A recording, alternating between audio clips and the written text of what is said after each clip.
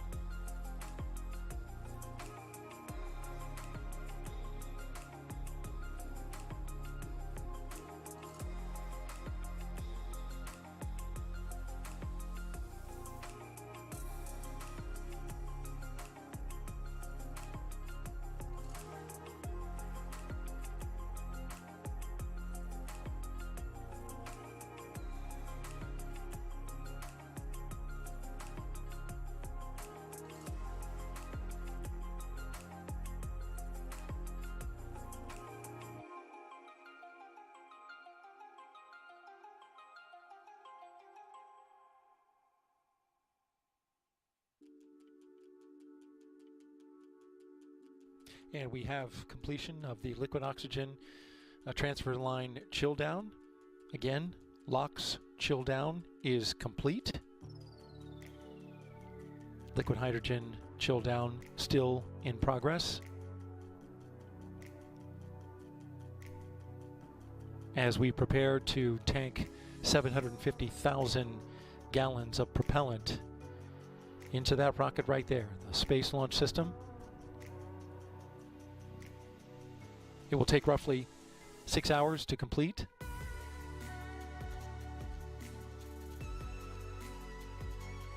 The team will then have a few hours to make final configurations. We'll get into terminal count. And ahead of that, a programming note, at 10:30 p.m. Eastern Time, we will begin our special launch broadcast here on NASA TV. At the same time, we will continue our operational commentary on the NASA media channel. You can find both of them on YouTube. And of course, NASA TV, where if your local programming and cable company or satellite company provides.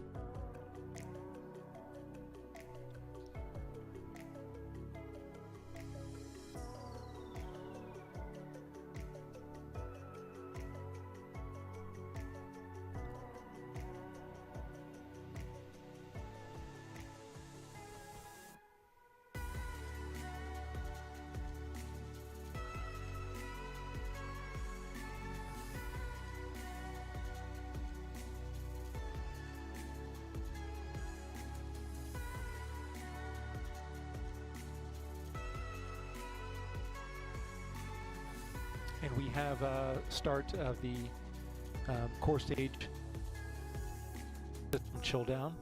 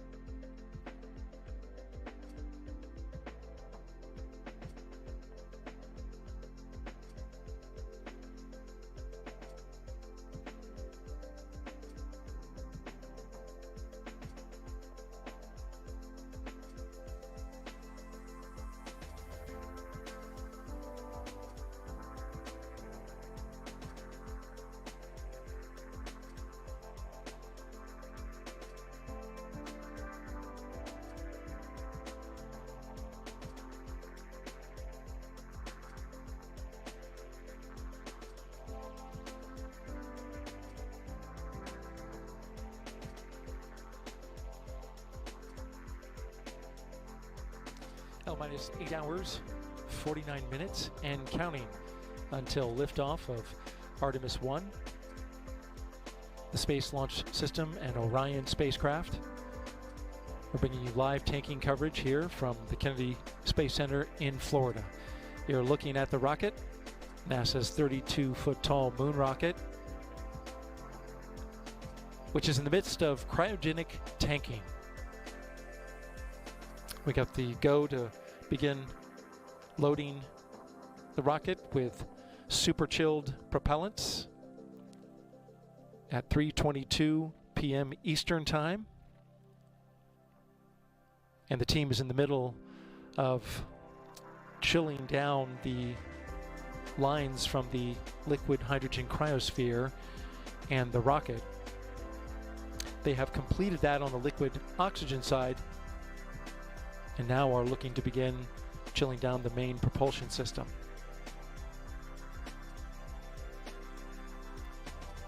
It'll take roughly 6 hours to complete this process.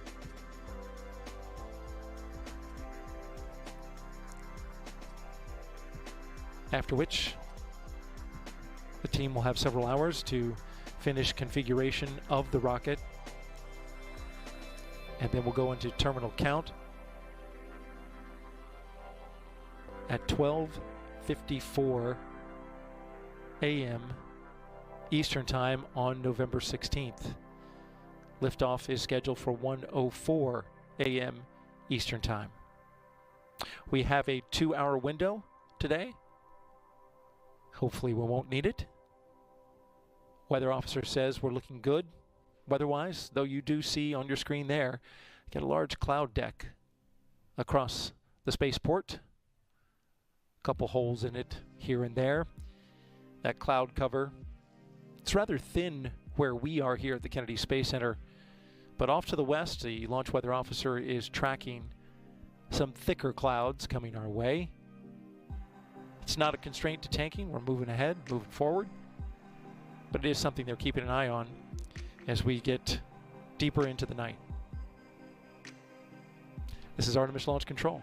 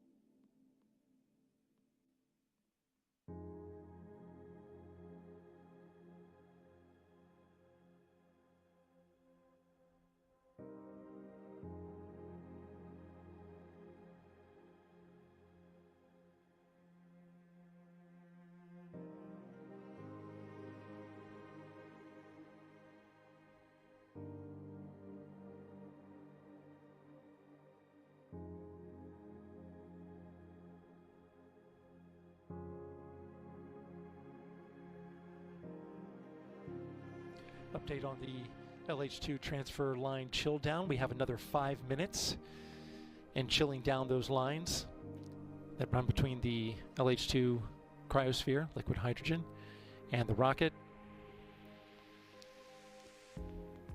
The tank on the core stage holds 537,000 gallons of liquid hydrogen. The loading operation today represents what the launch team calls a kinder, gentler loading operation. They're starting the pressure on the storage tank quite low, closing valves, closing skid valves, which are on the upper part of the rocket, and then reducing that main fill valve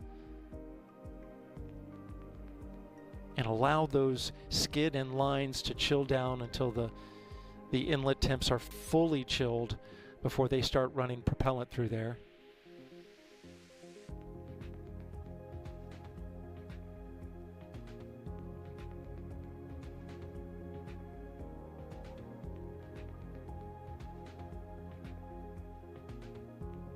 So gravity flow will be the way that they'll move that liquid hydrogen for 4 minutes and then allow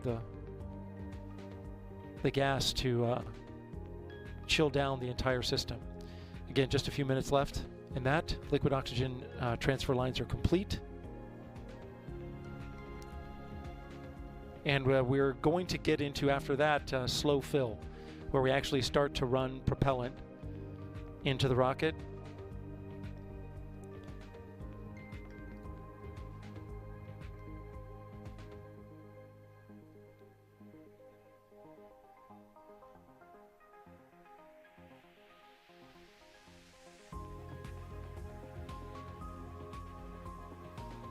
Slow fill for both the core stage and the liquid core stage liquid hydrogen and oxygen is roughly 500 or so gallons per minute.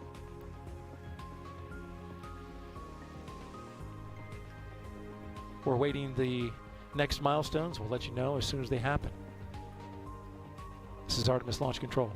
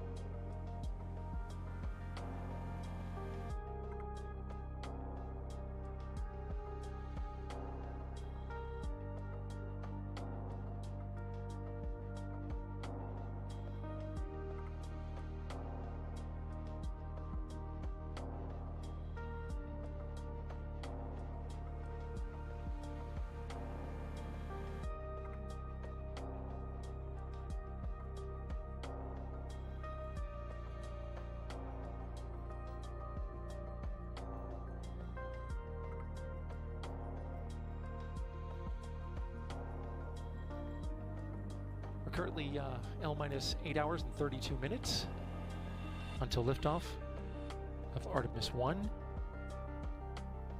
Stand by. And we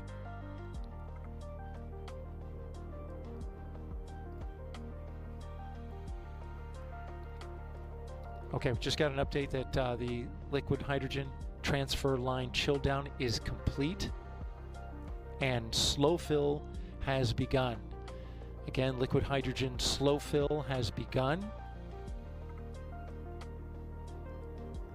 This bumps up the speed of the pumping on the liquid hydrogen side.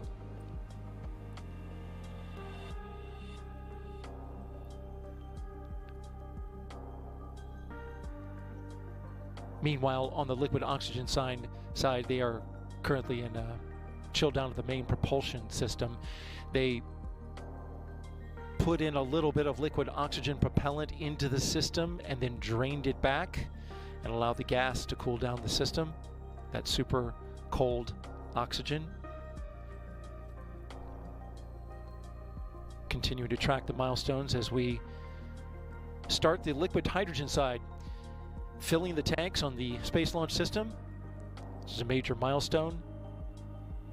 Launch team watching, of course, the liquid hydrogen process closely.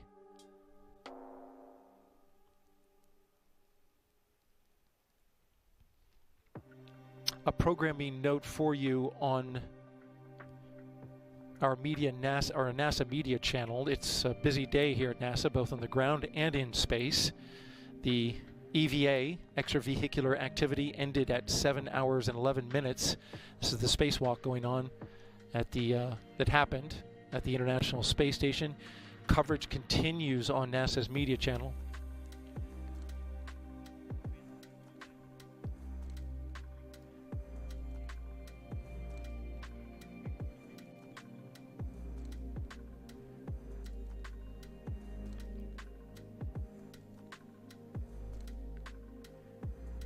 Team just repeating the announcement that they are in LH2 slow fill. But again, the spacewalk coverage continues as they now head into the repress of the airlock and getting the crew back inside with helmets doffed. Again, you can find that on NASA's media channel. Here on NASA's main channel, we continue with the cryogenic tanking of the Space Launch System. It's a great day in Florida for tanking. Weather is not a factor at the moment, even though we have some cloud cover overhead.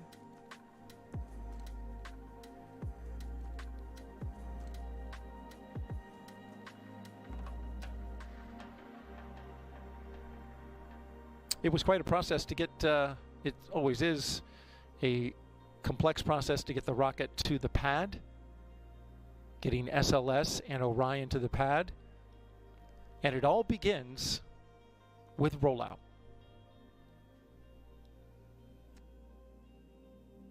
Out of the 322-foot tall Artemis I rocket from the vehicle assembly building, signals launch is approaching.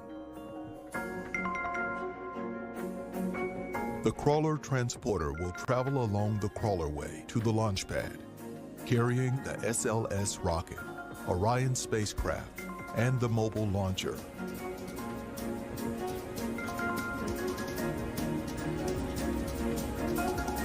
After traveling more than 4 miles, the crawler rolls the rocket and spacecraft onto the pad in position over the flame trench. Once in position, the mobile launcher is lowered onto support posts, and the crawler rolls away to a safe distance. 4 mighty core stage RS-25 engines prepare to start as cryogenic propellant flows to the engines. The complex physics of rocketry are about to be put on full display. At T-minus 15 seconds, the sound suppression system releases 400,000 gallons of water, flooding the mobile launcher and flame trench in less than 30 seconds. At T-0, the umbilicals in place to provide power, communications, coolant, and fuel to the rocket and Orion spacecraft, while at the launch pad, retract.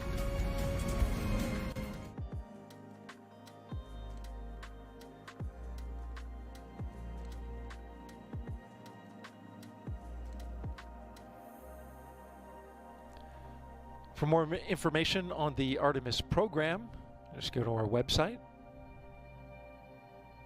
nasa.gov/Artemis-1.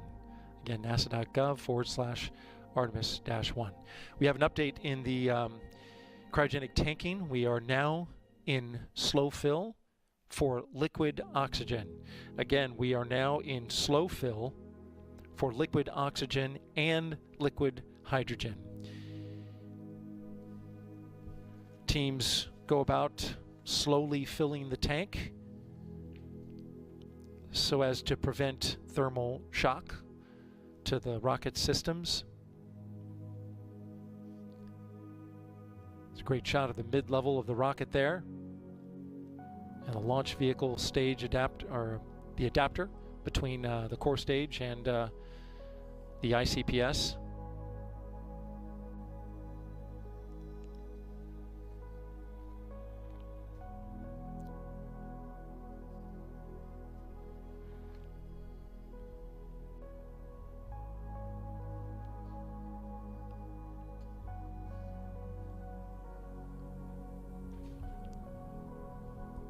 Slow fill for the core stage runs about 40 minutes or so.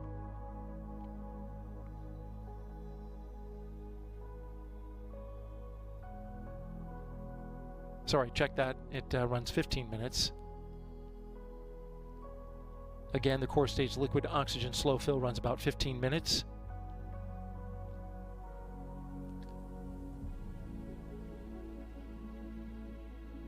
Core stage liquid hydrogen slow fill, this will be a longer process. Roughly about 70 minutes, a little more than an hour.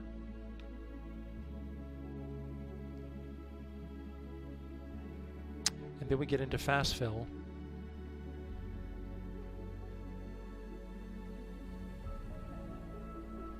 But again, we're getting propellants into both tanks on the core stage.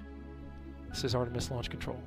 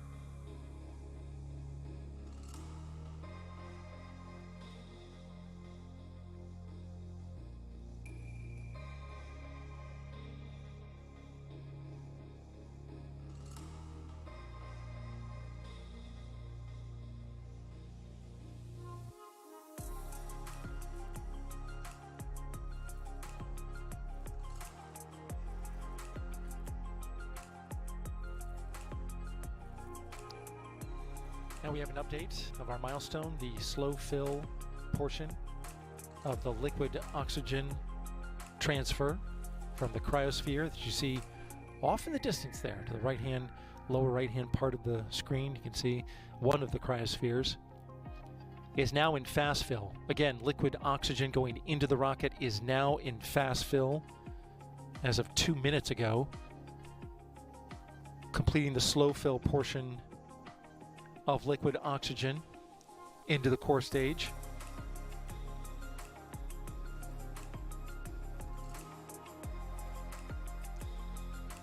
And there you see one of the aft struts, which actually comes into play with regards to the liquid oxygen flowing in. That strut that you just saw, there's an aft strut constraint that requires that there be 50% filled liquid oxygen in the core stage tank. That they hold it at 50% rather until they have at least 5% liquid hydrogen over on the hydrogen side. So the propellants are carefully sequenced. There's a shot of it again. That's the aft strut. It connects the solid rocket boosters to the core stage, a very critical component of the Space Launch System. The rocket actually shrinks as these super chilled propellants go into it. And so there's motion there, very small amounts of motion. But in order to keep everything aligned in a good shape structurally, liquid oxygen won't go above 50% until we have, again, at least 5% liquid hydrogen in that tank. And so now that we are in fast fill for liquid oxygen, which is roughly double that of slow fill, a little more than double, we're going to be moving pretty quickly on the tanking of the liquid oxygen tank. And there you can see a shot of the core stage engines and the two solid rocket boosters to either side. 4 nozzles in all, 3 of them you can see. One of them is obscured by the engine in the front, right? This is the business end of the rocket. And an engineer is currently controlling that camera as they complete inspections throughout the process of countdown. There are more than 100 cameras trained on this rocket in various areas of the rocket, making sure that they have eyes on all of it as we proceed through the countdown. A note on the sensors, if you're wondering about going from slow fill to fast fill and how it detects where we are, similar to your car, your vehicle. If you have a gauge there that will tell you when it's empty, same thing exists on the core stage, which triggers a shutdown in flight once it reaches empty. The sensors inside the tank, they detect when certain levels are reached, and you want to slow the flow down as they are in fast fill. You want to slow it down to prevent burping of this liquid propellant out of the top, which would be a very bad thing. So you have cutoff sensors, which tell you when it's close to E, basically on your gas gauge. You have the 0 to 5% sensor, which is slow fill. And then there's a sensor that goes from 5% to 95%, and that is the sensor for fast fill. Once it gets up to the top, 95%, there's a sensor from 95% to 100%, and that puts the tanking into a topping, which is about half as fast as fast fill. So they slow it down as it gets up and fills up, and then there's 3 100% sensors, a 100 minus, a 100 even, and a 100 plus.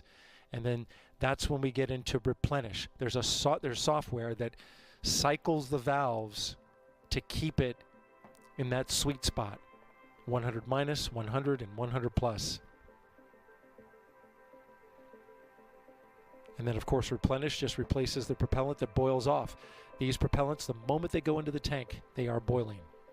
And they will continue boiling all the way through liftoff and during flight. They will be vented initially. That vent will be capped off to build up flight pressures. And then, of course, at the end, when the engines are lit, and this rocket is, if all things go well, racing into space at 1:04 p.m., 1:04 a.m., sorry, 1:04 a.m. Eastern Time tomorrow.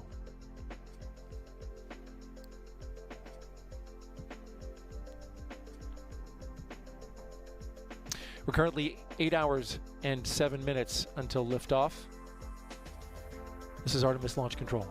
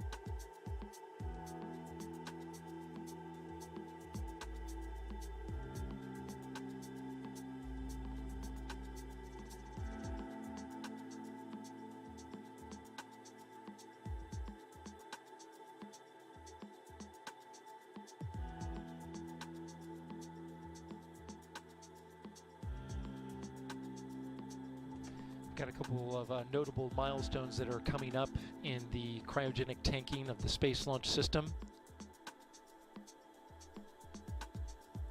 One that has just happened is the aft strut constraint has been verified, so we are over 5% hydrogen filled. And since we're in slow fill, we're now going to transition to fast fill. And this has been a moment in past tankings where we've seen leaks. But today the team is executing the kinder, gentler, as they call it, loading operation. It's a much slower, very methodical fueling, tanking of the liquid hydrogen tank.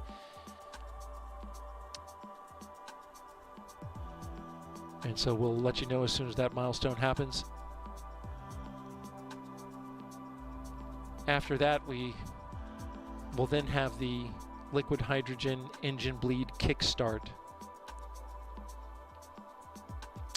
The kickstart is essentially a bleed to get it going. They close the vent temporarily. The liquid hydrogen tank is vented.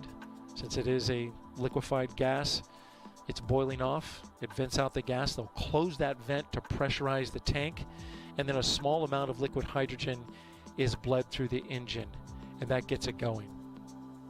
And then after kickstart, they go to a vented bleed, but at a lower pressure. So they'll open back up the vent, and the bleed will run.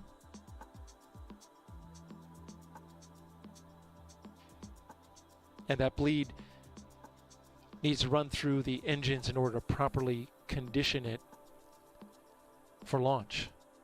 Needs to be in just the right temperatures, which match the propellants.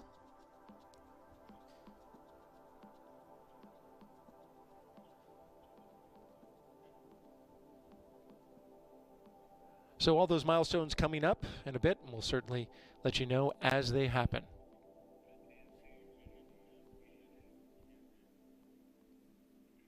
And a programming note, coverage of the EVA on NASA's media channel has completed. You are now watching coverage of Artemis I's tanking. The tanking of the Space Launch System and Orion and launch of the Orion spacecraft tonight at 1:04 a.m. Eastern Time from the east coast of Florida. We are headed to sunset, as you can see from this shot here, in roughly about 23 minutes. Got some cloud cover overhead as we count down, currently at 7 hours, 56 minutes and counting until liftoff. We started our day here on NASA TV with the tanking go that we received from Launch Director Charlie Blackwell Thompson at 3:22 p.m. Eastern Time. And we are currently flowing propellants on both the liquid oxygen and liquid hydrogen tanks of the Space Launch System. This is involves two steps here. We'll get the lower tanks filled, the largest tanks, and then we'll fill the tanks of the upper stage.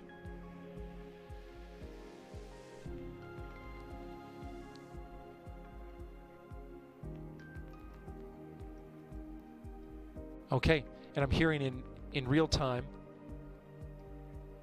we are now transitioning from core stage LH2 slow fill to fast fill. So core stage LH2 is now in fast fill.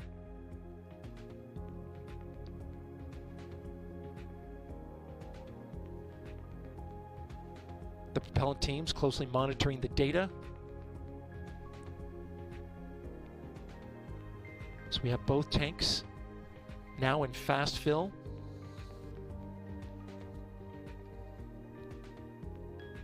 The liquid hydrogen tank holds 537,000 gallons of liquid hydrogen. The liquid oxygen tank, close to 200,000.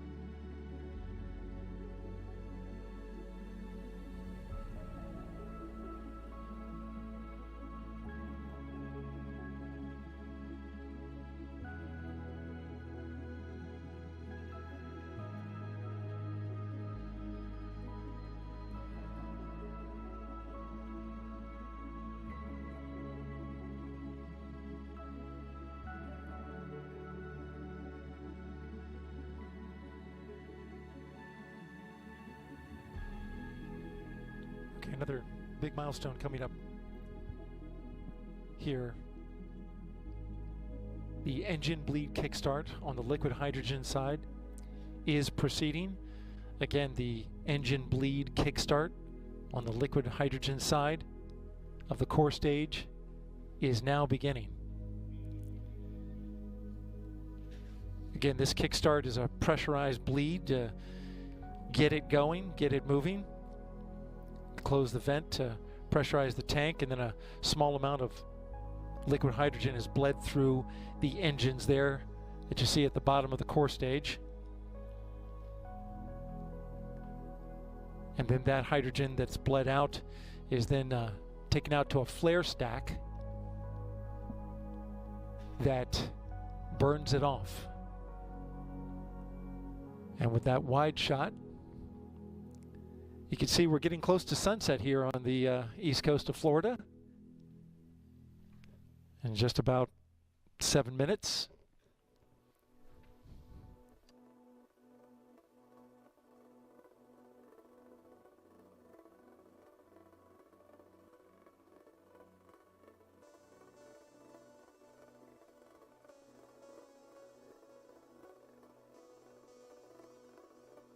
And so far, so good.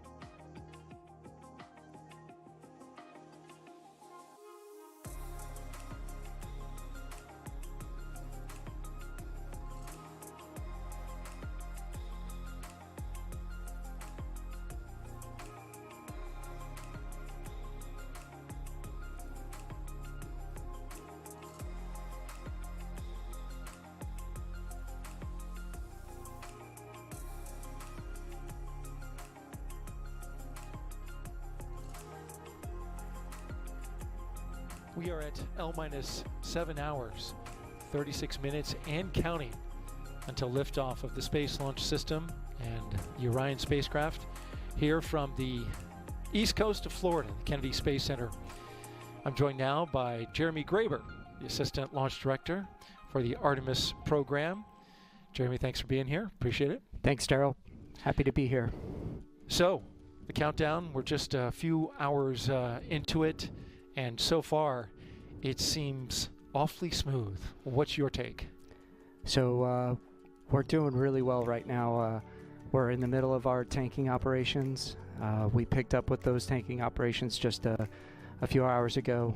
Our launch director, Charlie Blackwell-Thompson, said some great words to our team, and they're actively loading cryogenic fuel into the core stage. So far, everything is going very smoothly, and we're about 25 minutes from coming out of our hold at T-minus 6 hours and 40 minutes. And we've got about an hour and a half of liquid hydrogen fast fill to go, and about 2.5 hours of liquid oxygen fast fill to go.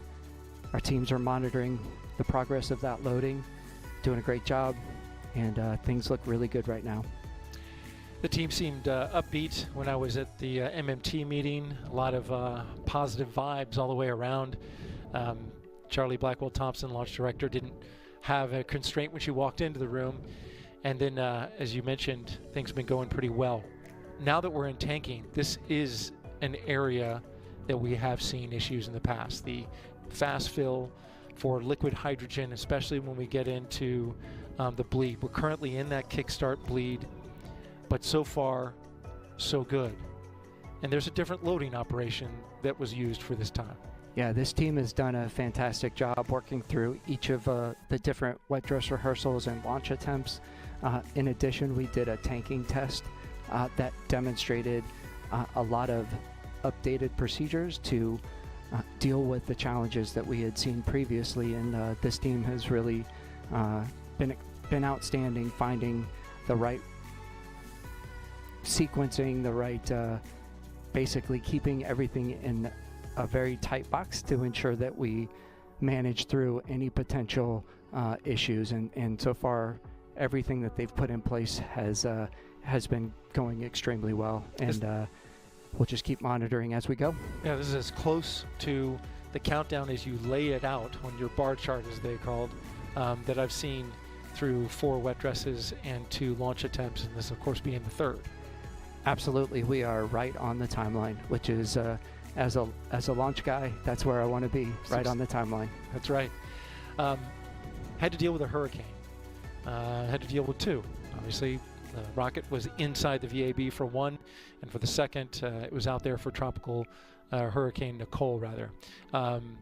So far to this point, have you noticed anything that you would attribute to the hurricane?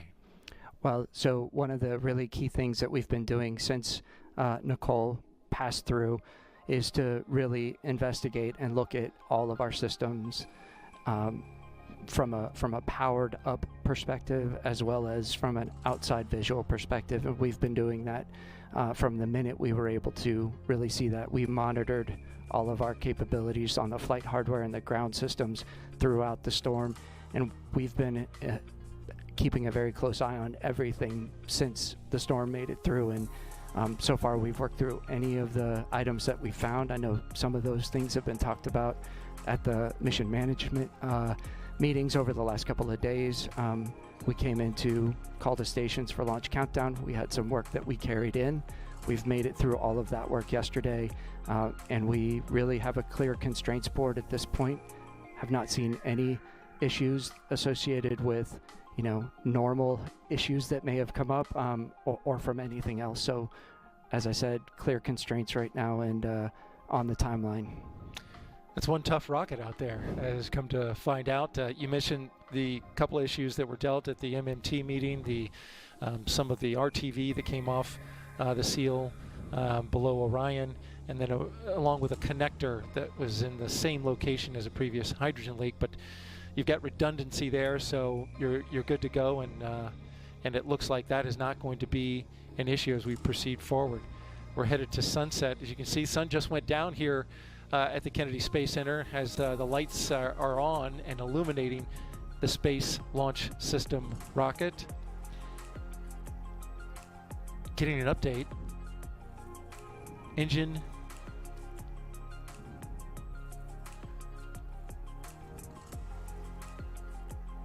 stand by.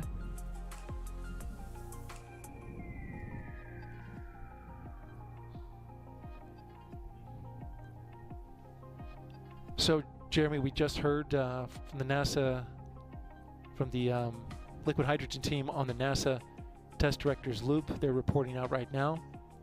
The engine bleed is complete. They did see a little bit of hydrogen in the area, a little bit of leakage, a little over 4%, but that apparently went down. That's within your range, right? Absolutely, that's it within our range. That's you know, an expected leakage rate at that location. And yeah, as you mentioned, the great thing is wherever it got to at that 4%, since I'm not looking at data right now, I'm sure. But the good thing is it started coming down as they completed the bleed. So that's exactly what we would expect to see. And based on that, it sounds like we're still doing great. That seal in that quick disconnect, it has to conform, right, to that space there.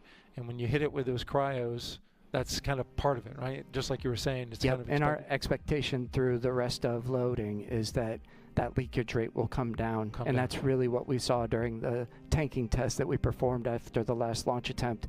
And so we really do expect to see that leakage come down as we load the core stage tank, the liquid hydrogen tank, and you get more commodity on board. That will really help seal that, and we should see that come down. All right, great news. Real-time update from our Assistant Launch Director, Jeremy Graber. I really appreciate that. Thank you very much for being here, and good luck to you and the team the rest of the way. Thanks, Daryl. Appreciate it. All right, we are at L-7 hours, 28 minutes, and counting until liftoff. This is Artemis Launch Control.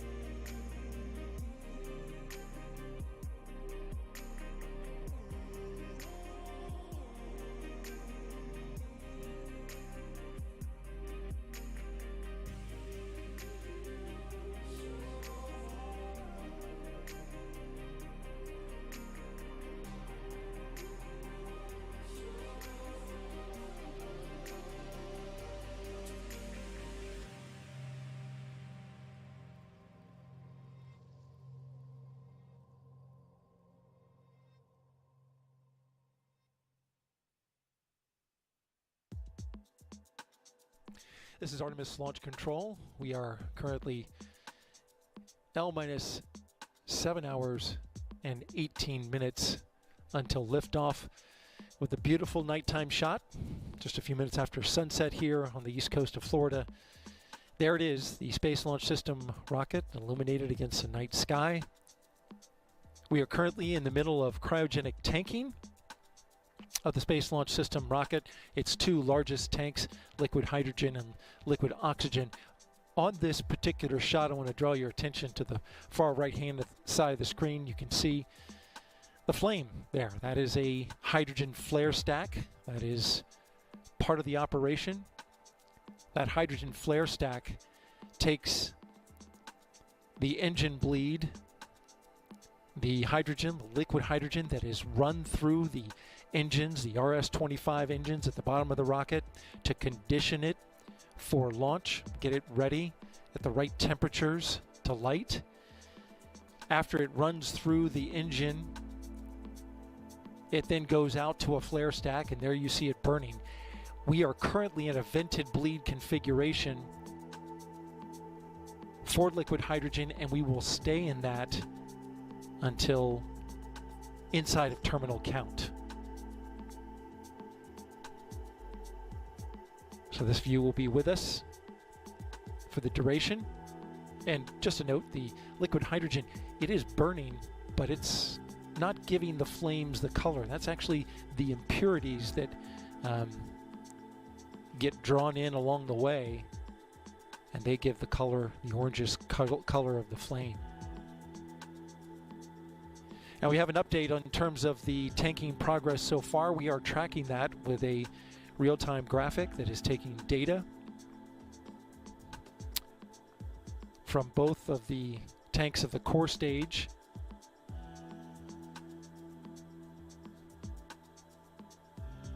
This visual will allow you to see our progress. On the core stage liquid oxygen, on the left you can see we are at 35% full, currently in fast fill. And over on the right, the core stage liquid hydrogen, the largest tank, up towards the bottom of the rocket, 40% filled. You can see the capacities, close to 200,000 gallons for liquid oxygen and 538,000 gallons for liquid hydrogen. We've got about a couple hours left to fill the liquid oxygen as it fills at a slower rate during fast fill.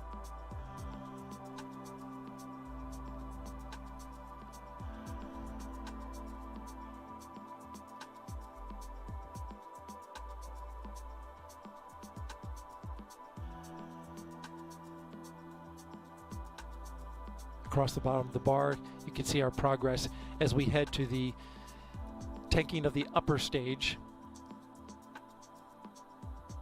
But again, just about a couple of hours left to tank the liquid oxygen, and just about an hour left on the core stage liquid hydrogen, as that one will fill faster than the LOX. We have about 5 minutes left in a pre-planned hold. And after that, we're going to put up our countdown clock so that you can see it. The hold time was roughly about 3.5 hours long, an extended hold. That's part of the longer operation to tank the liquid hydrogen side of the rocket.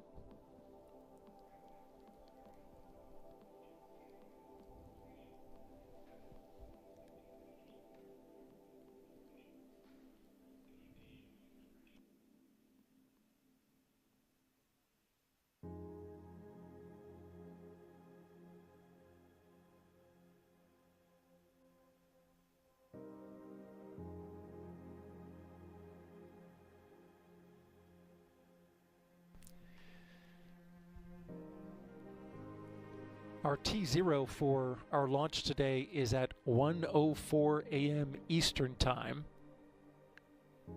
We have a special launch broadcast that will start at 10:30 p.m. Eastern Time. And that will happen right here on NASA's main channel. Operational commentary, which you're watching right now, will continue on NASA's media channel. You can find both of them on YouTube. We have a 2-hour launch window tonight, which the launch team likes having a long launch window just in case they run into some weather. But the launch weather officer has reported that we're 80% go for launch weather. It's not expecting to run into that tonight, and hopefully that holds. Throughout the night, we've been sharing the various stages of the Artemis I mission with you. And with just about 7 hours and 12 minutes left in the countdown, we want to take a look at the big moment, liftoff, and what you can expect to see on the Space Launch System and Orion.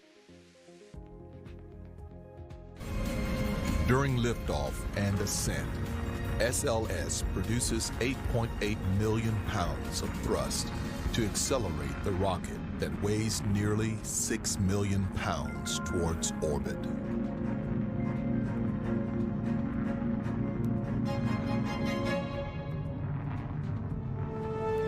Approximately 2 minutes into the mission, the boosters will have consumed all of their solid propellant and are safely released. The rocket continues to propel toward orbit. After 3 minutes, Orion's service module fairings are jettisoned to lighten the load and expose its solar arrays, having completed their job protecting the arrays from aerodynamic forces. 40 seconds later, the launch abort system is jettisoned. Orion could safely abort at any time. About 8 minutes after launch, the SLS core stage engines shut down and the stage separates. The interim cryogenic propulsion stage, or ICPS, will give Orion the big push it needs to leave Earth's orbit and head toward the Moon. Orion's 4 solar arrays deploy to convert the sun's energy into electricity to power the spacecraft, charging its batteries for power when it moves out of direct sunlight. The upper stage engine ignites to elevate the spacecraft and fully enter Earth orbit, targeting conditions for the maneuver that will send Orion to the Moon. Engineers at Mission Control in Houston will perform one last check on Orion's systems prior to committing to the Translunar Injection, or TLI. The TLI maneuver breaks the bonds of Earth's gravity and sets the spacecraft on a course for the Moon. The interim cryogenic propulsion stage fires the RL-10 engine to complete the TLI burn that lasts about 20 minutes and increases the spacecraft's speed to more than 9,000 feet per second.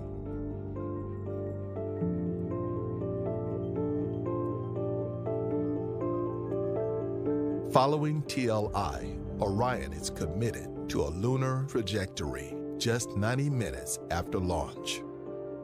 The Orion stage adapter that connected Orion to the upper stage of the rocket will remain with the interim cryogenic propulsion stage as Orion separates from the stage about 2 hours after launch. Then 10 small satellites known as CubeSats will leave the Orion stage adapter and use their own propulsion systems to go to destinations, including the Moon, to perform experiments and technology demonstrations.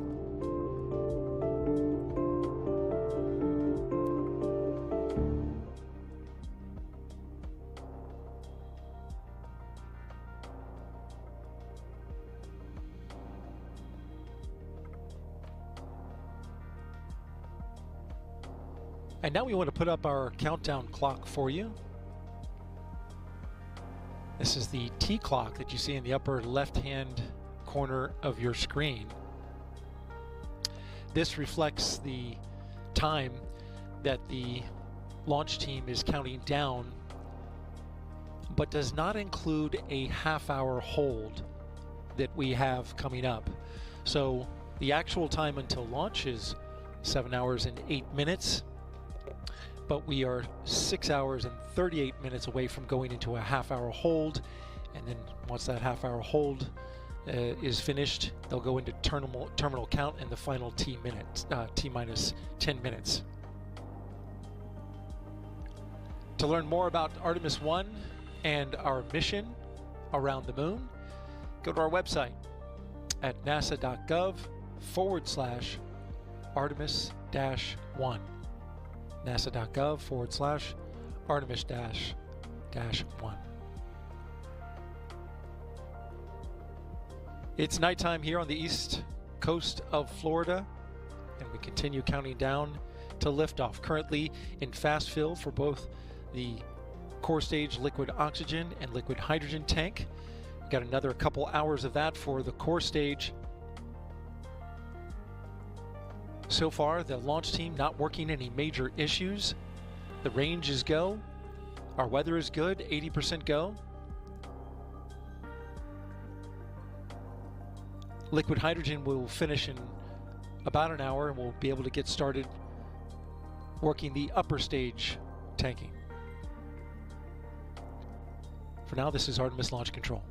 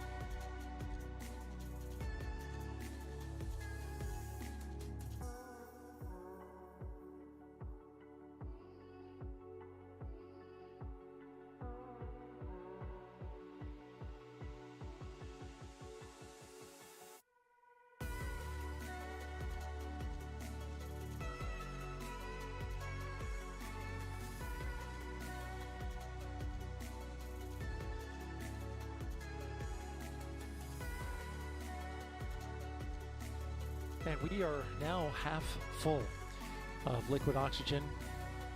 You're looking there at a shot of the liquid oxygen tank venting. That's super cold oxygen gas meeting the humid Florida air and turning into vapor. And there's a look at the numbers. On your left, you can see the core stage liquid oxygen is more than 50% full. Got about another hour and 20 minutes to go in fast fill. And then over on the hydrogen side, moving quick. More than 3/4 full.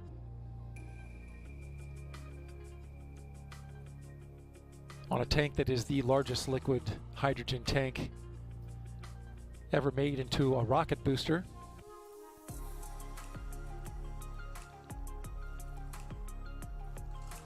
We also got an update from Johnson Space Center and the flight dynamics officer there. Passed to us through PAO. There are 40 cutouts in our 2-hour window tonight. These are times in which we cannot launch the Artemis rocket.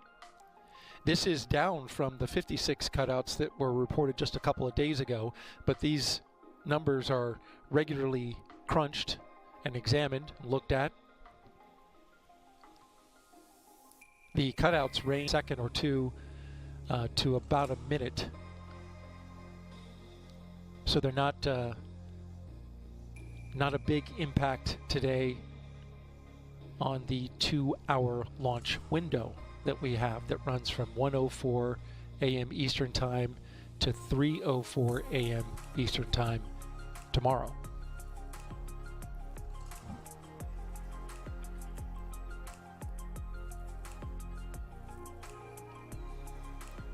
We're looking at the bottom of the Space Launch System rocket, the core stage with the 4 engines, RS-25s.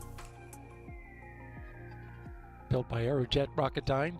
Those are heritage engines that came from the Space Shuttle program. And you can see the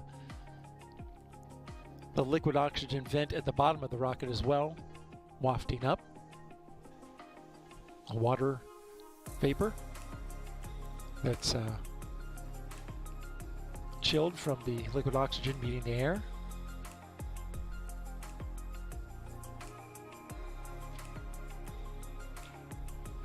The team is also configuring the upper stage of the rocket, the interim cryogenic propulsion stage.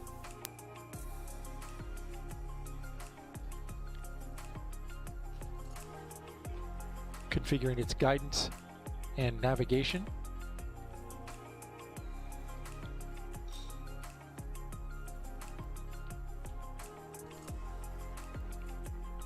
And at the very top you can see the launch escape system, which covers up the Orion spacecraft, which is the spacecraft we're going to send around the moon with a launch tonight.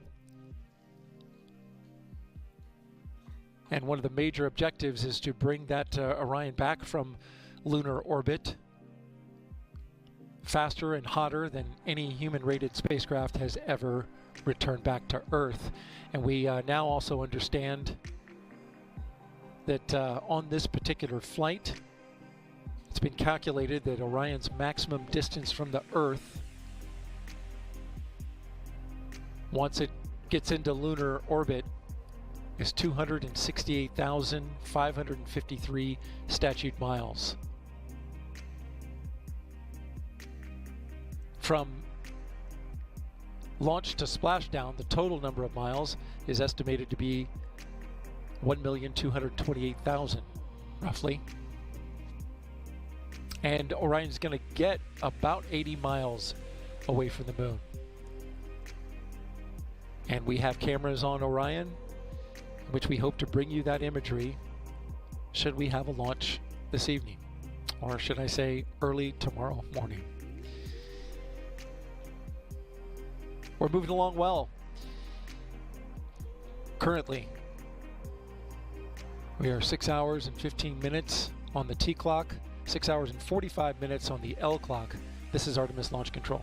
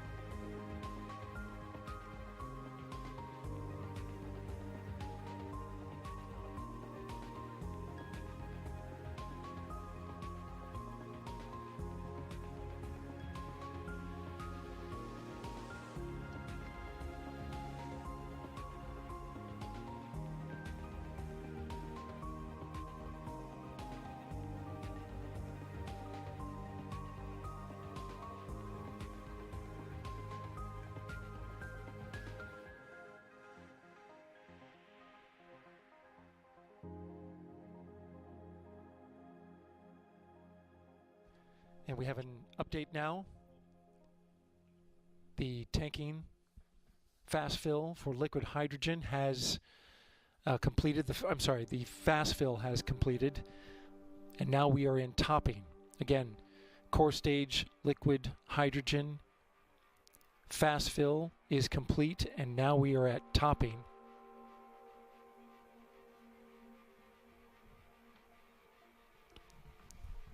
And you can see the graphic there. We've still got about an hour left on the core stage liquid oxygen side to the left. Now currently 64% full. Currently had no issues. We went through the test on the liquid hydrogen side. Did get a leak rate at just over 4%, 4.3% I believe. And but then it went back down, which is tracking exactly as the launch team expected it to, with the kinder and gentler as they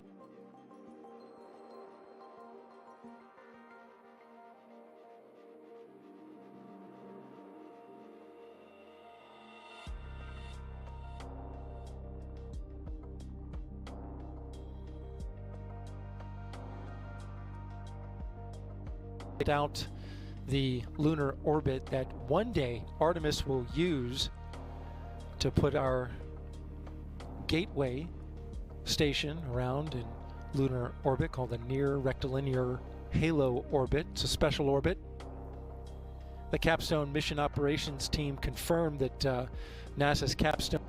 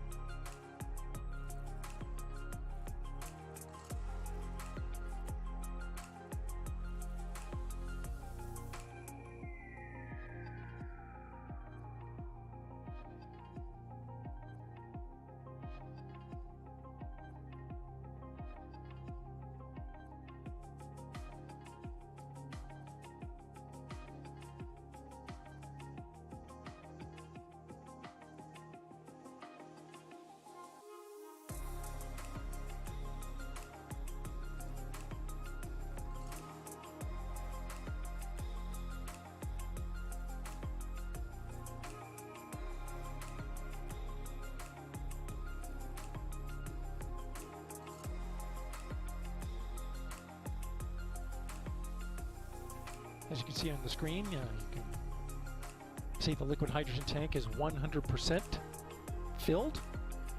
All 538,000 gallons. Currently it's boiling off, and that is being replenished. That's why they call it replenish mode. On the core stage, we're 3/4 filled. Core stage liquid oxygen currently flowing into the rocket. That's the long pole in the tent. Configurations are being made to prepare the upper stage for liquid hydrogen tanking. Everything's moving smoothly so far. It's been a relatively quiet countdown, which is great. I mentioned a little earlier the calculations on Orion's maximum distance from the Earth.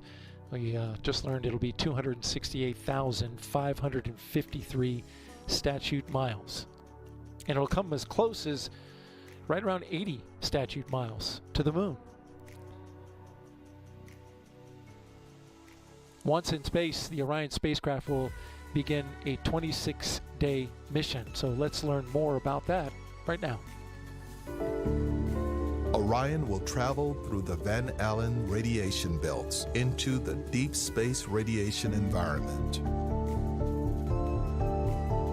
The spacecraft's outbound trip to the moon will take several days, during which time engineers will evaluate the spacecraft systems and correct its trajectory if needed.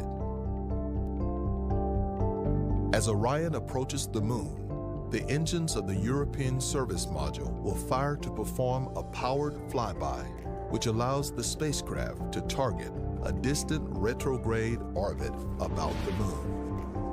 At its closest approach, Orion will be about 60 miles from the surface of the moon.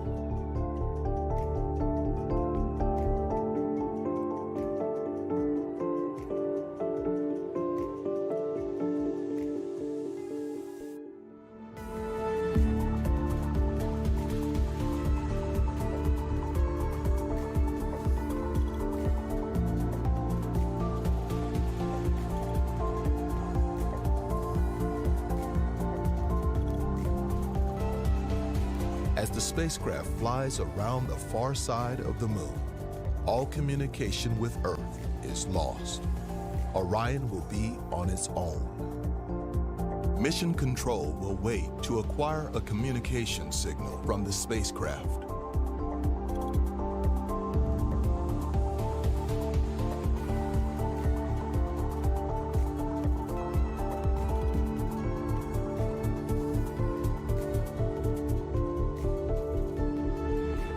Through cameras positioned inside and outside of the capsule, will capture a view of Earthrise for a new generation.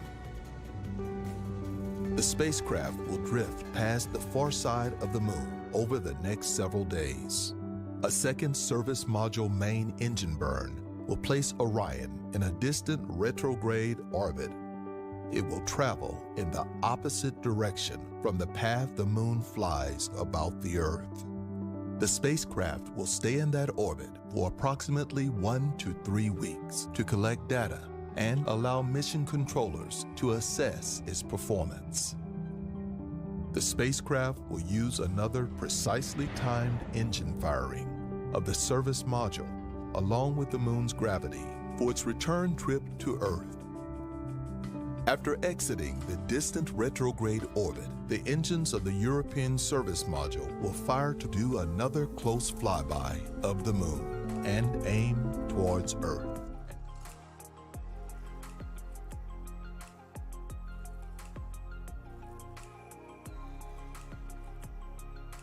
To learn more about the Artemis I mission, just go to our website, nasa.gov/Artemis-1.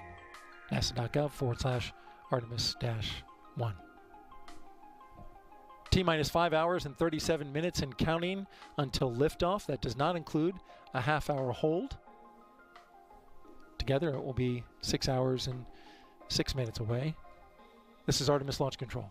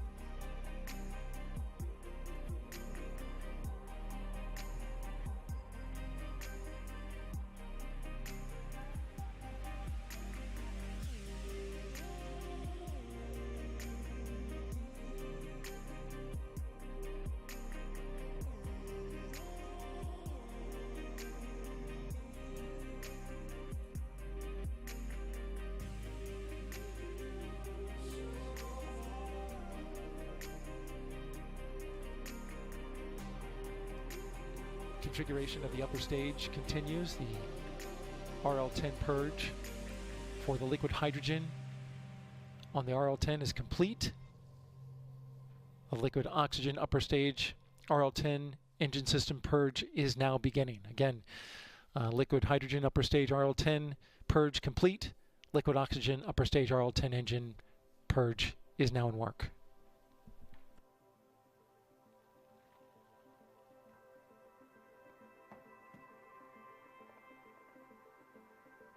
These steps are done ahead of cryogenic tanking of the upper stage.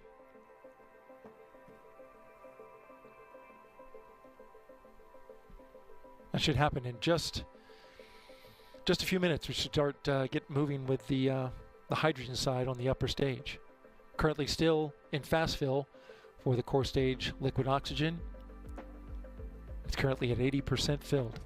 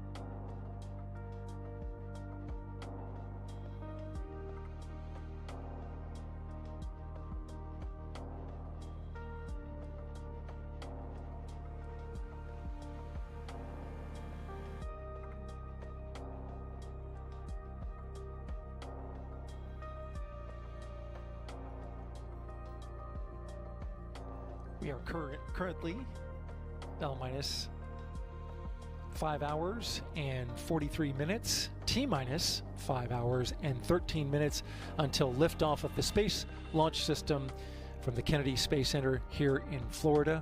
You're looking at the rocket on the pad, NASA's 32-story tall moon rocket, scheduled for liftoff at 1:04 a.m. Eastern Time, with a 2-hour window running to 3:04 a.m. Eastern Time. We have had a very clean count so far. We're running ahead of schedule as well, about an hour and 20 minutes ahead of schedule. The nets, fairly quiet at this part of the countdown. Currently, we are tanking the liquid oxygen core stage, sitting at 90%, and we are fully tanked on the liquid hydrogen side.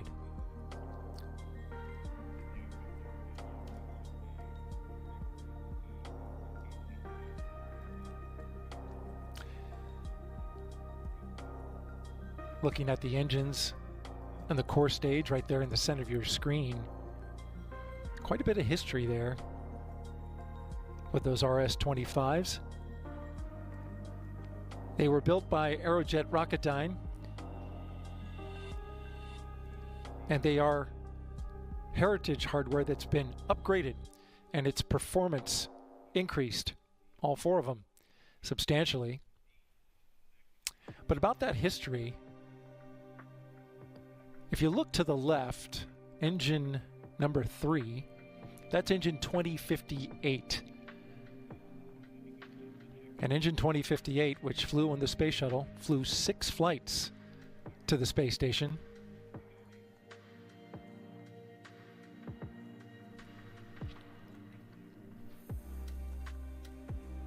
Behind 2058 is engine number 4, identified with a 2060.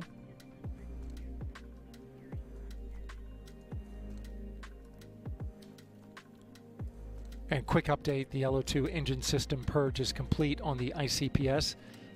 Again, LO2, liquid oxygen engine system purge complete on the ICPS. Getting a couple updates on the nets at this moment.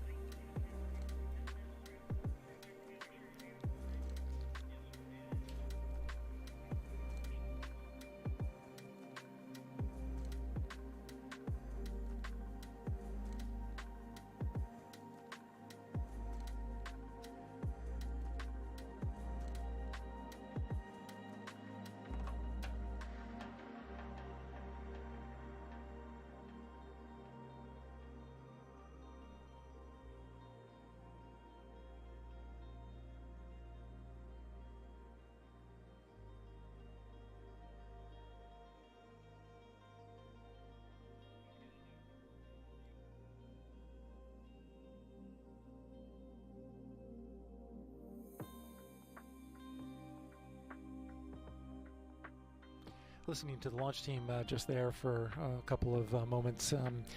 No major issue being reported. But as you're looking now, again, back to the engines. Liquid oxygen venting up from the bottom.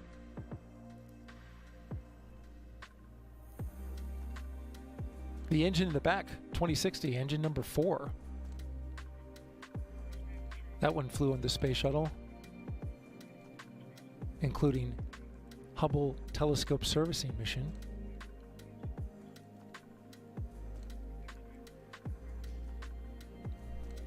And then to the front right, that's engine 2056, engine number 2 on the rocket. 2056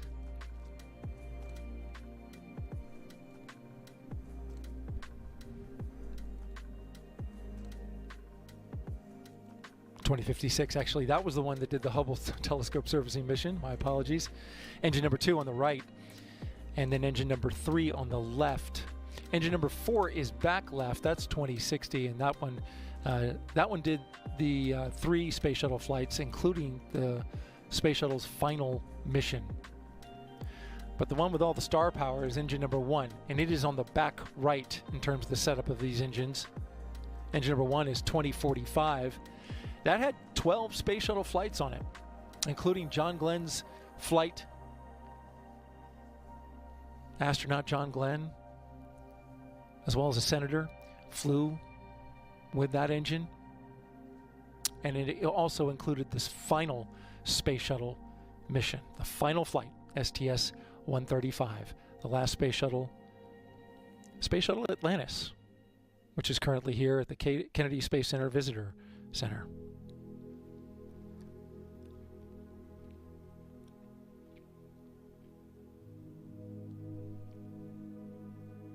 The core stage in the middle, of course, that holds the RS-25s, that's built by Boeing Aerospace. The 2 side boosters there, built by Northrop Grumman. And to the top of the rocket, the Orion spacecraft.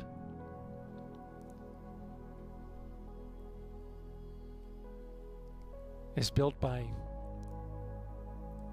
Lockheed Martin.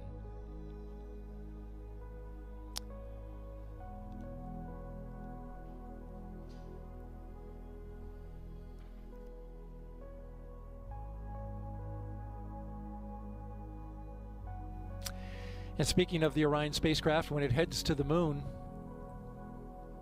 that will be about 1,000 times farther from Earth than the International Space Station is from the Earth. Of course, the International Space Station orbits the Earth at approximately 250 statute miles above the surface of the Earth, and the moon is beyond 250,000 miles.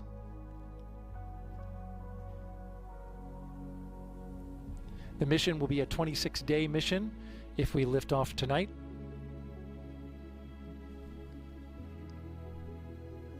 To learn more about the Artemis program, go to our website at nasa.gov/Artemis-1. Again, nasa.gov/Artemis-1. This is Artemis Launch Control.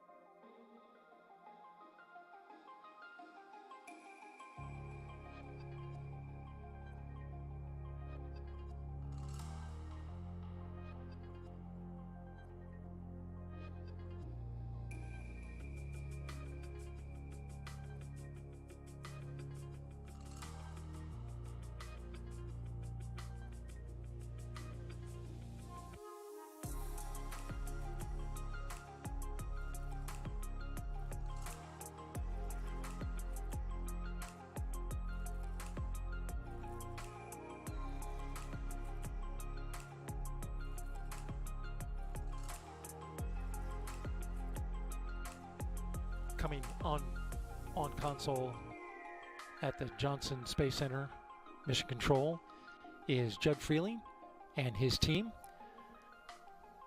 Judd Freeling is the flight director that will lead his team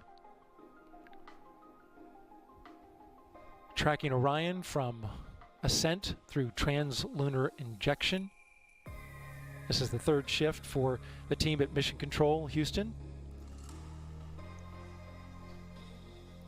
And you're looking live at launch control here at the Kennedy Space Center in Florida. The top row is for the launch directors. And that row below is our NASA test directors, currently flying the ship, so to speak, overlooking the countdown and making sure that everything goes smoothly. And so far, everything has gone smoothly. Got a thumbs up just a couple minutes ago from one of the NASA test directors. Currently, they're working to configure the upper stage of the rocket, the ICPS, the Interim Cryogenic Propulsion Stage, that's built by United Launch Alliance.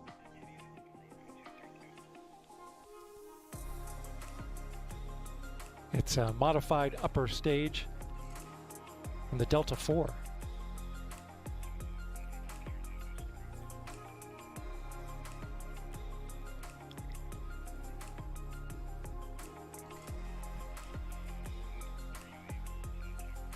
Tanking wise, we are currently sitting at 100% full for the core stage liquid oxygen and 99% filled on the liquid oxygen side. T-minus 4 hours, 58 minutes until liftoff. L-minus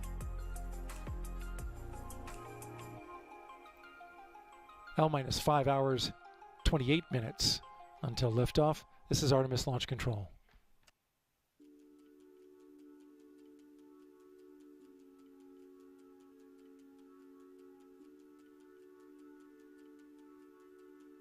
And we just reached topping for the core stage.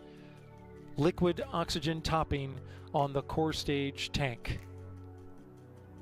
Just moments ago.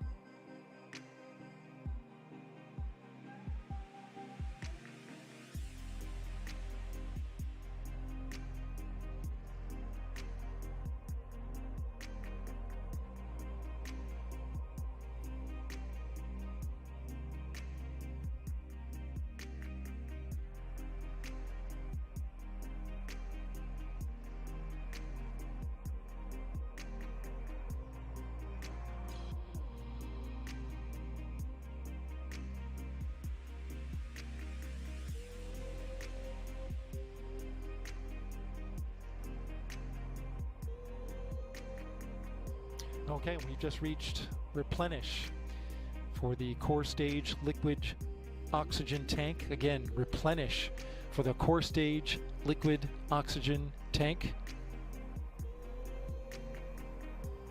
A major milestone reached this evening, as now both tanks of the core stage have been filled. Both are in replenish. Both are boiling propellants and thus venting off the gas that results, as you can see there on the left side of your picture, as the liquid oxygen side vents off that super cold oxygen gas that then condenses the water in the atmosphere and creates that vapor plume.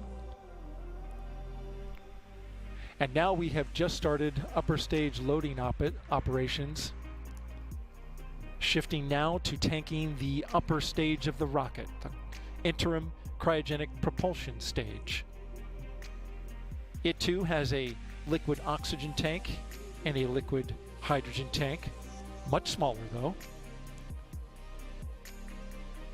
LH2 chill down now in work for the upper stage of the rocket, which holds 10,000 pounds of liquid hydrogen. On the liquid oxygen side, there are 53,000 pounds of capacity.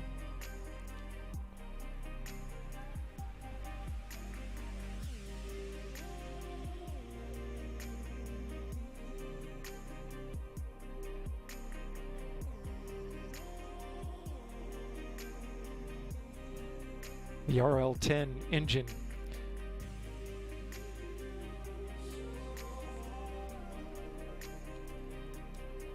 Okay, we are now loading LH2 in the upper stage. Again, LH2 loading in the upper stage, that's liquid hydrogen. Listening to the team on their communications channels.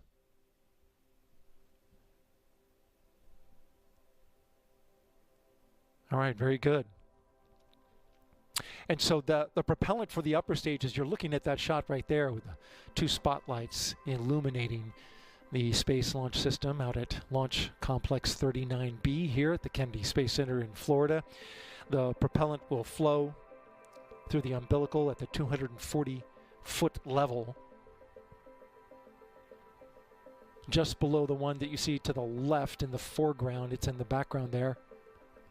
And so now we are tanking the upper stage.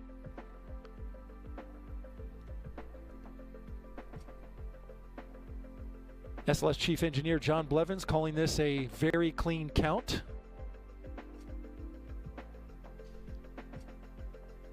So far. We're headed to a liftoff time of 1:04 a.m. Eastern Time on the 16th. We have a 2-hour window. Hopefully we won't need it.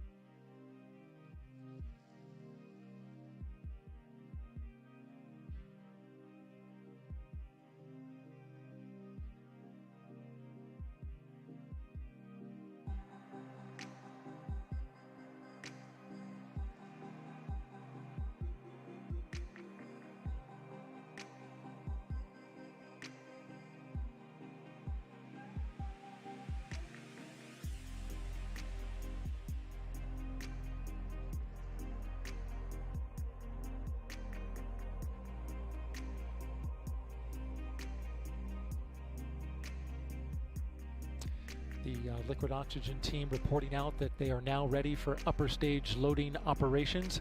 Again, the liquid oxygen team ready for upper stage loading operations to the interim cryogenic propulsion stage. Core stage liquid oxygen tank is at 100% and is in stable replenish.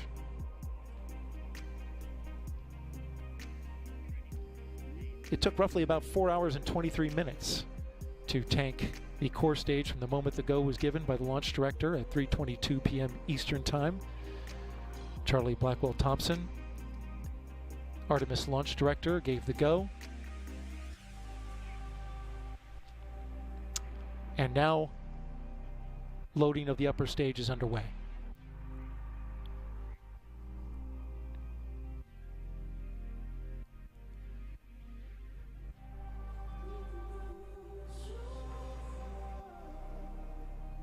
And so they're giving the call right now for the LOX team, liquid oxygen, to start their loading operations.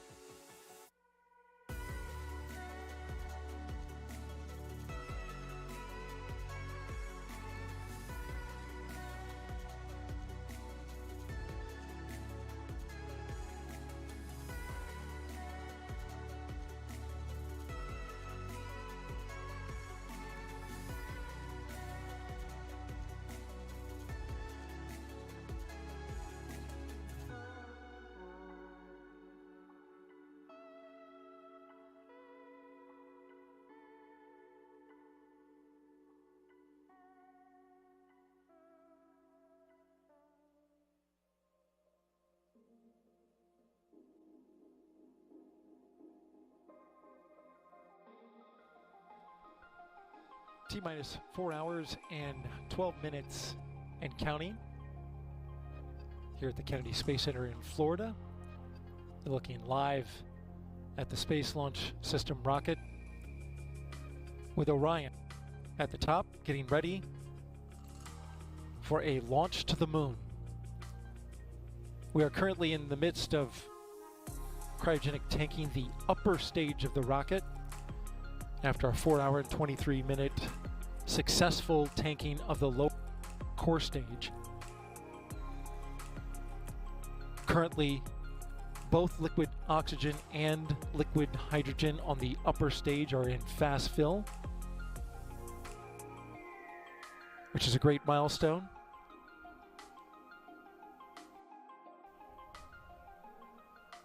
The ICPS, the upper stage of the rocket, that's the interim cryogenic propulsion stage made by ULA. It's a modified Delta upper stage. Has 10,000 pounds of liquid hydrogen and 53,000 pounds of liquid oxygen.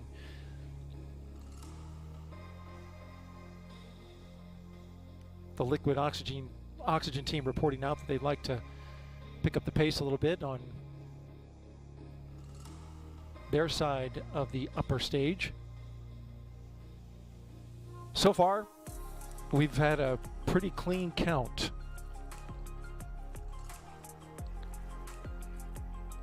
It all started at 3:22 p.m. Eastern Time when the launch director, Charlie Blackwell Thompson, gave the go for cryogenic. Finished that tanking at 7:45 p.m. Eastern Time. We are tracking towards a 1:04 a.m. Eastern Time launch on November 16th. You'll look at the clock at the upper left-hand corner of your screen. That is a time. So you have to add a half hour to that to get the true time to launch, which we call the L clock. That half hour is used by the launch team to do any catch-up work and prepare for the final 10 minutes of the count, which is called terminal count. The launch team configures the rocket up until point, and at T-minus 10 minutes, it is then given over to the ground launch sequencer, which is software and a computer that then configures the rocket, bringing on all of the high energy systems in the last few minutes as they count down to liftoff.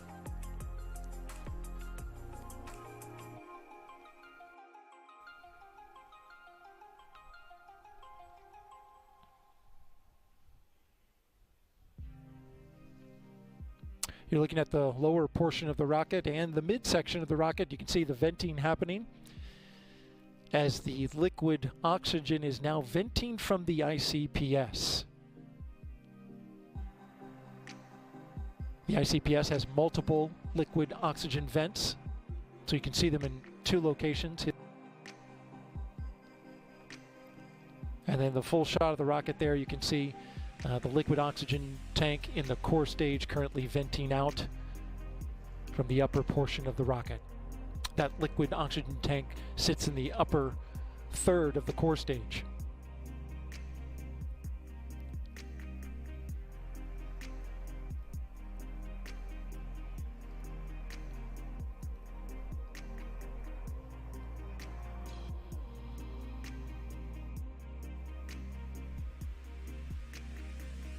Throughout the evening, we've been telling you a little bit more about the Artemis mission. The primary objective of the Artemis I mission and this launch tonight is to send the Orion spacecraft around the moon and then test its ability to return from lunar orbit and endure the extreme heat of re-entry. Interagency team, including the United States Navy and Air Force, along with NASA engineers and technicians, will begin preparations for Orion's return home. During the journey home, Orion will maintain the desired tail-to-sun attitude to optimize spacecraft cooling and maximize power production in the deep space environment. Another week passes as Orion coasts towards Earth. The European service module separates behind Orion and is jettisoned.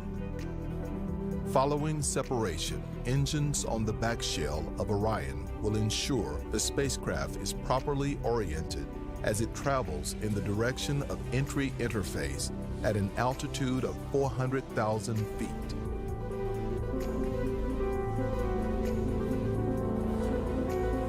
At entry interface, Orion will enter the Earth's atmosphere, traveling at a speed of 25,000 miles per hour, decelerating at a rate up to 4 times the force of gravity. The heat shield will protect the spacecraft from temperatures half as hot as the surface of the sun, approaching 5,000 degrees Fahrenheit. Orion's precise deployment sequence of 11 parachutes assembled in mid-air will begin. As Orion slows, the 3 forward bay cover parachutes separate the protective thermal cover that sits over the parachutes.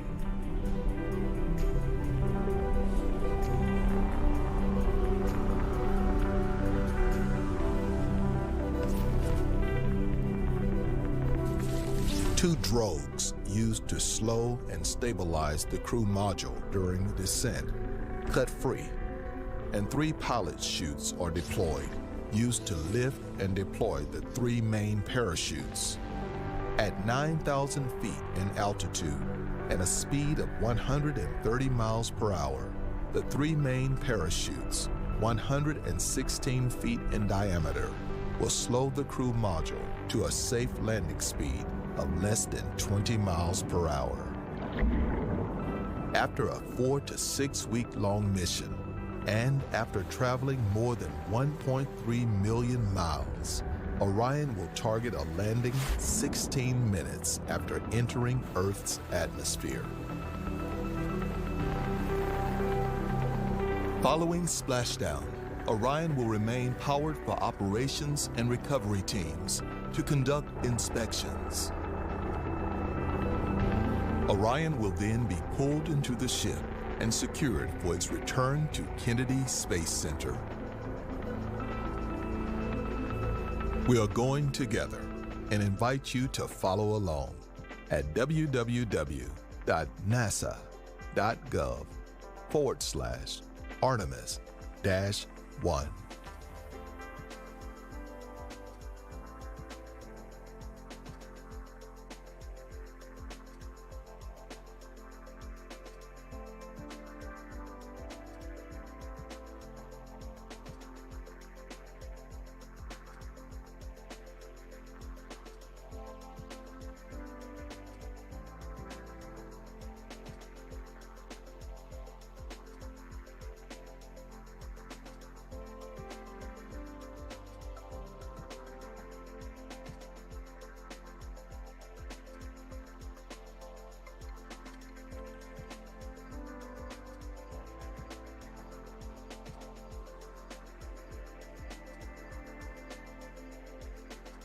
To learn more about Artemis I, go to our website, nasa.gov/Artemis-1. Again, nasa.gov/Artemis-1. This is Artemis Launch Control.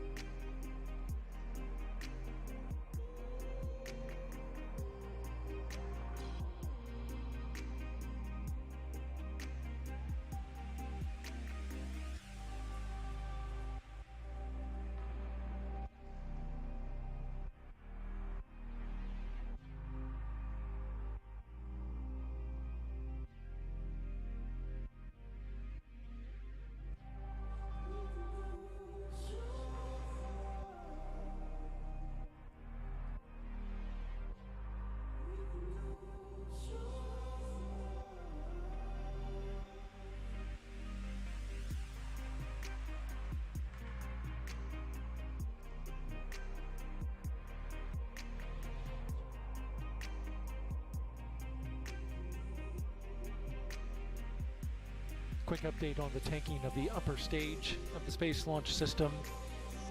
We are in fast fill for both liquid hydrogen and liquid oxygen.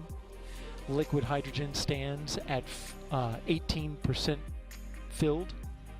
Again, 18% filled on the liquid hydrogen side, and we are 44% filled on the liquid oxygen side. Both of these are the tanks on the upper stage of the rocket, the ICPS. Again, 18% filled for LH2, 44% filled for liquid oxygen.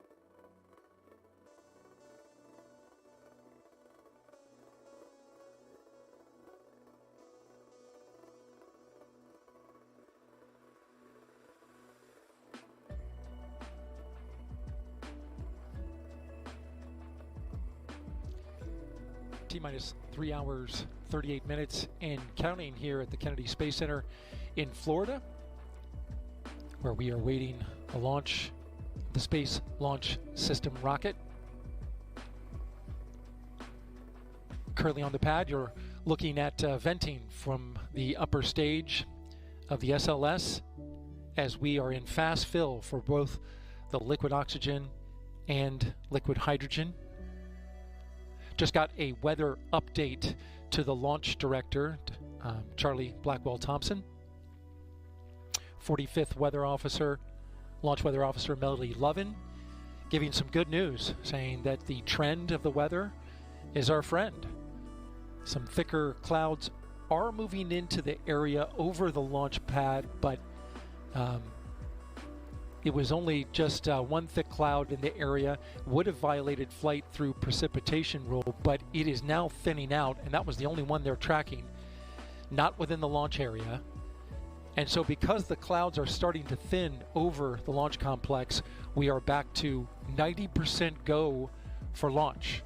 Again, we are back to 90% go for launch weather. Only concerns that the LWO is tracking at this moment is the thick cloud rule and the cumulus cloud rule. You don't see it in the shot, it is nighttime, but early in the evening we did have some cloud cover over the area.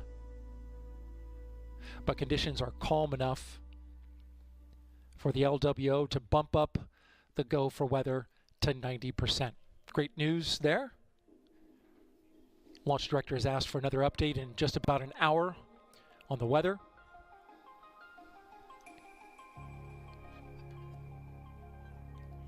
And I just heard a completion of LOX fast fill complete for the upper stage liquid oxygen tank.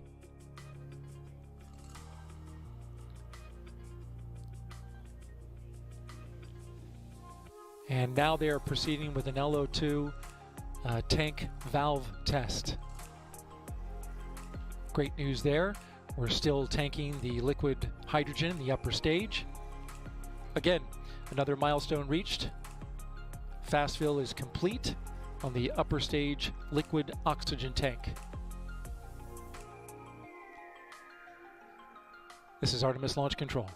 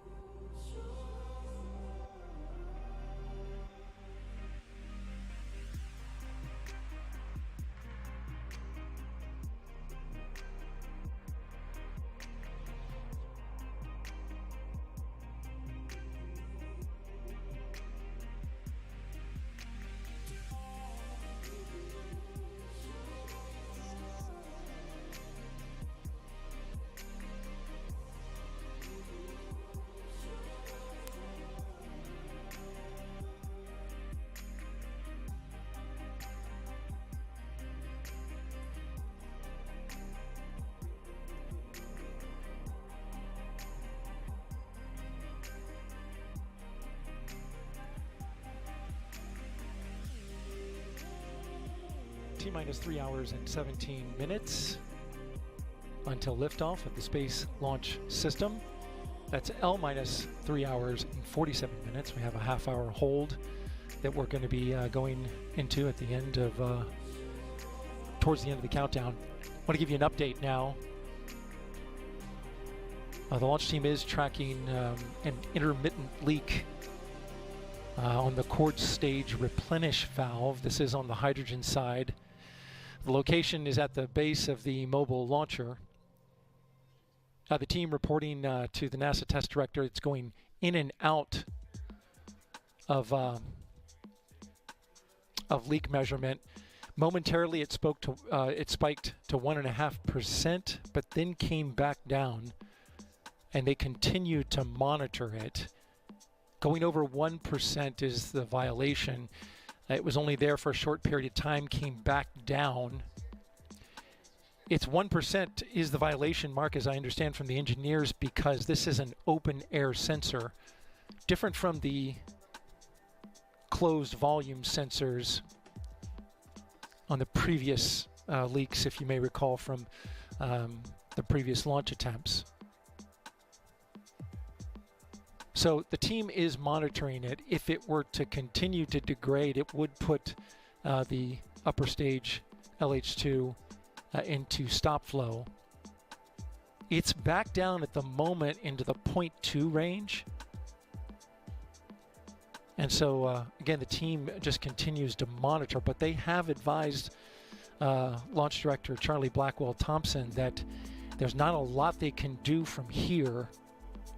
If it were to go back up above 1%, they would have to send the red crew into the pad. Now, that's the team that is specifically trained to go into the launch pad with a tanked rocket and do work. But we're not there yet. I want to emphasize, not there yet. Again, the team's monitoring this. Of course, we'll keep you updated. Percentage-wise, let's talk about the upper stage. We are at 60% filled for the liquid hydrogen upper stage. For liquid oxygen, we're almost filled, currently at 92%. Again, upper stage 60% for liquid hydrogen and 92% liquid oxygen. We're in fast fill for liquid hydrogen and topping for LO2. Quick look at the core stage just to review. We can put up a graphic that'll give you a check on that. Core stage reached its replenish mark, which means fully tanked and filled at 7:45 p.m. Eastern Time. And there you see the graphic.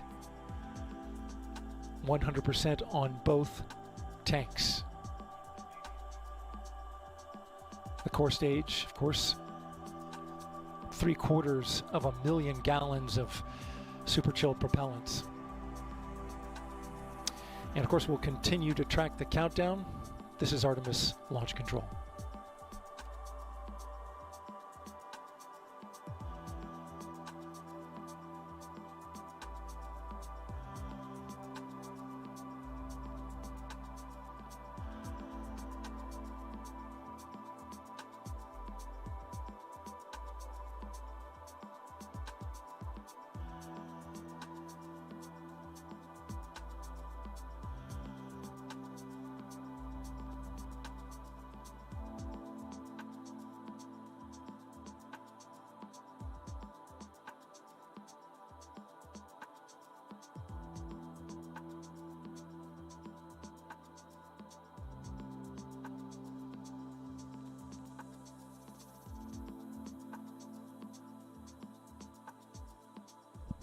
Quick update, we are now in stop flow for the liquid hydrogen core stage. Again, we are in stop flow for liquid hydrogen core stage due to an intermittent leak on the replenish valve.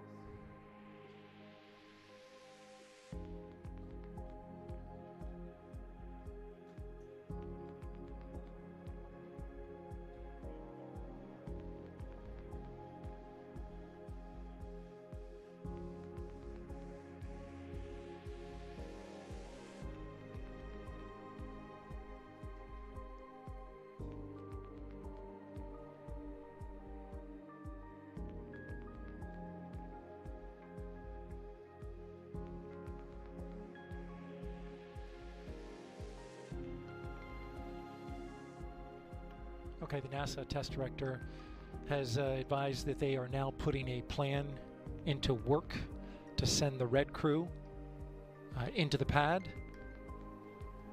Again, the NASA test director putting together a plan to send the red crew into Launch Complex 39B and the mobile launcher area. Discussion is about an intermittent leak on the upper stage. I'm sorry, intermittent leak for the core stage replenish valve, which is inside the mobile launcher. Now it's in the planning stages, so they are not going out there yet. But again, the team being mobilized. The red crew operates out of a building about 4 miles away from the launch pad. Discussion is around torquing down the packing nuts at the base of the ML. The leak has increased.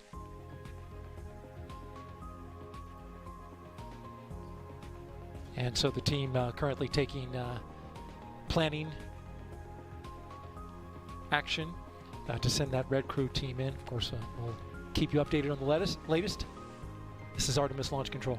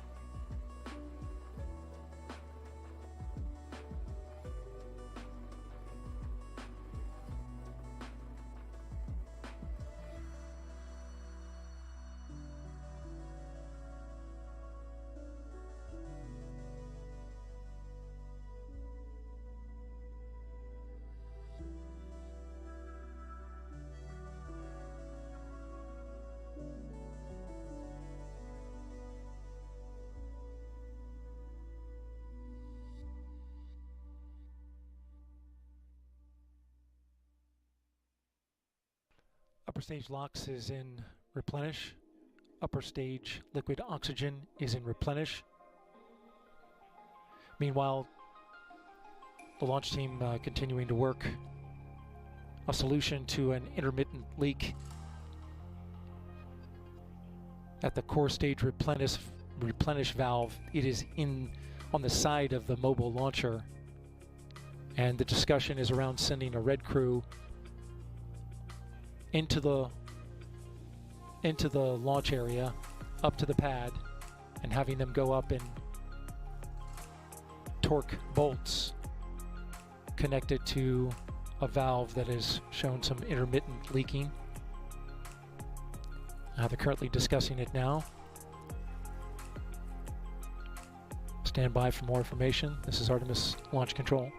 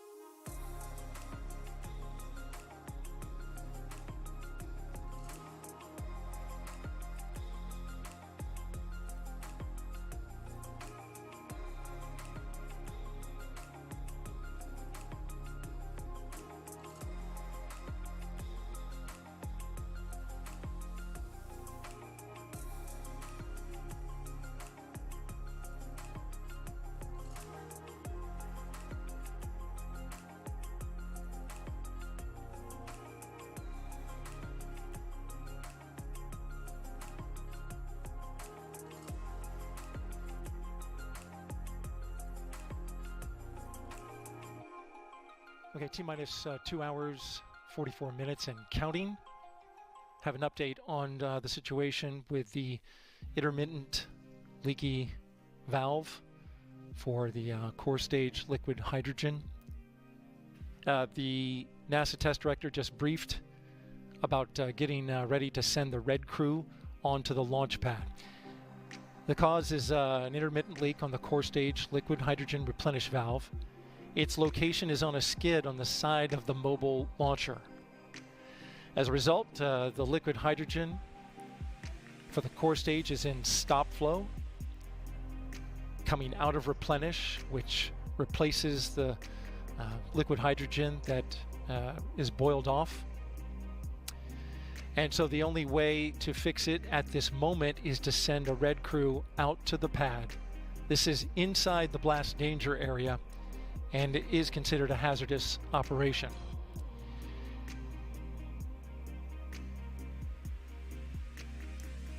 Here's the plan. The launch team is going to send 2 technicians with a safety lead to compartment AB12. That's on the side of the mobile launcher, to torque packing nuts to resolve the intermittent leak. The techs will take 2 vehicles, drive up the pad surface. They'll exit their vehicles, go up the stairs to the 0 deck, then downstairs to the location where the valve is, and then torque the packing nuts. The red crew says it should take them about 15 minutes to do. Then they would return to their vehicles from the route that they came in on.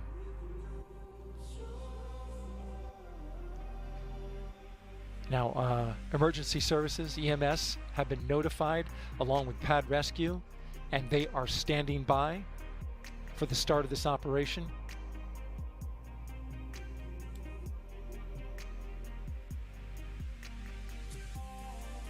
And right now, the NASA test director is briefing the launch team on the procedures.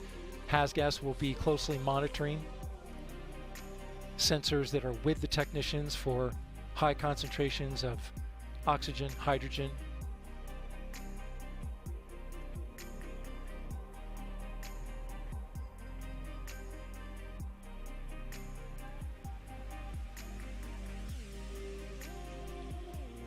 And so there is a high degree of focus by the teams, especially the safety team, hazardous operations, currently getting ready to be underway in just a few minutes.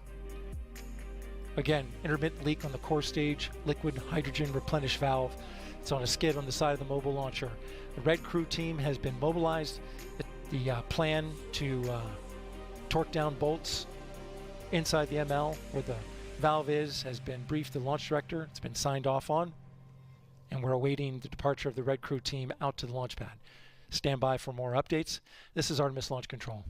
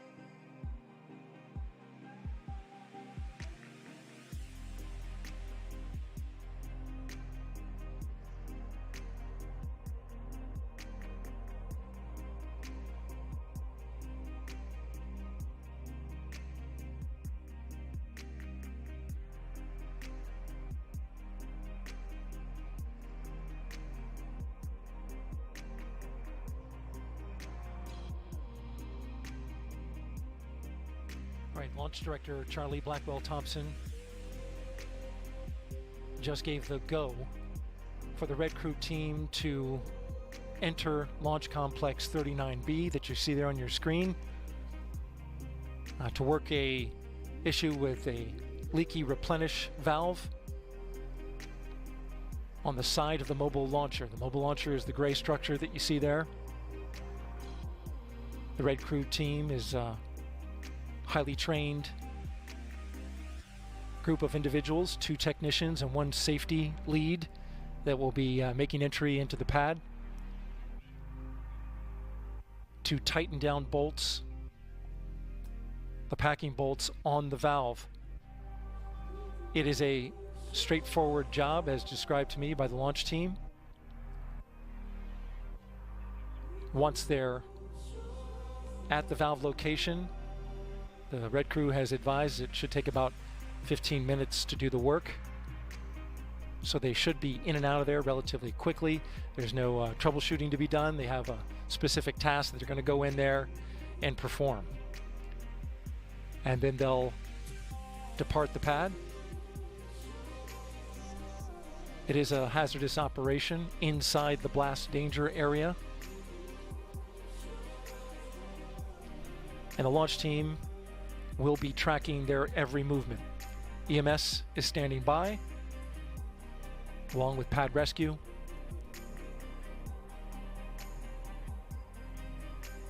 We'll keep you updated. This is Artemis Launch Control.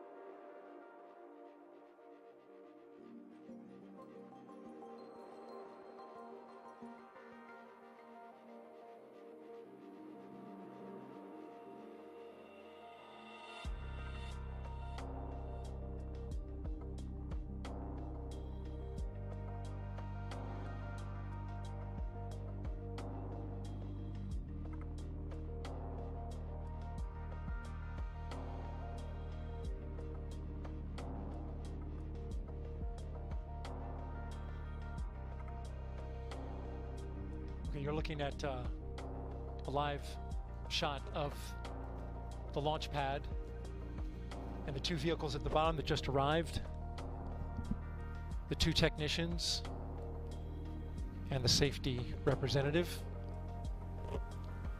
This is the red crew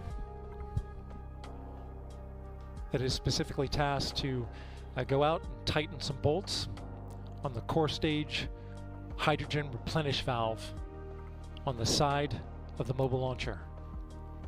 It is a hazardous operation. But as you can see from this camera view, and I have view of the safety team here, they're monitoring multiple camera views and watching the red crew as they do their work. Looking to fix an intermittent leak that popped up about an hour ago.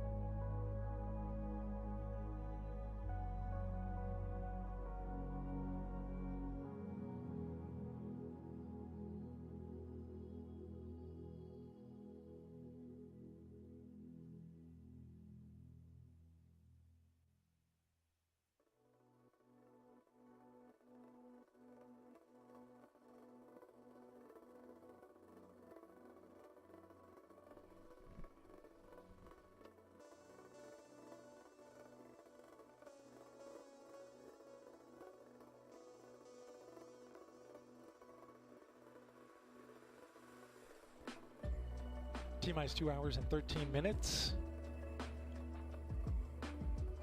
We are tracking the red crew, 2 technicians and a safety representative that have made entry to the launch pad and are currently inside the compartment where the leaky replenish valve is. Again, the red crew, which is a specially trained crew to work in and around a fully tanked rocket, is inside the compartment area where the leaky replenish valve is. It's on the liquid hydrogen side. Their job is to torque down the bolts, the packing nuts on this particular valve, and that is, as I understand it from the launch team, currently in work. The safety team is watching on cameras that are in and around the launch pad. This is not a totally uncommon operation. The red crew, there's a number of individuals who stand by ready to do work on the red crew, who are specifically trained in their areas of expertise when they have to put hands on at the launch pad after or during tanking.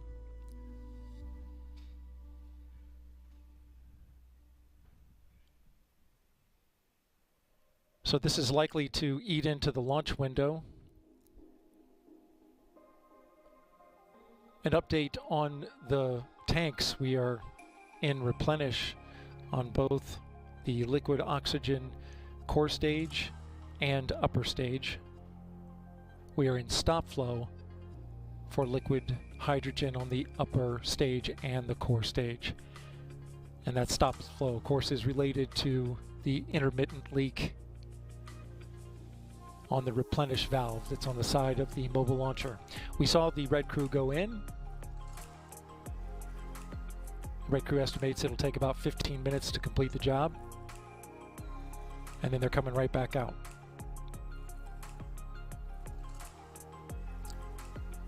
This is Artemis Launch Control.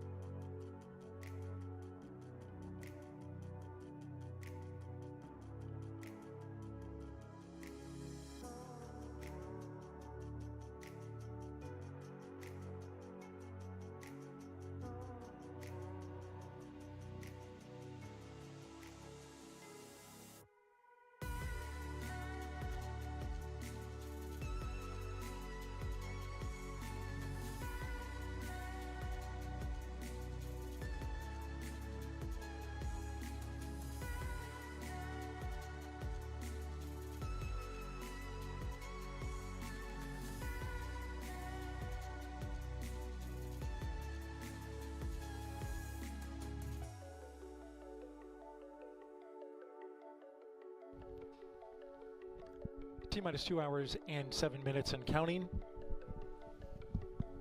We are currently tracking work done by the red crew, currently out at the launch pad, a specially trained crew, torquing down some bolts on a hydrogen replenish valve. The safety team has eyes on it. They're currently doing that work. I want to make a programming note for you. Currently, if you're watching NASA TV's main channel, we are now going to begin the special launch broadcast that we have planned. Meanwhile, over on the NASA television media channel, we will continue with operational commentary. Again, we're getting ready to start a launch broadcast, a special launch broadcast on the NASA TV main channel, but we will maintain operational commentary on NASA TV's media channel. Please stand by for that. This is Artemis Launch Control.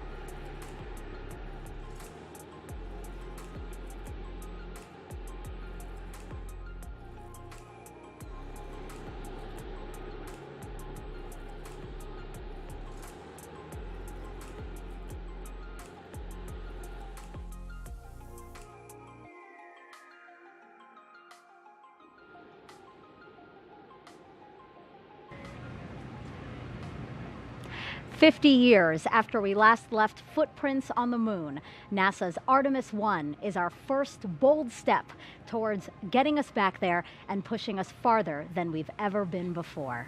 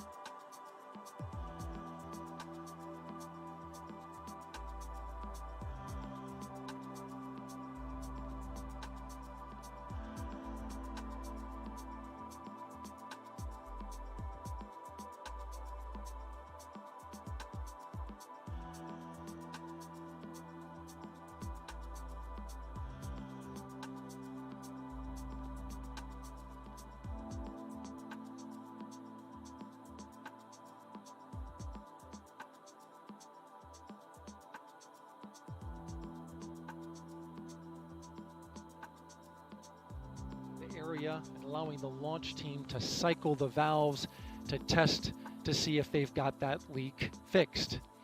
So as they do this, we understand they will cycle this work, go in, cycle the valves, torque them down again if it continues to leak, and then back out and test the work. And this may continue until they have it fixed.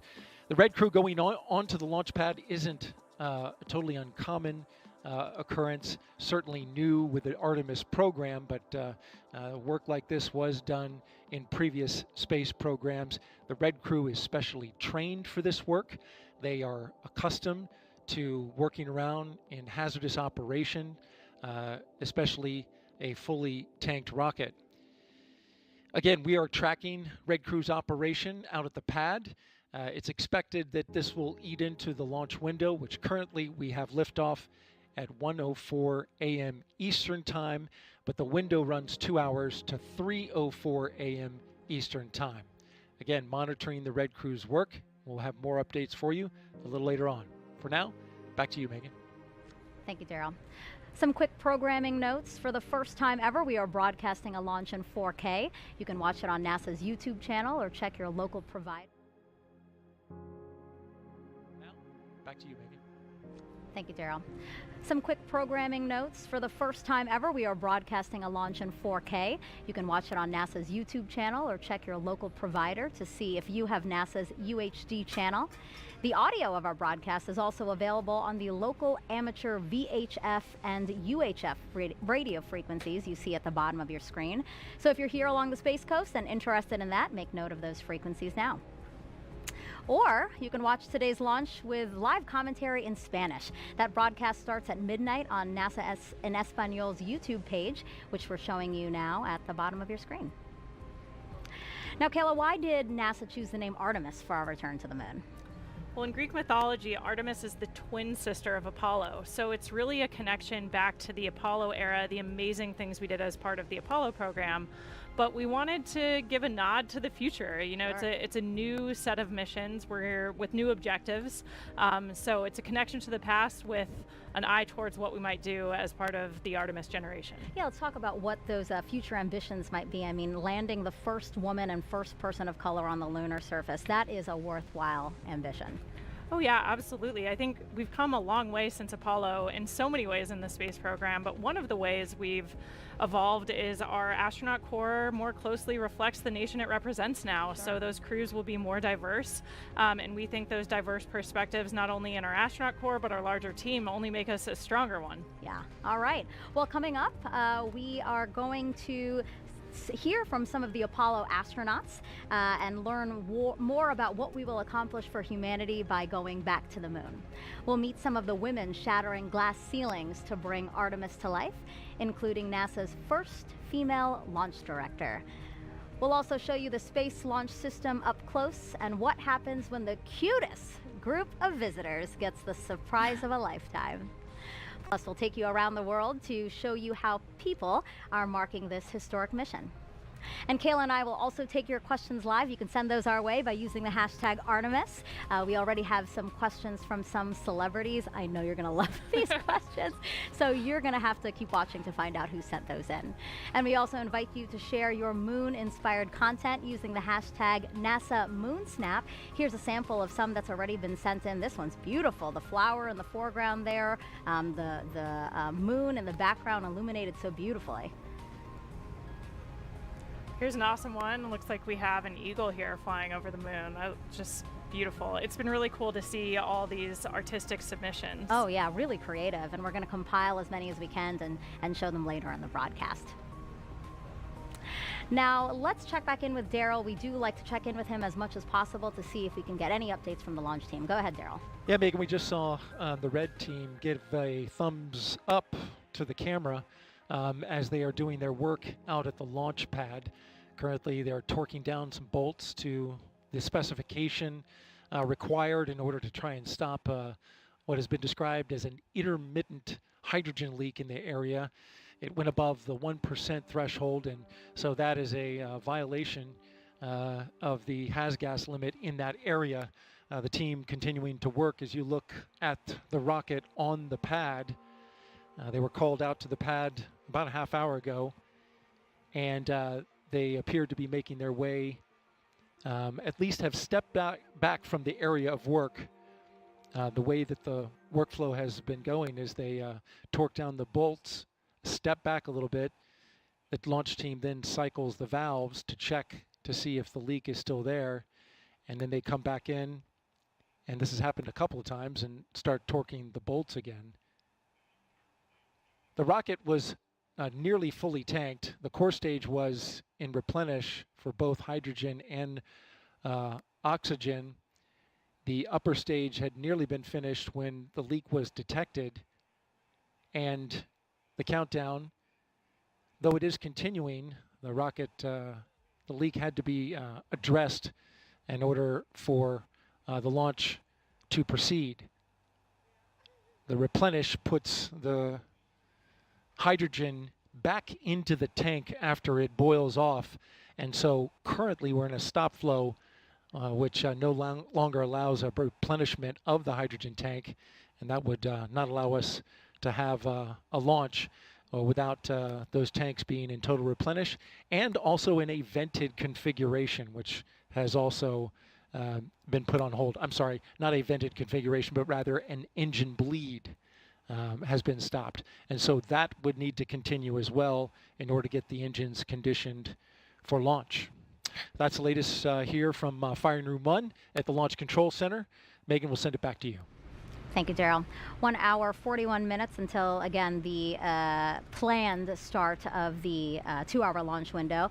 Right now, let's head over to the Apollo Saturn V Center at Kennedy Space Center's Visitor Complex, where NASA's Dan Hewitt is just inside in front of a Saturn V rocket, which is the only vehicle to date to carry humans beyond low Earth orbit. He's going to show us what he has behind us there, the moon board. It's an interactive tool. Yeah, thanks, Megan, and welcome everybody. We're in the Saturn V Center, fitting that the rocket that carried astronauts to the moon of Apollo is just over our shoulder as we meet the rocket that's going to do it with the next generation under Artemis. So SLS, the Space Launch System, is out on the pad right now. It's on the mobile launcher. Before we jump into that, just to give you some perspective, so that valve that Daryl's been talking about is in the base section of this mobile launcher down here. That's different from the areas we were focused on in August and September in these 33-foot-tall tail service mast umbilicals that are delivering the hydrogen and oxygen to the core stage of SLS. But let's jump right in. A couple of key components to SLS. We're going to start here on the sides with the solid rocket boosters. If they look familiar, they're derived from those that flew the space shuttle. In fact, some of the segments of these boosters today were flown on previous space shuttle missions. We call them solids because of the type of propellant inside. If you were able to look in, you would see a mix of ammonium perchlorate, aluminum powder, and a binding agent called polybutadiene acrylonitrile. That's your expert vocabulary word for the day. Now, as these are firing, they're providing more than 90% of the steering and 75% of the thrust as SLS makes its way uphill. And those are attached to the core stage, 212 feet tall, 5 major sections. We're going to start at the fun part down here on the bottom. 4 RS-25 engines, again, derived from those that flew the space shuttle. In addition, we have this core engine section here where we have all of their necessary plumbing, also the connection points where we're feeding the propellants into the core stage itself. And as these are firing, each one providing up to 500,000 pounds of thrust during operation, consuming 1,500 gallons of propellant every second as they go uphill. Now, these are liquid rocket engines, which means you need a fuel, about 500,000 gallons of liquid hydrogen, and an oxidizer, about 200,000 of liquid oxygen up here. That hydrogen gets fed through feed lines down at the bottom of the tank here.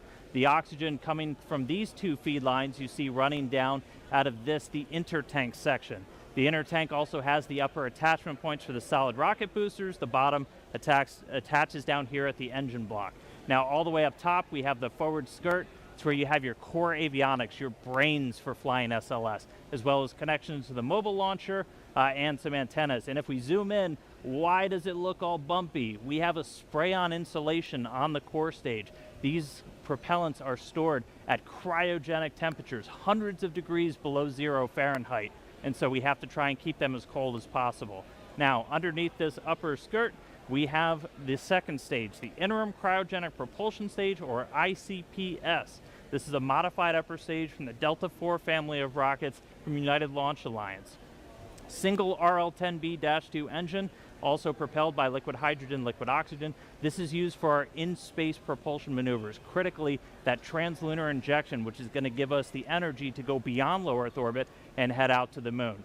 Altogether, that's the Space Launch System. It's going to be making its first flight, hopefully today. It's going to be a heck of a show. Let's get back to the countdown. I'll send it over to you, Megan. Thanks, Dan. 1 hour, 37 minutes and counting until our 2-hour launch window opens tonight. The Space Launch System rocket and Orion spacecraft together, standing just taller than the Statue of Liberty at Launch Pad 39B. It's the culmination of years of development and thousands of tests. Here's a look at its path to the pad. The Space Launch System is really the backbone of the Artemis missions. It's the truck. It's the big carry vehicle. It allows us to carry both crew as well as the equipment that we need to live and work on the moon. 60 years ago, NASA was in a race to get to the moon. This time is more than just a race. It's about establishing a long-term presence. Can you imagine rolling the Statue of Liberty out to put at the pad? That's what we're doing. It will lift up from Earth with more power than the Saturn V, which was the first vehicle to take us to the moon. Artemis is our next giant leap.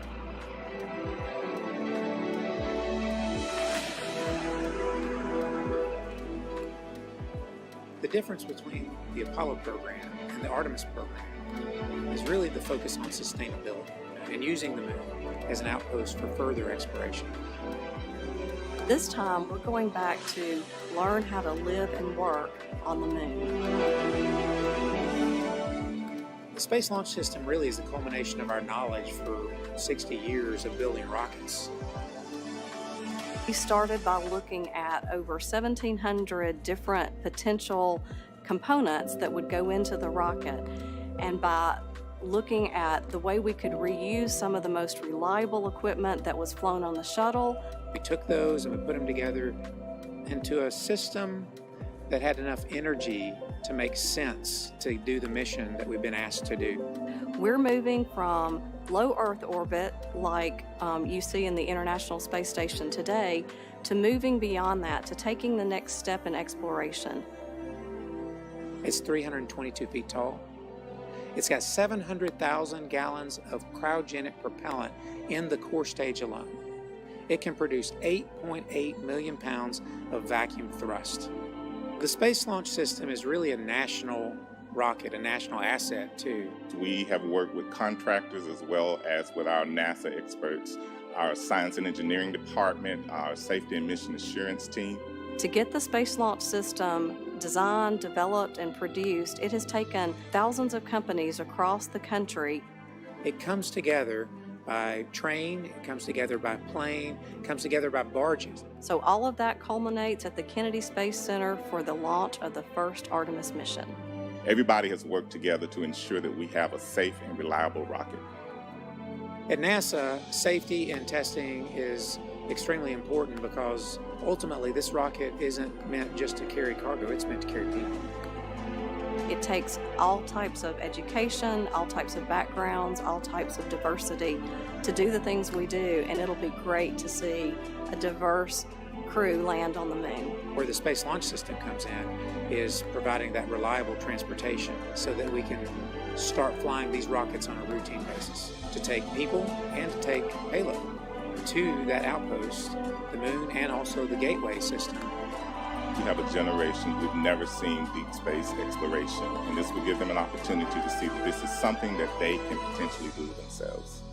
It's going to be a paradigm shift for NASA. We're going to be back to looking at things that nobody's ever done before. A lot to look forward to, and it all begins with launch. Afterwards, our friends at Johnson Space Center in Houston will control Orion once it's on its way to the moon. Let's get an update of operations there with NASA's Leah Cheshire. Thanks, Megan, and welcome to Mission Control Houston, home of the red, white, and blue flight control rooms.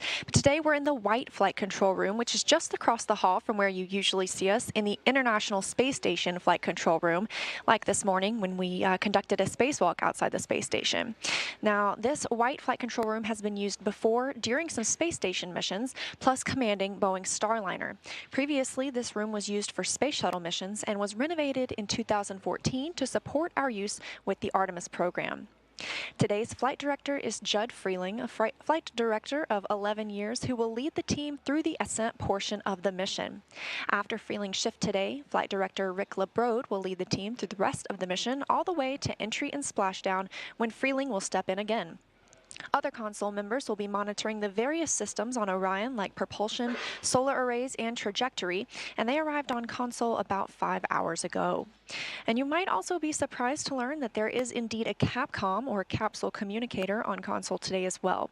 While there are no crew on board, Jay Marshke and other capsule communicators will be training throughout the mission in preparation for Artemis II and beyond. The Capcom is the single person in the room who speaks with the crew, gathering info from mission control team and keeping streamlined communication with the astronauts in space. We're counting down to liftoff when teams here will really jump into action and monitor the first Artemis flight, sending Orion further than any crew-rated spacecraft has gone before.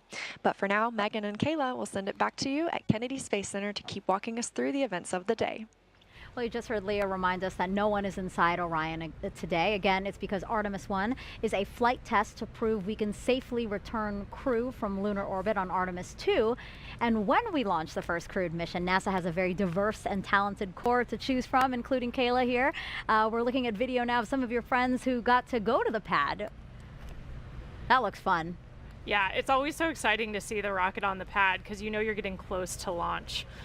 So we're all just really excited to see how this test goes today. I wish I could have gone out there with them. You and me, what happened? We didn't get our invite.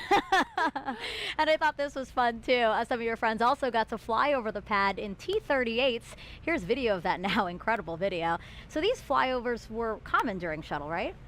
Yeah, and we still try to do them whenever we can. We actually use the T-38 jet as a training platform. It's a chance for us to practice making real-world decisions in a high-risk environment, practice working as a team, and a good analog for spaceflight. Okay. But we also like to fly by the pad when we can, when we have a rocket out there. It's a way of saluting and thanking the team for all the work it took to get to this moment. That's great. Yeah, a worthwhile thing to do because, yes, the team has worked so hard to get to this moment. And you spoke about training. Has training already started for Artemis II for you guys? We've been developing the training, but the crews aren't assigned yet, so they're not in dedicated training flows yet. But our team at Johnson Space Center, where we train for human spaceflight, are working on all of the things that we're going to need to teach the crew and the best ways to go about that. Once we get that crew assigned, they'll be straight into training right up until launch day. Awesome. Cool. All right, I can't wait to hear who gets assigned.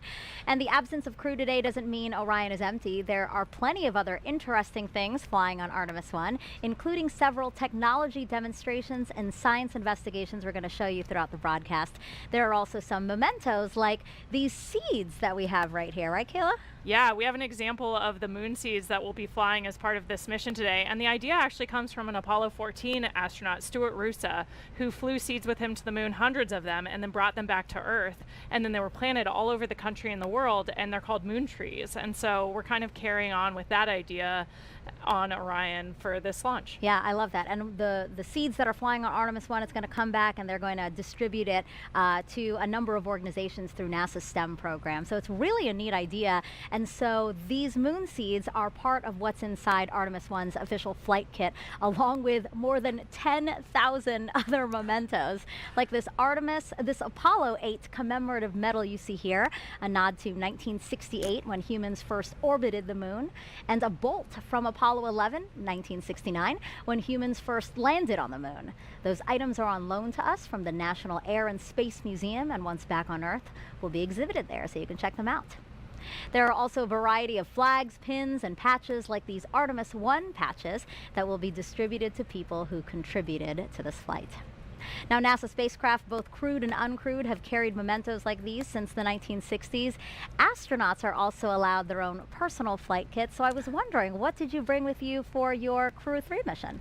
I actually brought a couple of examples to show you. The moon seeds inspired me to share that I actually brought some vegetable seeds that's with awesome. me. So these are kind of fun. They're dragon themed. So I got dragon carrots and dragon beans since I went up on a SpaceX Crew Dragon vehicle. Sure. And then of course, I think the most important, meaningful thing to all of us is usually pictures of our family and friends. So have like a picture family. of me and my family at my sister's wedding.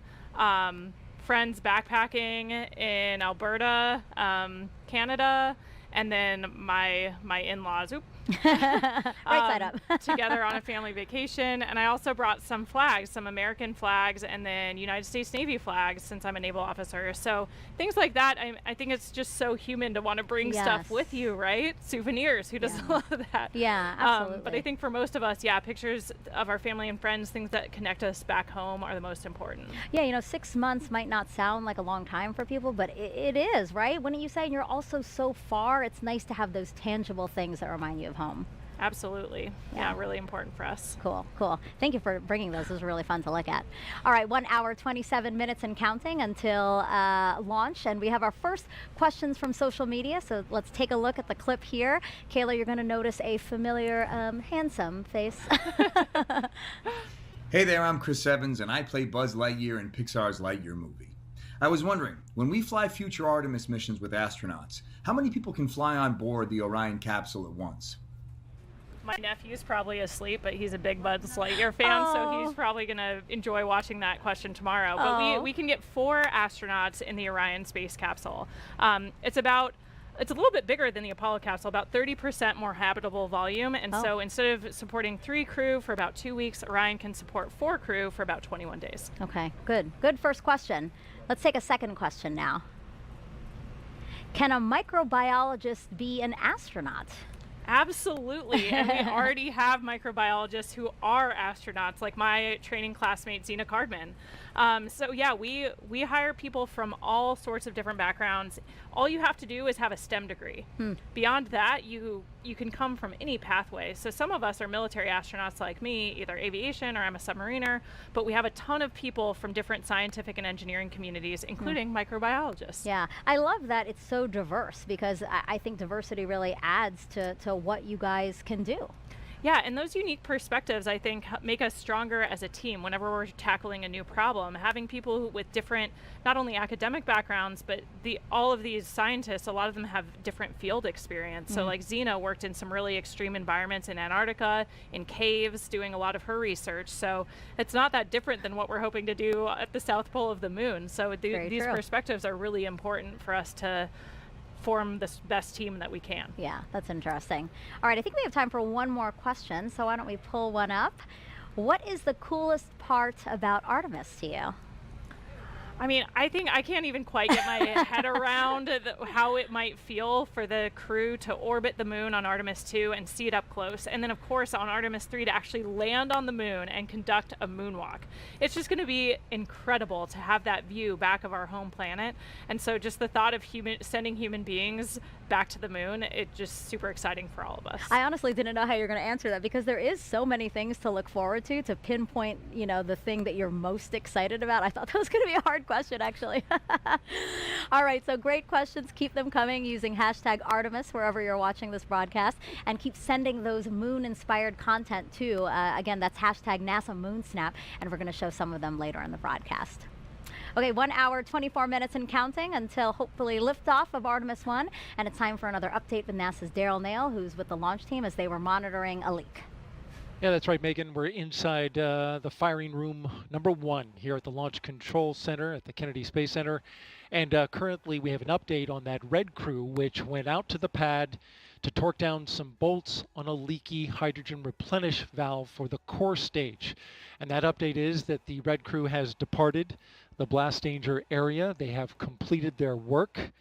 They got the go at 10 p.m. this evening, 10 p.m. Eastern Time, to go out and conduct work that took roughly an hour from the time they were given the go till the time they left the blast danger area.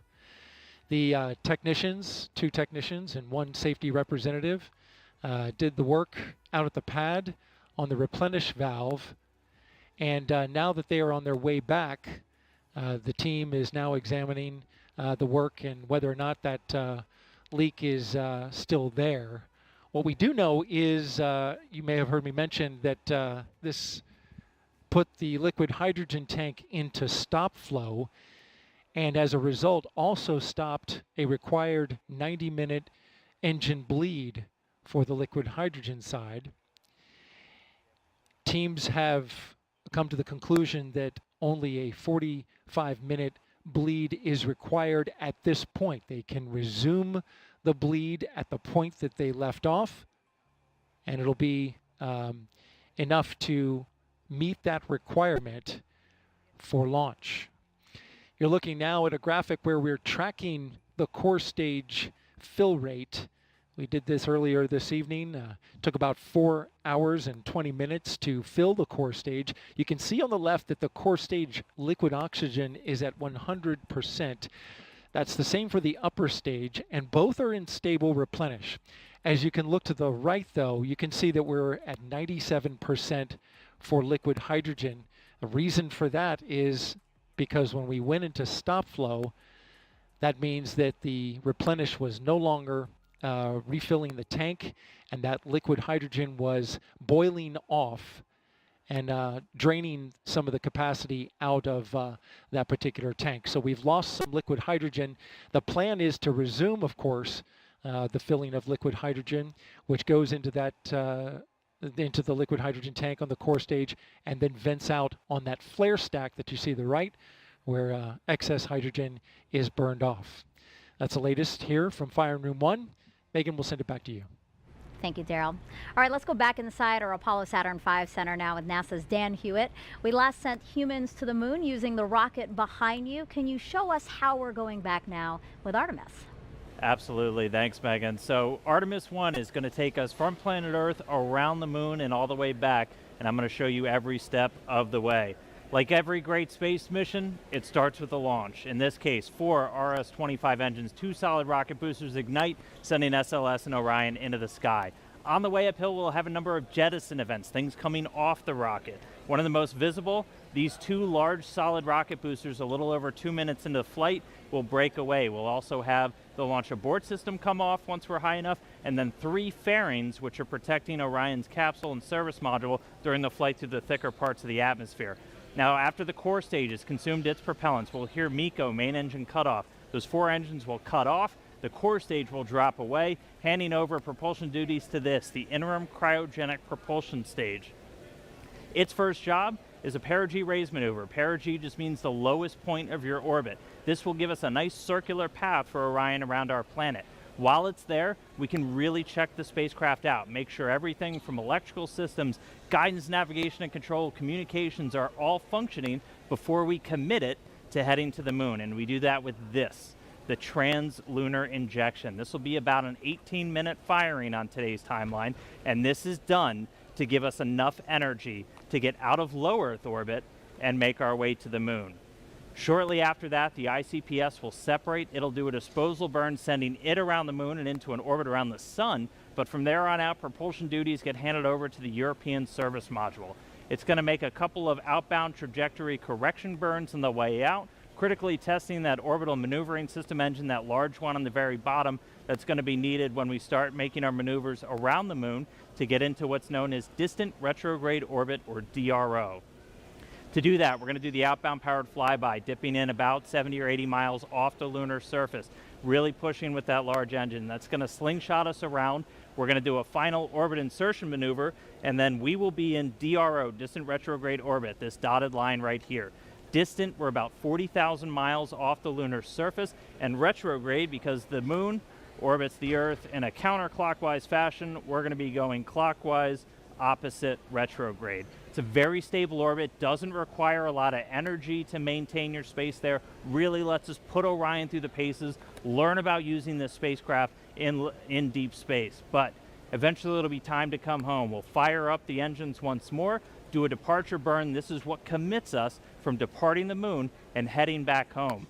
We'll dip in close to the surface once more for the return powered flyby and execute correction burns on the return transit as we target a splashdown in the Pacific Ocean. Before that happens, the spacecraft separate. The European service module's job is done. It drops away to burn up, revealing the heat shield. This is goal number one for this flight, is testing that heat shield at lunar return velocities, because when we hit the upper atmosphere, we're going to be moving more than 20,000 miles an hour, heating that up to more than 5,000 degrees Fahrenheit. So really need to make sure that that can withstand that heat of re-entry. After it makes it through, parachutes deploy, Orion splashes down in the Pacific, a Navy ship and other recovery assets are standing by to pick it up out of the water and bring it in to the first mission in the Artemis program. So that's all still going to unfold. It all starts with launch today though, so let's get back to the countdown. Over to you, Megan. Our return to the moon would not be possible without our partners across the country and the world. So joining us now is Frank Davina, head of ESA's European Astronaut Center. Good evening to you. Good evening. Well, so I want to ask you, talk to me about Airbus and how that company and ESA contributed to the Orion spacecraft. Well, Airbus is of course the lead manufacturer and integrator of the service module of our Orion capsule, and that will fly to the moon. So this is a very important part, of course, because without the service module, it's clear that we would not get to the moon or would not be able to return from it. So it's a very important partner for ESA, but there are industries across Europe, not only Airbus, but across Europe, that are contributing to the service module in Italy, in France, Belgium. Really, it's a really European project. Yeah. Frank, we've been close partners, NASA and the European Space Agency, for decades now, and partnering on things like the space station, scientific exploration, and of course commercial crew missions. Matthias Maurer, ESA astronaut extraordinaire, was on my crew, Crew 3. Can you tell us a little bit more about what makes these partnerships so important? Well, it's important, these partnerships, because we want to do sustainable exploration of the moon. We want to explore space on a sustainable way. And I think partnerships in that sense are essential. One nation alone, could they do it? The US maybe, yes. Europe certainly could not participate to a lunar program by themselves, or could not do it by themselves. But I think if we do it as a partnership, we can go a lot further, we can do a lot more. We can leverage technologies, we can leverage talent in all these countries across the globe that can really push the partnership forward. So looking ahead to future Artemis missions, we're going to have ESA astronauts on board those. Have you guys begun preparing for that training, anything like that?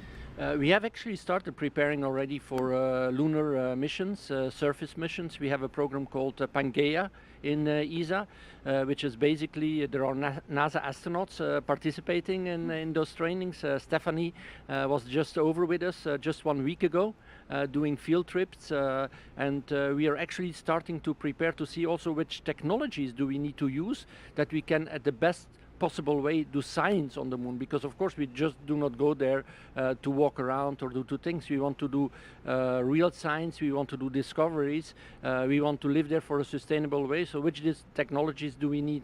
And that we are actually starting already in the European Astronaut Center. We actually started already more than 5 years ago developing this training program. So yes, we are involved again together with our NASA colleagues and colleagues from the international partners to start preparing crew to really do sustainable surface exploration of the moon.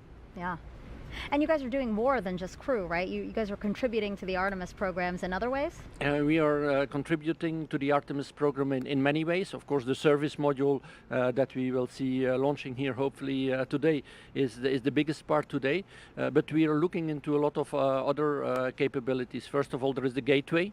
That will be a real element to enable the sustainable exploration of the moon. We have the communication system on the gateway, we have the IHAP, the habitation module, we have Esprit, which is a refueling module, which is essential if you want to sustain the gateway there for a longer period of time. Of course, you need to be able to refuel the system. So these are essential elements, again, that ESA is providing. We're also providing small technology experiments, radiation radiation, for example, will be very important.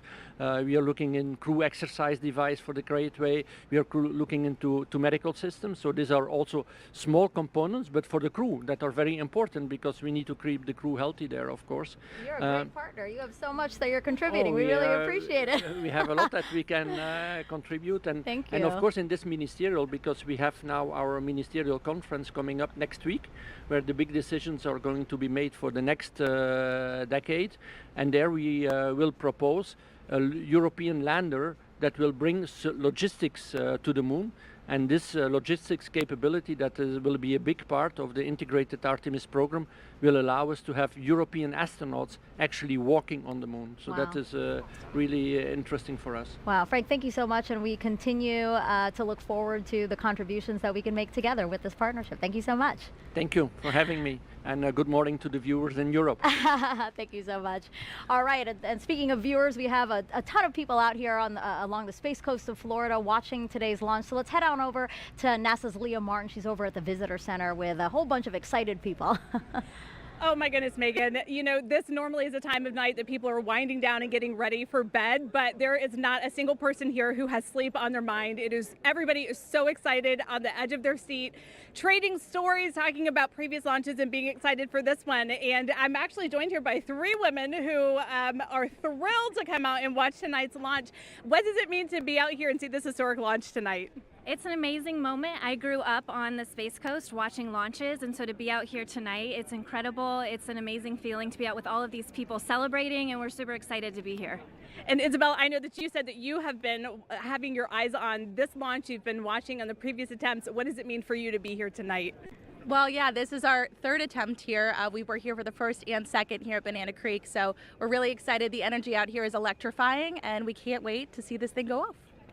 Now, this is the first of a series of missions that are becoming increasingly more complex. What are you most excited about for the Artemis missions? Leah, I am so excited to be here. I just feel so honored because, as you know, this isn't just a momentous launch for humanity as a whole. It's so important for gender and cultural minorities across the globe because Artemis is landing the first woman and the first person of color on the surface of the moon. This is this generation's Apollo. And so all of the people who didn't have the opportunity to live through Apollo and be inspired by that have the opportunity today to witness it. And I'm just so grateful to be here. I can't wait to see the positive impact. One more question. This is going to be something that you guys, I'm sure, will remember for your entire lives. How are you marking this? Do you have any special plans of capturing these memories and being able to pass them on to people in your life? Well, my son is growing up here. I didn't grow up here, and so he's going to grow up here on the Space Coast, and I just can't wait for him to just grow up with the Artemis missions. Well, Megan, we're out here. We have our eye to the sky, and we can't wait to see it go. Back to you. Really great interviews, and wow, I saw that drone shot that we had showing all of the bleachers filled with people there to watch the launch. That was incredible. If you're just joining us, welcome to NASA's live launch coverage of Artemis I, our return to the moon in almost 50 years. I'm NASA's Megan Cruz, and this is NASA astronaut Kayla Barron, who flew on NASA's SpaceX Crew 3 mission and returned home earlier this year after living and working on the International Space Station for about 6 months. I gotta ask you, how was that experience? It was incredible. We had such an amazing time up there. The Expedition 66 crew was awesome. I've been saying since I got back that we're the happiest crew in the history of the space station, and nobody's been able to really challenge me on that yet. You guys look very happy in that photo. Oh man, we were just like a family up there executing an incredible mission. Some amazing science experiments. We got to do 3 spacewalks. It was just, you couldn't have planned a perfect first mission for me, Matthias, and Raja, and of course our veterans up there, Mark and Tom. It was amazing. We had an incredible time. Yeah. Wow, look at that photo of you in the cupola. That is amazing. Yeah, the views are beautiful. It's just like every time you look out the window, it takes your breath away. Wow. And now here you are adding some valuable insight into Artemis I. This is our 3rd opportunity to launch NASA's brand new Space Launch System rocket and Orion spacecraft. This is an uncrewed flight test to pave the way for future crewed missions, starting with Artemis II. And Kayla, you could be chosen to fly on some of those future missions. How does that make you feel? Honestly, it's a little unbelievable to me. I could barely imagine what it'd be like to go to the space station until I did it. And just thinking about what it would be like to look back at the Earth from orbit around the moon or even standing on the moon kind of blows my mind. Wow. So yeah, it's hard to even imagine that that's true, but it's a really special time to be at NASA and an even more special time to be in the astronaut office. Yeah, that's a beautiful picture of you seeing the moon, right?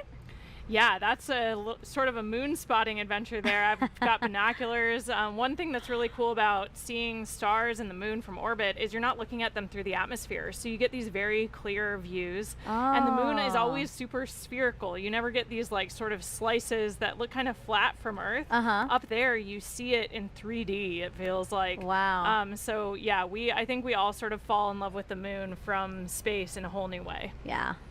Well, today's launch attempt comes amid a very busy year for us at NASA. Some of the highlights include 2 more commercial crew launches with SpaceX, Crew 4 in April, you're seeing there, and Crew 5 last month. In May, NASA and Boeing flew OFT-2, the second uncrewed flight test of the Starliner capsule. The goal is to certify the capsule for regular flights to the International Space Station after a crewed flight test next year. In July, we released the first images captured by our James Webb Space Telescope, and wow, they are magnificent. Pictures like these could help us answer some of astronomy's biggest questions about how our universe began. And then in September, we intentionally slammed the DART spacecraft into asteroid Dimorphos and successfully changed its course. The asteroid wasn't headed for Earth, that's important to say, but the test was to show that we could defend our planet if needed. And recently, 2 other missions that benefit the Artemis program. Last week, we tested a new inflatable heat shield that could help us eventually land humans on Mars. And just 2 days ago, Capstone arrived at its intended orbit around the moon. The small satellite launched from New Zealand in June and will now test the unique lunar orbit for a future space station there. You heard us talk about a gateway. Now, Kayla, what do you think about all that NASA is accomplishing? I mean, those are all just amazing examples of why it's such a cool time to be part of human spaceflight and the larger space program. We're learning so much, not only about our home planet, but our galaxy and the universe. Like those James Webb images just capture my imagination every time they release a new set. Yes. And so we have a lot going on and a lot to be excited about right now. I hope people are following along for it because it is truly great, and we want people to share along with that. So, all right, 1 hour, 6 minutes and counting from liftoff of Artemis I. Let's head back to the Launch Control Center with Daryl Nail. Yeah, thanks, Megan. And so we get an update for you now. The Red Crew, of course, completed its work on torquing down the bolts for that replenish valve on the core stage hydrogen side. And now we are back in replenish for core stage hydrogen, which is good news. The team now looking to work on that upper stage, and we understand for the update to the NASA test director, they just informed the NTD that they can start getting back the flow on the upper stage as well. It went into a stop flow roughly around 10 p.m. Eastern time after a leak was detected. You can see the core stage status there. Liquid oxygen side is in stable replenish, both for the core stage and the upper stage of the rocket. Over on the right side, you can see we've lost some hydrogen since going into a stop flow that allowed some liquid hydrogen to boil off during about an hour or so while a Red Crew was sent out to the launch pad to make repairs. Now, the hydrogen bleed for the engines was reestablished, and it looks like the team is back on track to recover that after a stop flow halted the bleed. They are required to bleed that liquid hydrogen through the RS-25 engines for 90 minutes, but they're picking up where they left off, and that appears to be on track. In the meantime, we've had an update from the range, and the range has informed the NASA test director that currently at the moment, if we were to launch now, they are no-go due to the loss of signal on a radar site. That's currently being worked right now. Again, the range advising the NASA test director that they are no-go. The range is not clear for launch until they remedy that issue on their radar site. And so we're also tracking that.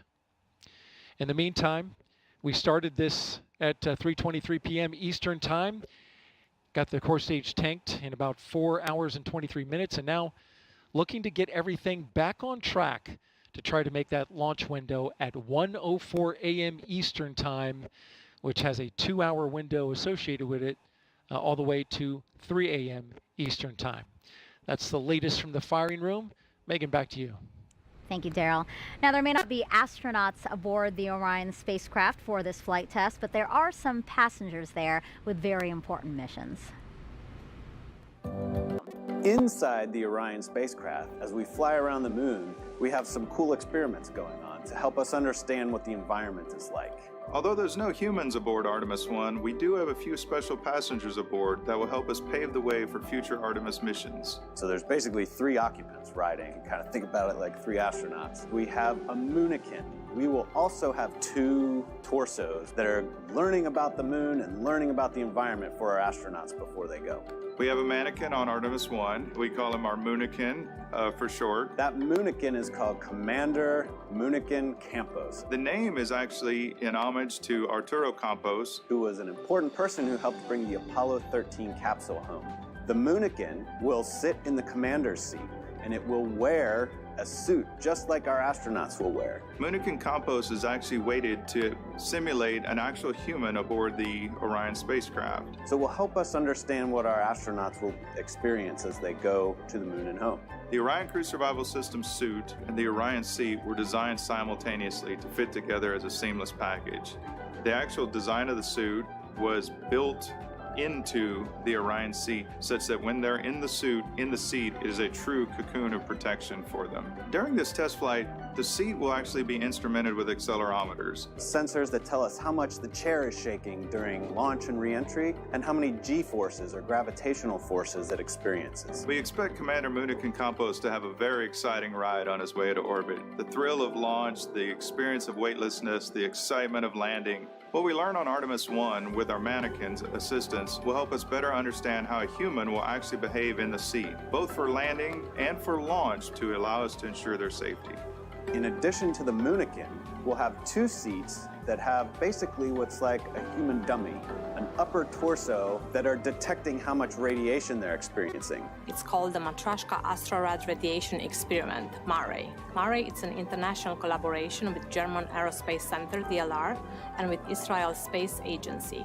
The MARE experiment consists of 2 anthropomorphic phantoms called Helga and Zohar that are simulating a female body in a space radiation environment. One of those will be wearing a safety vest, the Astrorad radiation vest, that we hope will help protect our astronauts from radiation. Each one of the 2 phantoms will be equipped with about 20 battery-operated radiation instruments. So between the 2, we'll be able to determine how well we can protect our astronauts from radiation events. Space radiation is a mix of high-energy, heavy-charged particles that originate from the sun. To put things in perspective, 1 year of Earth exposure to cosmic rays is equivalent with 1 day of space radiation exposure in deep space.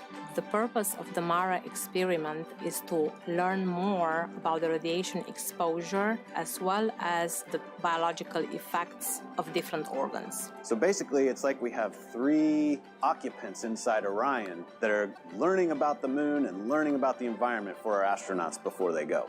Going back to the moon with new exploration goals and new technologies will help us gain better understanding of the challenges we encounter with deep space exploration.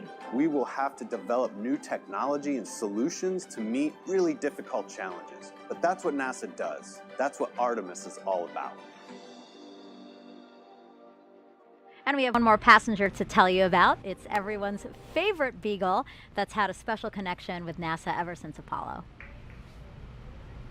Artemis is NASA's plan to go back to the moon, and Snoopy is to be the zero gravity indicator. A zero-G or zero gravity indicator demonstrates the moment that the crew in the spacecraft reach weightlessness. Snoopy is about to take his first trip around the moon. The relationship with NASA and Snoopy goes back about 50 years since the Apollo days. He was the face of the safety campaign, the icon for NASA's culture of safety and mission success. So NASA and Peanuts have a Space Act agreement. And we collaborate together on STEM content. And we really were excited when it was decided that Snoopy would be the zero gravity indicator on Artemis I. We wanted to go all out, so we created a custom Snoopy. And the spacesuit is actually made out of material worn by the NASA astronauts. Everything was done with extreme detail. They cut patterns for his suit, even how his collar worked and how the NASA Meatball logo looked. We're very excited. I'm personally very excited. I can't contain the excitement I am feeling about this day. Snoopy is going farther in space than he's ever been before. This is a day that we've all been waiting for. It's fantastic. And we snapped this picture of Snoopy and Orion. He's comfortable and ready for his journey to the moon. Lucky for us that Snoopy has this twin that's staying here on Earth. That way we can take a closer look at how cute he is. And this orange suit, I mean, it is amazing. It's actually the same material that would be worn by Artemis astronauts, right? Yeah, you know, the suits we'll be wearing in Artemis ultimately are an update of the suits that the shuttle crews wore. They're this iconic orange color. And we've updated them, though, with new technologies and also new crew capabilities so that they can best protect the crew in our return to the moon. I actually got to work with that suit team before my assignment. That's cool. And so the suit's kind of near and dear to my heart. Yeah, I think we have a picture of you wearing the suit as part of when you were helping to design it, right? Yeah, so I was our representation from the crew office, from the astronaut office, to the engineering team that's working on putting this suit together. So I got the chance to wear it for some of the early testing, and it is an amazing suit, and it'll protect us while we're in the vehicle. Cool. So what was your zero-G indicator? Yeah, like the video mentioned, we always choose stuffed animals. So we actually had a turtle. We named her Pfau, which is German for peacock.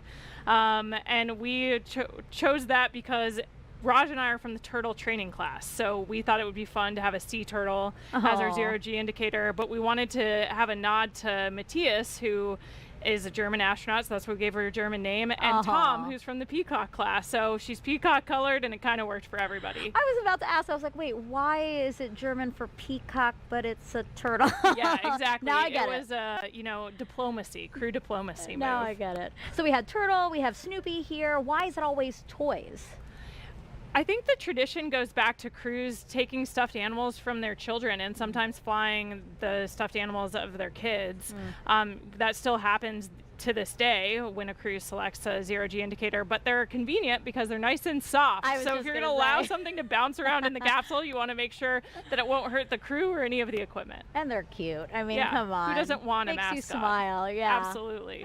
Well, NASA's workforce has changed over the last 50 years. For Artemis I today, women make up 30% of the launch team. But when we first stepped on the moon with Apollo 11 in 1969, take a look at this picture here. You see this woman highlighted near the center there?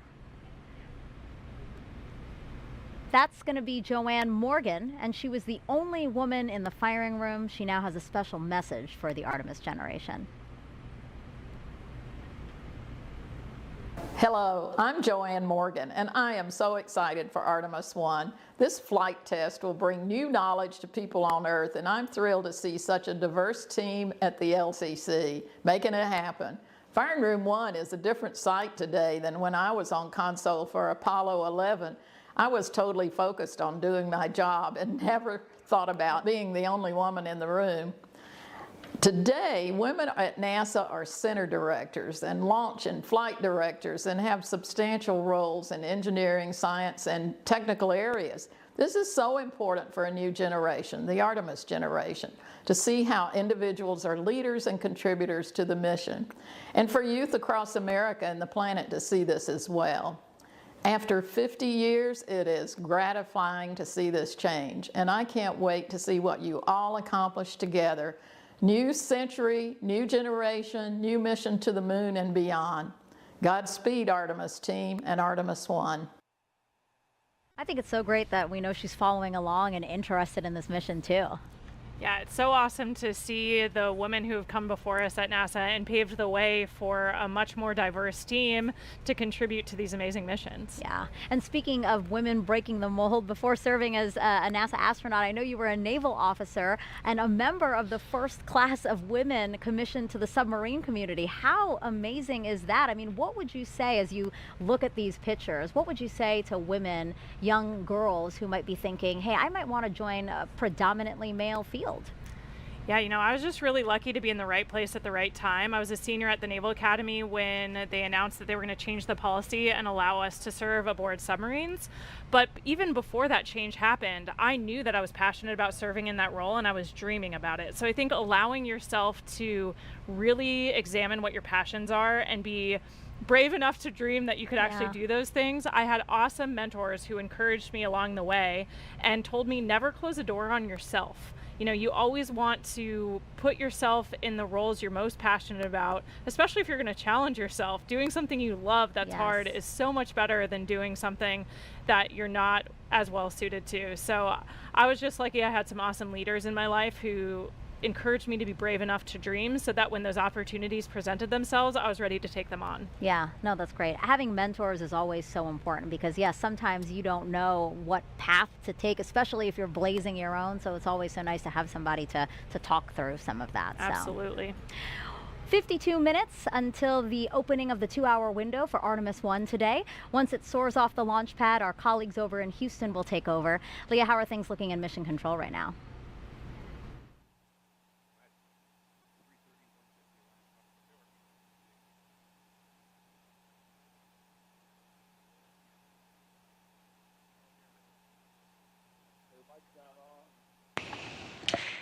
Hey Megan, I'm here now, and thanks for joining us again here in the White Flight Control Room here at NASA's Johnson Space Center. So you might be wondering why Johnson Space Center will control the flight of Orion after liftoff, even though it's launching at Kennedy Space Center, and that's all about how our flight control centers are designed. Launch control is at Kennedy while mission control is in Houston, and we also have the SLS Engineering Support Center at NASA's Marshall Space Flight Center. Ever since the Gemini 4 mission in 1965, all flights have been commanded from Houston after launch, so we have the infrastructure and the experience here at Johnson Space Center to work through long-duration missions with, or in this case, without crew.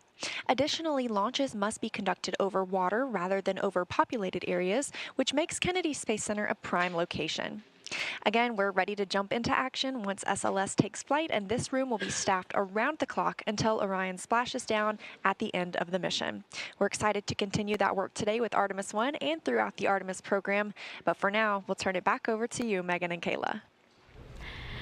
Now, the fully stacked SLS and Orion system was rolled from the vehicle assembly building to the launch pad about 2 weeks ago. We captured this video of the 4-mile, 9-hour journey.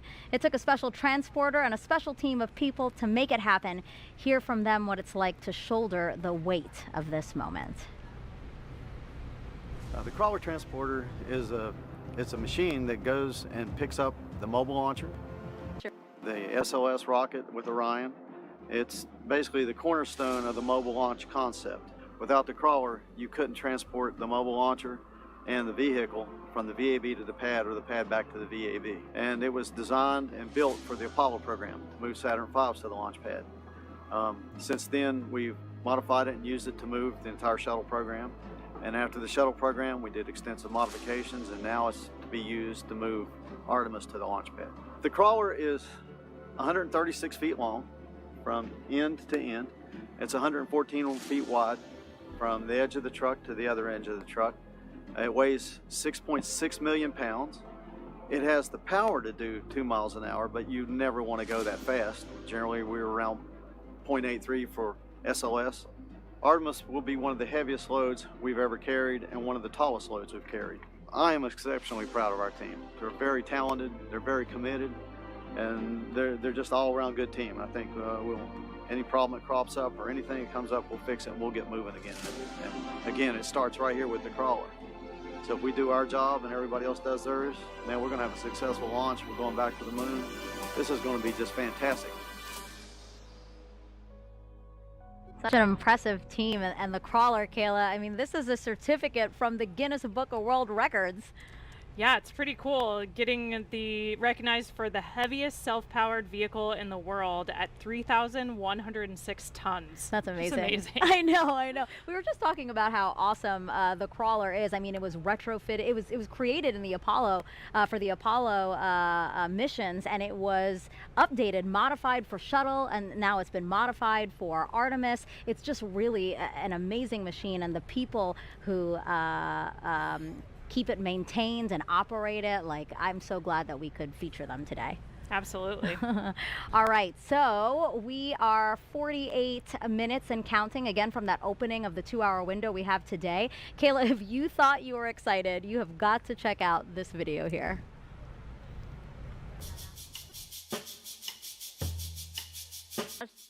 This is really cool.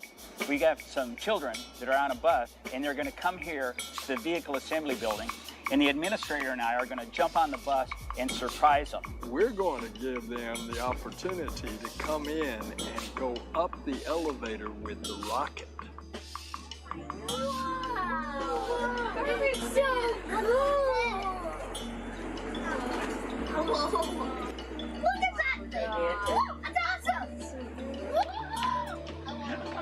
Hey guys, would you like to see a moon rocket? Yeah! Because it is the future of our country, indeed the future of the world. And we saw what our space program does for science and technology and engineering and mathematics. We saw that in the Apollo generation. All right, guys, what do you think?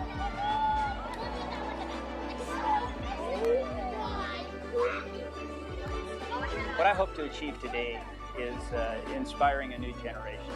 I mean, the more people that we can get to see up close and personal this rocket, it's awe-inspiring.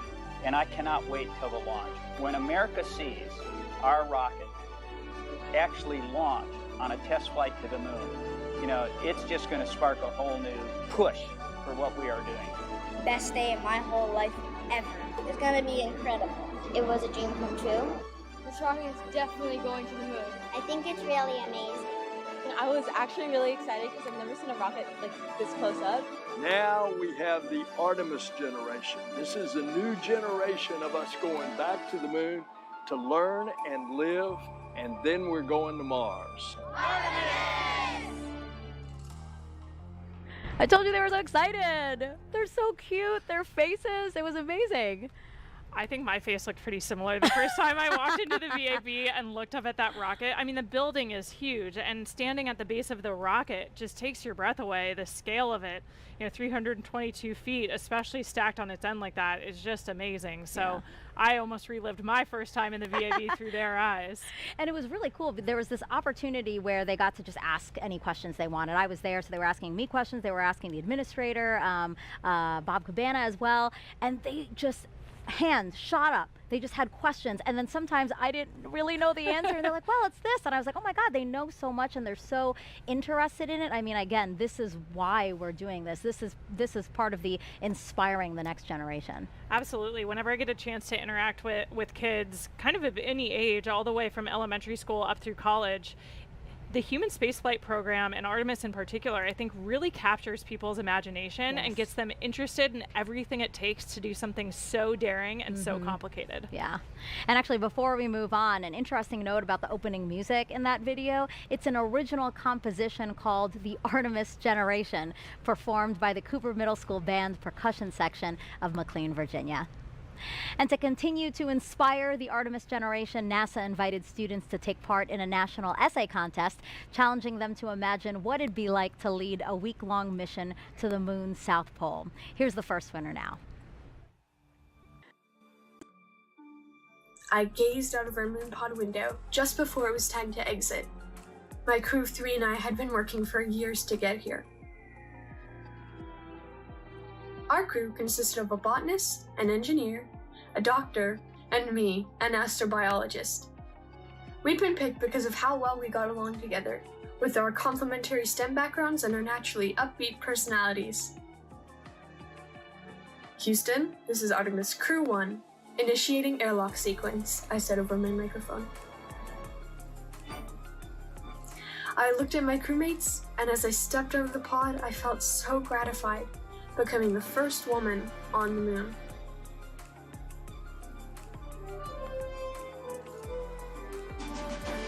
Our purpose was to set up a moon habitat containing the 4 things needed to keep a crew safe: oxygen and clean water, a waste disposal system, the Veggie Project for food, and a protective outside shell made of regolith and mycelium. We will build it over the next week, and it will be used by other astronauts for years to come. Embarking on this incredible adventure, I couldn't help but be grateful to be given this opportunity to lead the most remarkable crew, and to know that I was a part of the Artemis generation. So that was beautifully written by Taya Sauer of Laguna, California, and she was one of 3 essay winners. The 2 others were Austin Pritz of Walcott, Indiana, and Amanda Gutierrez of Lincoln, Nebraska. If you want to check out their essays, you can scan the QR code you see on the screen. The 3 of them beat out nearly 14,000 students who submitted essays, so you definitely want to check out the other 2, again, by scanning this QR code. So right now you're looking live at right outside of Kennedy Space Center's visitor complex. We have plenty of bleachers set out to accommodate, as you can see, a lot of guests that are hoping to see the launch today. So why don't we go in there and check back in with NASA's Leo Martin.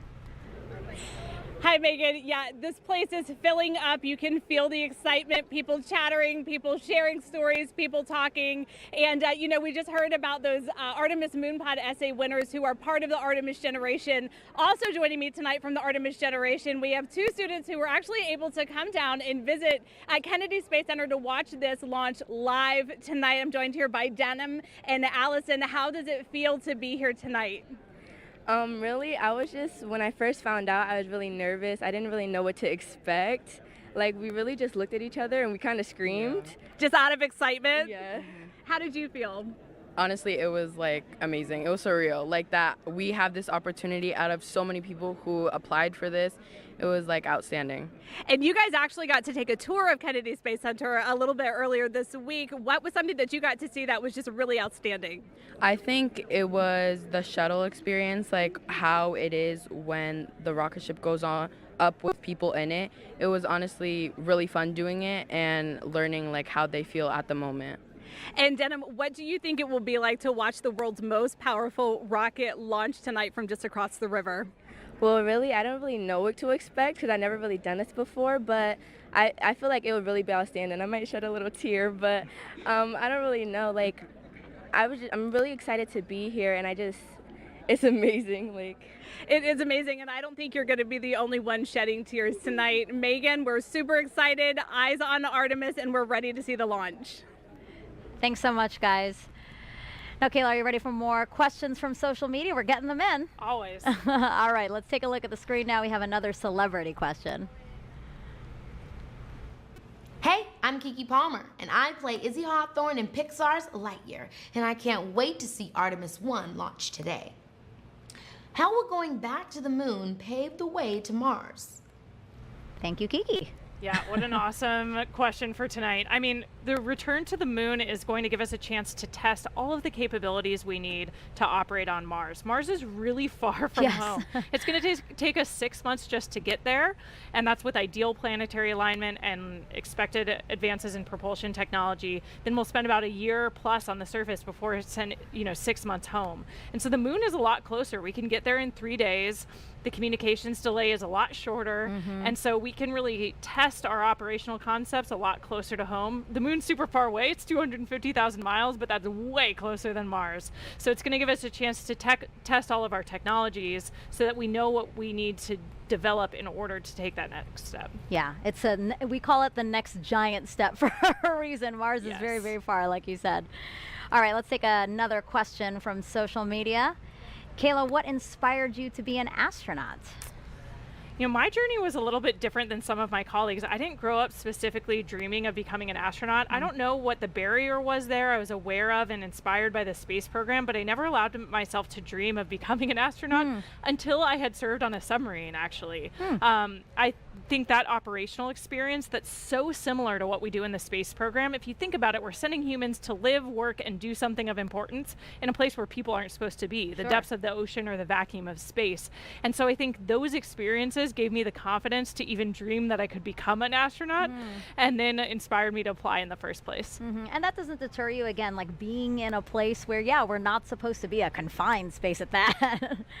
Yeah, I think those parallels, I got a chance to meet an astronaut after serving on my submarine, Kay Heyer, who's also a Naval Academy graduate, class of 1981, and hearing about her experiences working on the space station really made me click. All of a sudden I said, the space station's a submarine in space. Yes. And it sounds silly, but I had never made that connection before, and once I did, I just couldn't stop dreaming about it. Oh, that's so cool. I love that your story isn't, you know, the typical one, as you said. Okay, I think we have time for one more question. Is Snoopy ready and excited? Of course. I think like any crew member, Snoopy's been training for this moment. He knows what to expect in a nominal and an off-nominal launch and all the actions expected of him. So like any good crew member, he's ready to go. And he has his suit that's been tailored to him. It's especially made for him, the way that the astronaut suits are especially made for them. So yeah, I think he's ready. Yeah, seeing the moon up close, he's ready to go. So keep those questions coming. Use that hashtag Artemis and tweet or drop them in the comments wherever you're watching this broadcast. And don't forget those NASA Moon Snaps. Hashtag NASA Moon Snap for your moon-inspired content. Okay, we are now 37 minutes from the opening of our 2-hour launch window today. Let's check back in with Daryl with the launch team. Yeah, we've had a couple of issues that the launch team has been working, and we have an update on both of those. First of all, is the leak, the liquid hydrogen leak in the replenish valve out at the mobile launcher. We understand from the launch team that that leak has not recurred. The work that happened out at the pad is that the Red crew and the work that they did out there remedied the leak. That's good news. And now the liquid hydrogen tank on the core stage is back in replenish at this moment. And the upper stage of the rocket, liquid hydrogen side, is in fast fill. You can see from the graphic there that we are back up to 100% over on the liquid hydrogen side on the right hand of the screen. On the left hand of the screen, you can see we have been in stable replenish for liquid oxygen. Now, with regards to the range, they reported that they had an issue to the NASA test director with their radar sight. Later found out that that was actually a bad Ethernet switch that was cutting out and not providing them the data. The range reported that they will swap out that bad switch, and they're currently working on that. They advised at the time, about a half hour ago, that it would take them about 70 minutes, or about 25 minutes into that work. They did just recently update the NASA test director to say that it's going to take them a little bit longer because they're going to need to re-verify this Ethernet equipment once they have it installed. Again, that work is ongoing, but at the moment, if we were launching right now, the range is no-go as a result of that bad Ethernet switch. The Dolly Loop file, which helps steer the Space Launch System through the upper atmosphere, has been uploaded to the rocket, and so we're good to go there in terms of other configurations that are ongoing. But we are continuing to monitor communications of the launch team about holding to the top of the window, currently slated for 1:04 a.m. Eastern Time. But we do have 2 hours, and we have yet to see whether or not the launch team is going to be able to make enough adjustments in order to hit the top of that window. No slip yet, but we're monitoring their work, and we'll give you an update when we have it. Back to you, Megan. Thank you, Daryl. Really great news about that leak. Kayla and I actually said, wow, that's really great news. So we'll wait on your next update. Let's go back live now to Kennedy Space Center's visitor complex, where we have NASA's Dan Hewitt inside there with our new moon board. Dan, let's focus in on Orion now. It has 3 main elements, right? That's right, Megan. And Orion is the spacecraft that's going to be carrying our Artemis astronauts off of planet Earth and then returning them home. As you said, 3 major components, so we'll jump in here at the top with the first one, the launch abort system.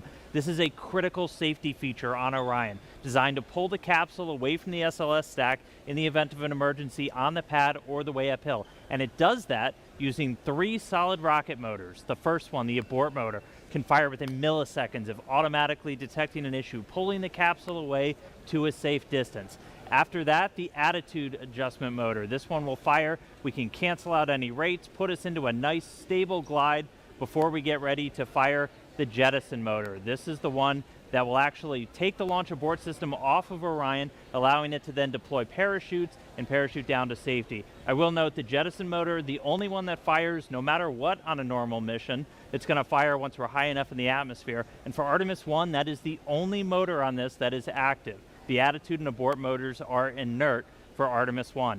And that's all focused on protecting this, the Orion crew module. This is where you have your astronauts physically inside.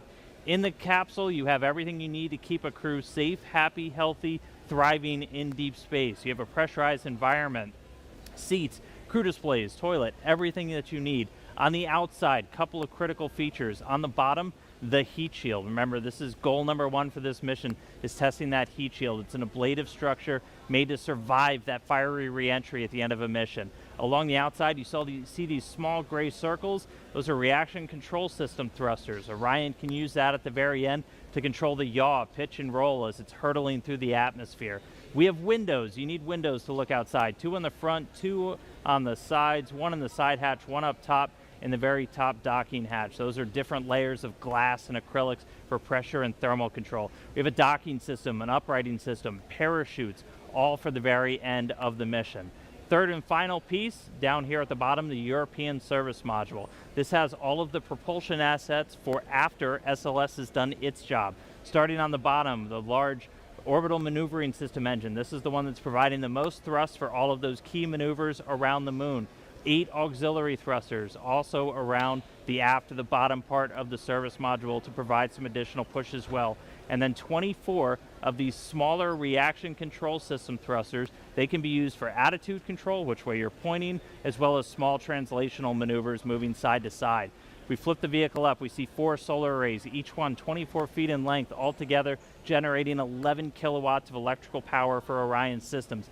Inside the service module, you have tanks for things like the thermal control system, potable water when we have a crew on board, and also pressurized oxygen and nitrogen for an atmosphere, which gets fed through this umbilical here to the crew module, along with electrical lines. That's also what's going to separate us at the very end of the mission. So that's Orion. It's going to be making its first flight around the moon on Artemis I.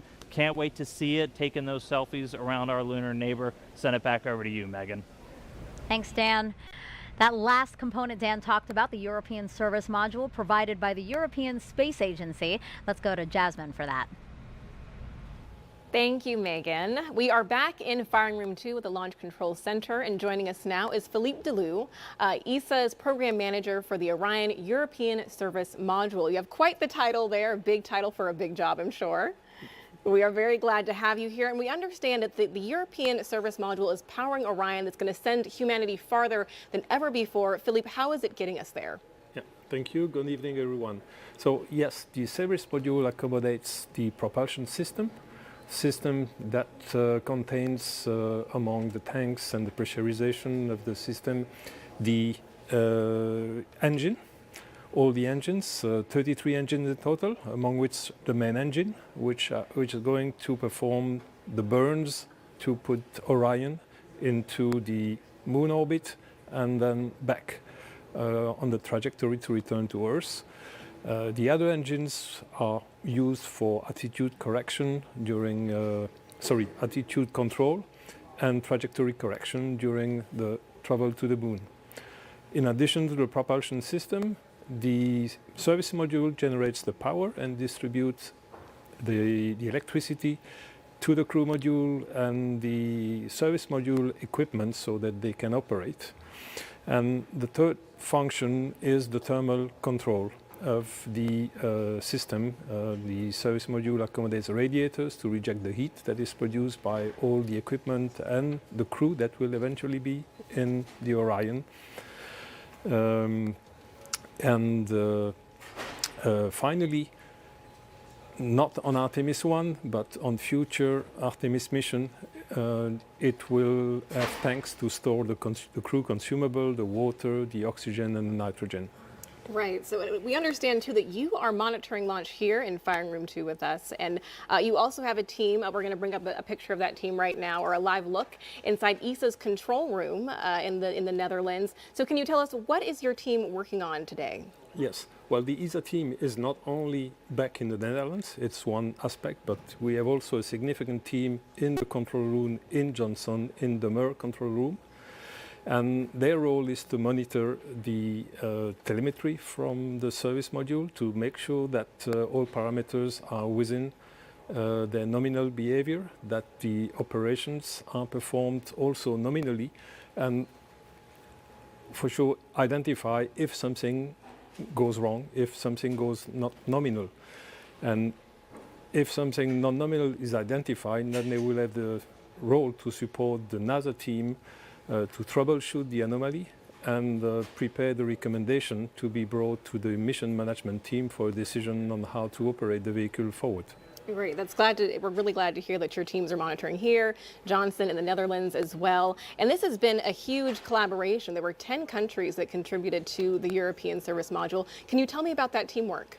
Indeed, it was a real teamwork of about 60 companies across 10 European countries.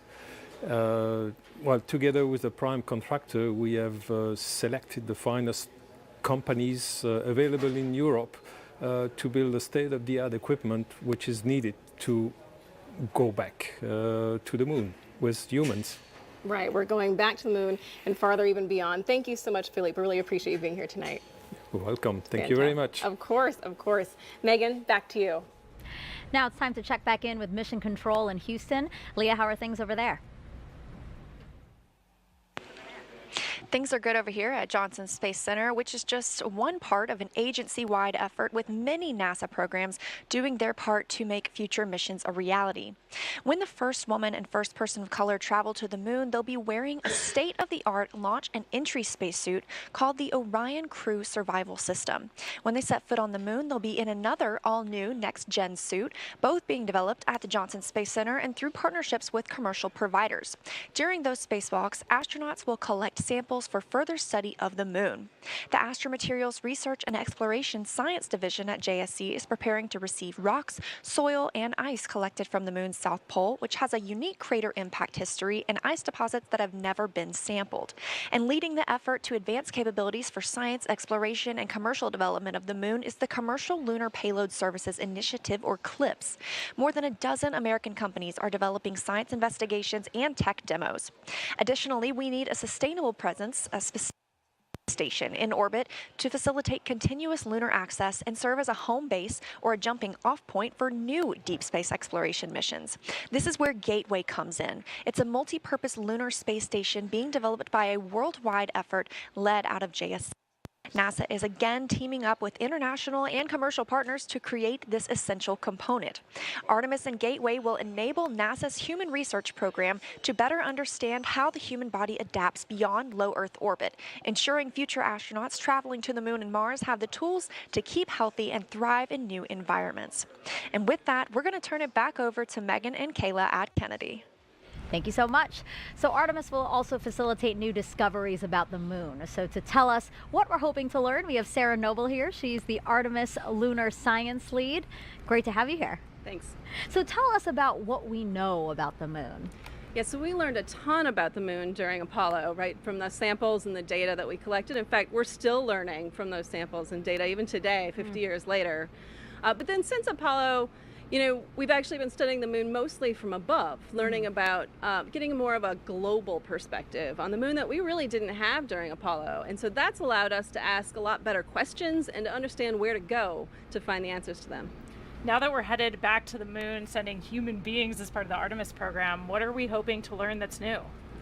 Yeah, so we're going to an entirely different part of the moon for Artemis, right? During Apollo, we kind of landed almost in the same place, like 6 times, right? In the sort of central near side of the moon. But for Artemis, we're going to go explore a new part of the moon. We're going to go to the South Pole, which is some of the oldest rocks on the moon. It's the part of the original crust of the moon. And there's places there that are permanently shadowed, where we think that water and other molecules sort of get trapped, and we really want to understand what those are, and so that we can use them for both science and for as a resource.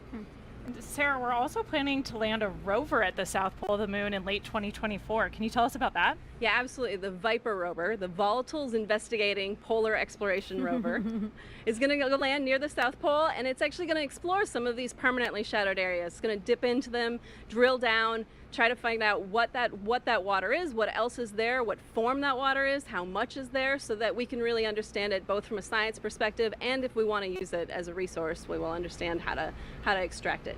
So some people might say, you know, we have all these rovers, we have access to machines that can do a lot of the work on the surface of the moon for us, so why is it important to return humans to the moon? Yeah, it's not an either-or proposition, right? There are some things that robots are better at and some things that humans are better at. And it turns out that humans are much better field geologists. We're really much more efficient and better at that. Plus, we can do better. We can deploy more complicated instruments, and we can use tools in ways that it's very difficult for robots to do, so we can collect better samples.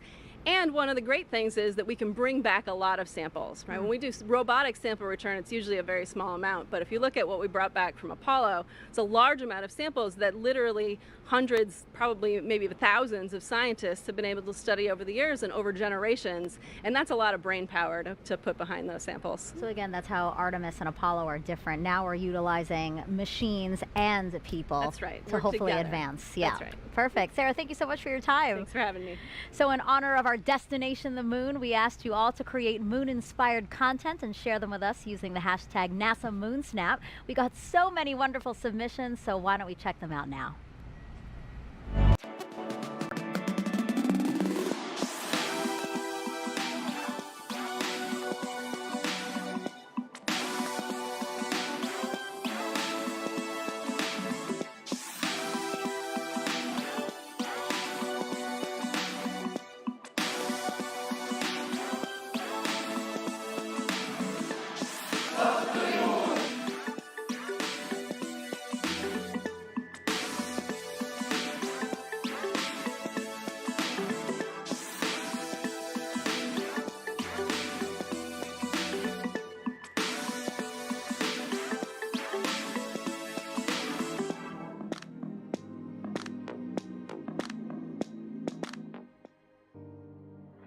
That was a really cool look at all the different kinds of creations, recipes, and also art, and it was great to see what people submitted. Yeah, it's awesome to see the creativity out there and how people are engaging with this mission in so many different ways. Yeah. So I know that you didn't submit it yet, but you did create a moon snap, so to say. So why don't we take a look at that picture? Yeah, this is one of my favorite pictures of the moon that I was able to take from orbit. I think for me, it kind of reminds me of that iconic picture of moonrise or Earthrise from the moon from Apollo. And it's kind of that in reverse. I think there's something about seeing the moon from orbit around the Earth that makes it seem a little bit easier to imagine what it'd be like to have that view from the moon looking back at our home planet. Yeah, you should definitely submit that because that's an amazing photo. Did you take that yourself? Yeah, out of the cupola window aboard the space station. Wow, the resolution's great. The cameras we have up there are incredible. Yeah. It's awesome. So I haven't taken a moon snap, so I had nothing to submit. So how do you feel about creating a moon snap with me? Let's do it. All right, well, take that, if you don't mind lifting it up, and we're just gonna snap a photo here. Oh, lighting. Perfect. So I just created a moon snap. I love it. I'm going to share it. And again, this is just to encourage people to really get involved in this mission. So we will continue to collect and share those photos. So again, if you have a NASA moon snap, just use that hashtag. Okay, Artemis I comes amid a very busy year and exciting year at NASA. Some of the highlights include 2 more commercial crew launches with SpaceX, Crew 4 in April, and then Crew 5 last month. In May, NASA and Boeing flew OFT-2, the second uncrewed flight test of the Starliner capsule. The goal is to certify the capsule for regular flights to the International Space Station after a crewed flight test next year. In July, we released the first images captured by our James Webb Telescope, and oh my, those are really beautiful, fascinating photos, and they're going to really help us answer some of astronomy's biggest questions about how our universe began. And then in September, we intentionally slammed the DART spacecraft into asteroid Dimorphos. Boom, look at that. And we successfully changed its course. The asteroid wasn't headed for Earth, but the test was to show we could defend our planet if needed. And recently, 2 other missions that benefit the Artemis program. Last week, we tested a new inflatable heat shield that could help us eventually land humans on Mars. And just 2 days ago, Capstone arrived at its intended orbit around the moon. The small satellite launched from New Zealand in June and will now test a unique lunar orbit for a future space station there.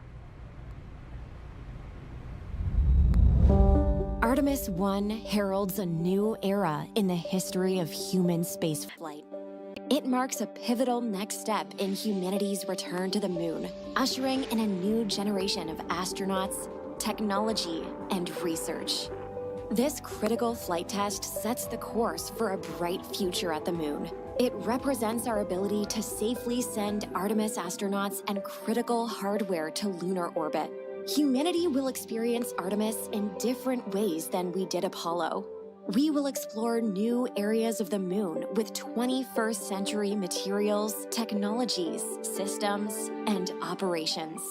Gateway will be humanity's first space station to orbit the moon, built with next-generation technology. Gateway will not only provide a deep space outpost for future lunar expeditions, it will also serve as a station for landers, experiments, and supplies. Starting with the core power and habitation elements, Gateway will grow with increasing capability as international partners contribute new habitat and refueling modules, observation windows, external robotics, and more. Gateway will enable longer stays and more science to be conducted on and around the moon than ever before. And one day, it will help set the stage for missions to Mars. A highly skilled, diverse core of astronauts will be selected for Artemis missions, including the first woman and first person of color to step foot on the moon. Aboard Gateway, the crew will conduct exciting research from their unique deep space vantage point. Gateway will also be a transfer station for astronauts to board innovative human landing systems that will ferry them to and from the lunar surface for exciting scientific expeditions near the South Pole. Once on the moon, Artemis astronauts will use expertise in fields like biology and geology to conduct groundbreaking research in modern spacesuits using advanced tools. They will drive new rovers to investigate the lunar terrain and unlock some of the greatest mysteries of our solar system. Artemis I cements our capability to send astronauts and cargo to the moon for years to come. We're going back to the moon. We are Artemis. As we approach the opening of our 2-hour launch window, we have a special musical performance for you. America the Beautiful, played in honor of the flight test by the Philadelphia Orchestra and Yo-Yo Ma.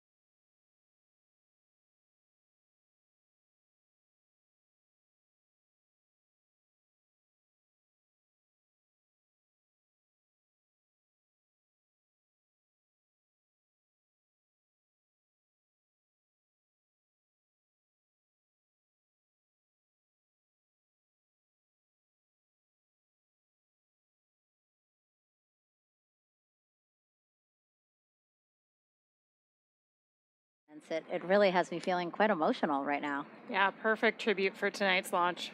You know, it's just, it gives me a sense of pride, really, to just remember that our country continues to lead our nation in space exploration. So, and as such, the White House is closely watching this historic launch. Earlier this year, Vice President Kamala Harris came down to Kennedy Space Center and met with NASA leadership as well as astronauts. She also toured our facilities where teams are working on hardware for future Artemis missions. Before leaving, she signed a piece of the Orion spacecraft that will fly on Artemis III. She's doing it right there, which will return astronauts to the lunar surface. Okay, Kayla, time for more social questions. So let's take the first one. You know now the drill. It's going to be a celebrity question, so let's take that.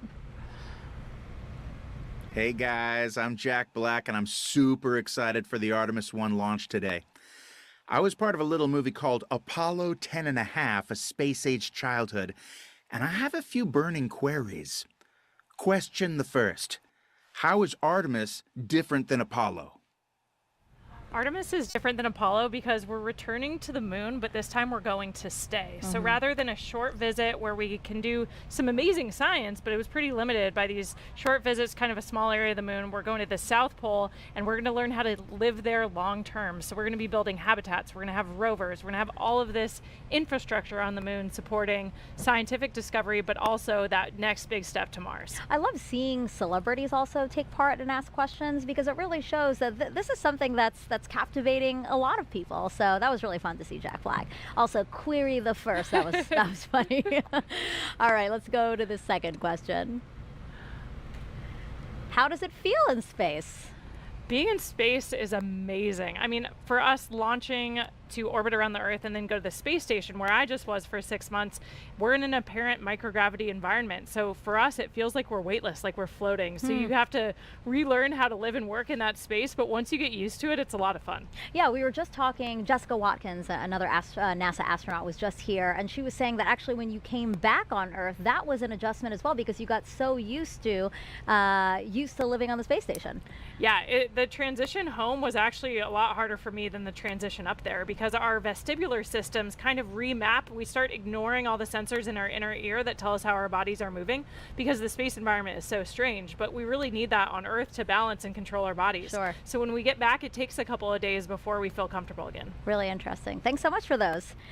Okay, so we are 10 minutes until the opening of our 2-hour launch window today. So why don't we head back over to Daryl. Daryl, tell us what's happening now.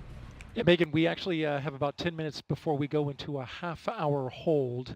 That half-hour hold is part of the L clock, and what you see on your monitor right now, I believe, is the T clock. So in about 10 minutes, we'll hold for a half hour, and currently the launch team is trying to evaluate how much of a delay may result from some issues that we've been facing over the past hour. Just to recap those, we had a leak in a replenish valve on the mobile launcher that feeds into the liquid hydrogen core stage tank. That's been resolved. The leak has been fixed, and we're moving forward. Currently, the upper stage of the rocket for liquid hydrogen is roughly 78% at the moment. So that is tracking. Progress continues there. The core stage has been topped off, and now both liquid oxygen and liquid hydrogen are 100%, along with the upper stage of the liquid hydrogen side of the equation. So we're just waiting on the complete tanking of the upper stage liquid hydrogen. Now, with regards to the range issue that we had, we just got an update from the range, the 45th Space Wing officer reporting in to the NASA test director that the Ethernet switch has been replaced. This problematic switch took down their ability to see radar from one of their assets, which is key in getting acquisition and signal for the flight termination system if it were to be needed. Of course, this is a critical system that has to be tested before we can launch.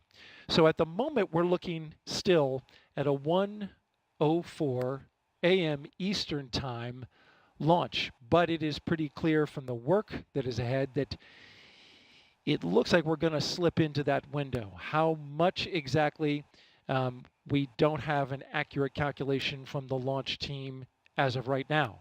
But of course, we're anticipating that. So for the moment, you see on your clock now, we are in the T-minus 10-minute hold. We just entered that, and now roughly we're looking at 28 minutes to resume terminal count. The launch team will assess what work needs to be done, how that syncs up with the range getting back online with their equipment, and then we should have a new T0 for you soon. That's the latest from Firing Room 1 here at the Kennedy Space Center. Megan, back to you. So things are obviously still very dynamic. We're going to come back to Daryl as much as possible. Now, to understand where we are going, we have to know where we have been.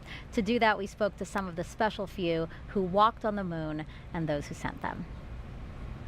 We choose to go to the moon in this decade and do the other things, not because they are easy, but because they are hard. Because that goal will serve to organize and measure the best of our energies and skills. It's been 50 years since we've been to the moon, and we've got a great program called Artemis. We're going back. The Apollo program was a test for the American people that you can do what you set out to do. All it took was turning to it and making it happen. We are go for a mission to the moon at this time. Engines on 5, 4, 3, 2, all engines running. Launch commit, liftoff. We have liftoff 49 minutes past the hour. I think the characteristic that I remember most of at Saturn V was the noise. The noise was enormous and it was almost impossible to communicate. We're go, train type, we're go. Tranquility Base here. The Eagle has landed. The landing to me was a great celebration. The nation was almost euphoric. That's one small step for man, one giant leap for mankind. There are so many things that we can eventually learn about our universe and the spacecraft that we use exploring.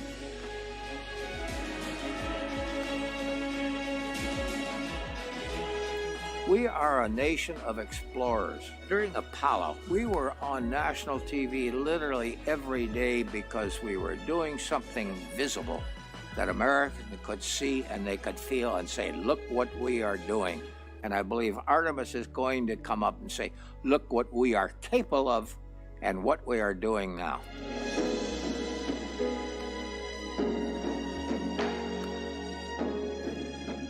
Artemis will stand on the shoulders of Apollo. They're going to have the eyes of the world on them when they start down this trail.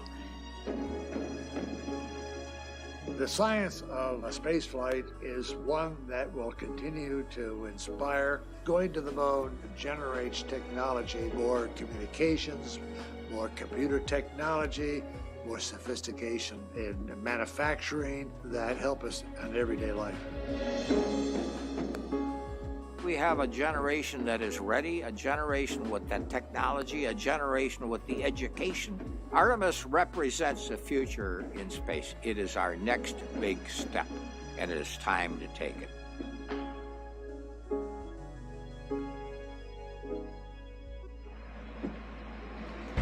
If you're just joining us, welcome to NASA's Kennedy Space Center, where we are showing you a live look of another visitor center. This is the U.S. Space and Rocket Center. Wow, take a look at all of those people who are there hoping to watch the launch today. You know, this is the visitor center for the Marshall Space Flight Center in Huntsville, Alabama. That center played a crucial role in contributing to the Artemis program, so I'm not surprised that there are a bunch of people there watching.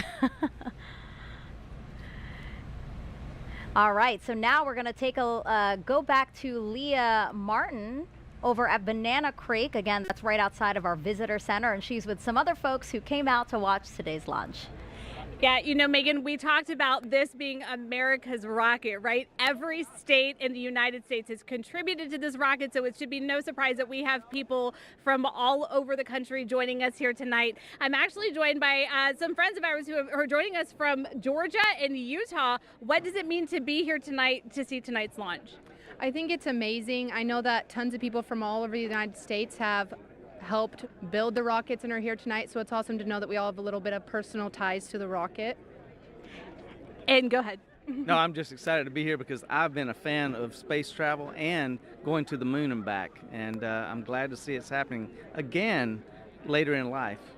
And you were actually telling me a little bit earlier that you grew up in the Apollo era in those years following those first launches, and now here, how does it feel to be watching the sister program launch and seeing at the beginning? Look at the goosebumps. That tells it all right here. I'm totally thrilled to be here.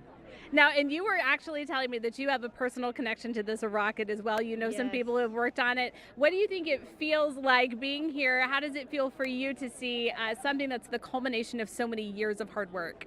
Yeah, I think it's crazy when you think about how long it takes to build it and stuff. Like, I wasn't even born last time people tried to get to the moon. So it's awesome. I think it's so exciting, and I cannot wait. And we have a ton of people who are working tonight still on call, and so we just want to tell them words of encouragement. What more do you have to say? Oh, I hope it goes tonight. Megan, back to you. Go Artemis. Woo! Go Artemis. Yes, I love that. And again, I just love these drone shots that we're showing of all the people who are here ready, hoping, anticipating launch today. So now let's head back over to Dan. So Dan is in the Apollo Saturn V Center, which is right next to this crowd that you're seeing here. He's inside there, and he's going to tell us more about SLS using an interactive state-of-the-art tool we're calling the Moonboard. That's right, Megan and everybody. Welcome back to the Moonboard. So just to recap, SLS out on the pad, on the mobile launcher. Daryl's been walking you through all of the tanking, all of the preparation. We had that hydrogen leak that was in the base of the mobile service structure here. That's been remedied. We haven't had any issue with those tail umbilicals that we were tracking so closely back in August and September. So everything looking really good with SLS. Just to recap, most powerful rocket we have ever built. It's propelled by 2 solid rocket boosters and 4 engines on this core stage. Now these solid rocket boosters are going to be firing for the first roughly 2 minutes of the flight, a little more than 2 minutes.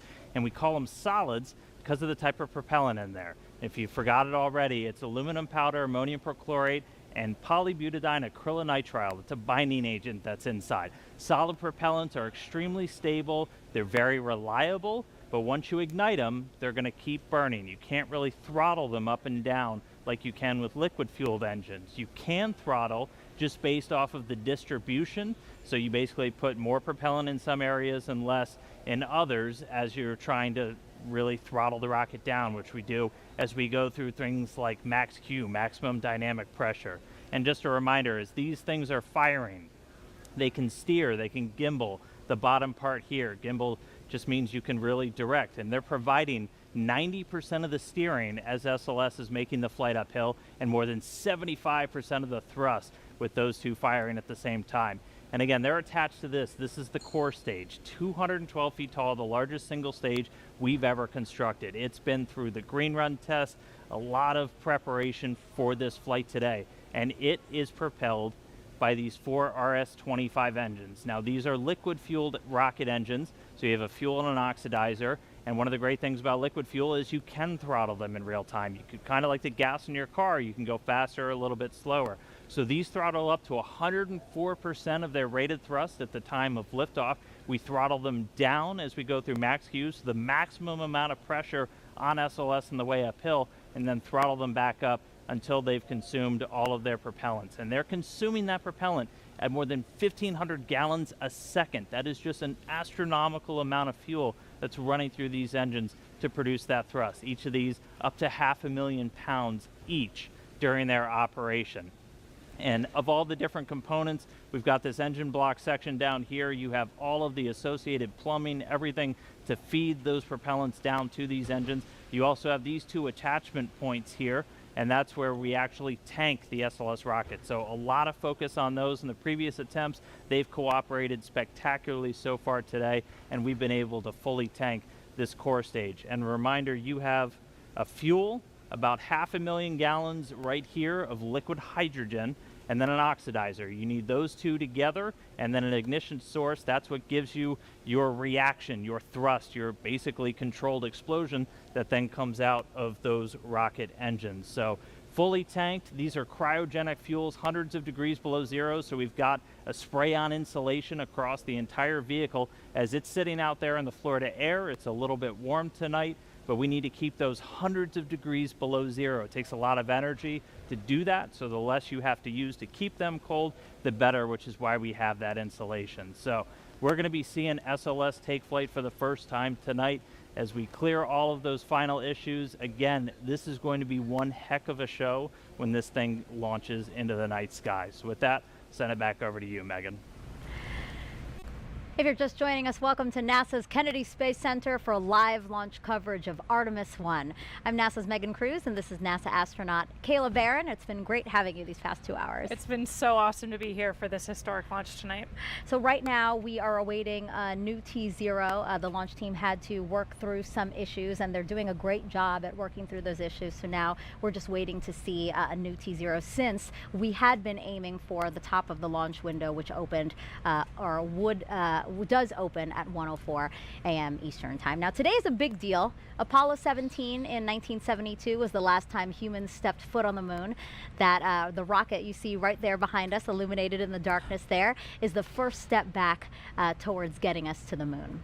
Now, Artemis I is the first integrated flight test of NASA's deep space exploration systems. That's the ground systems here at Kennedy Space Center, the Space Launch System, or SLS rocket, and the Orion spacecraft. We will send an uncrewed Orion spacecraft farther beyond the moon than any of the Apollo missions before it. For Artemis II, Orion will have astronauts on board as it orbits the moon. Then future Artemis missions will land the first woman and first person of color on the surface of the moon. So Kayla, why do we want to go back to the moon? The moon's a super interesting place to study. It can tell us a lot about the Earth, its own formation, but also more about our solar system. And we also want to return this time in an international partnership for a permanent presence on the lunar surface that'll teach us everything we need to know to travel onto Mars. Mm-hmm. And what about for you? I mean, you have the possibility of maybe being selected for those future missions, because the Artemis program can choose from any of you guys, any of the NASA astronauts. It's a crazy time to be a NASA astronaut and even imagine that that could be real. I think we're all just honored to be a part of the team that's doing this. We're just a small representation of all of the amazing human beings around the world that it takes to do something as audacious as returning to the moon, learning what we need to go onto Mars. So we're just all excited to support the program in any way we can. But of course, a ride to the moon would be incredible. So yeah. I think we're all just dreaming about those moonwalks. Now, since Artemis I is setting the stage for those future crewed missions, is there anything in particular about this 26-day mission that you will be watching? Is it re-entry? Yeah, you know, we've mentioned that a few times throughout the broadcast tonight. The re-entry is a really important part of the flight, of course, and the heat shield, we're interested in seeing how it performs in real life. We tested it on the ground, but Orion's going to be coming in faster and hotter than any human-rated spacecraft in history. And so we really want to see how the heat shield performs and make sure all the systems can keep the crew safe for that dynamic event. Yeah, we'll all be watching for that too. It's not just about the launch, a 26-day mission, as we said, so we'll be keeping watch over the entire mission. Our workforce now is very different from what it was during the Apollo era. When Apollo 11 launched, there was only one female engineer in the firing room. Today's launch of Artemis I is led by NASA's first ever female launch director. Take a look at how she and other women across NASA are shattering glass ceilings. When I was a little girl, I wanted to be an astronaut, a scientist, a doctor, a fighter pilot. When I was a little girl, I wanted to grow up to be strong and independent. When we were asked to draw a picture of what we wanted to be when we grew up, I drew an astronaut standing on the surface of the moon. All I thought about was when I was going to get to NASA. It's a huge honor to be NASA's first female launch director. To be the launch director for Artemis, NASA has so many wonderful women pioneers, so many heroes to me. Some of the most amazing women in my eyes are people like Katherine Johnson and the other women that you've seen in Hidden Figures. Sometimes it's difficult to believe that I'm on this side now, wearing this blue flight suit with all of the other astronauts, representing this iconic image that had so inspired and excited me my entire life. Being of South Asian heritage, Kalpana Chawla was just such a big thing for me growing up. I've always looked up to Sally Ride and Mae Jemison, who really laid the foundation to allow people like me to be in the position that I am now. All of these women were pushing those boundaries and breaking those glass ceilings. Now, of course, there are some fantastic women in leadership positions that inspire me every day. So much has changed since the Apollo program. During the Apollo 11 launch, we had one woman, one out of 400 engineers in the room. And I look at our team today, it's much more a reflection of the world that we live in. A big piece of why it's so important to have women and diverse backgrounds, because it allows us to bring everybody along with us on this journey. It doesn't really matter what you look like. If you've got the brains and you have the knowledge, we need you at the table. We are at such an exciting time in human spaceflight right now, and Artemis is such a huge part of that. We haven't been to the moon in many, many years. We have a lot of younger generation folks that have never seen that happen. We will understand so much more about the moon, about the Earth, about our solar system. We're going to stay. And to me, that's an amazing idea. The moon is going to be the blueprint for how we go to Mars and out into the solar system and maybe beyond. It is incredibly exciting to be part of this Artemis team. It still feels pretty surreal to think that I might one day walk on the moon. To see a woman and a person of color on the surface of the moon, to be able to say that space is for everyone and that we go to space to make life better here on Earth for everyone. I know that tears will be in my eyes.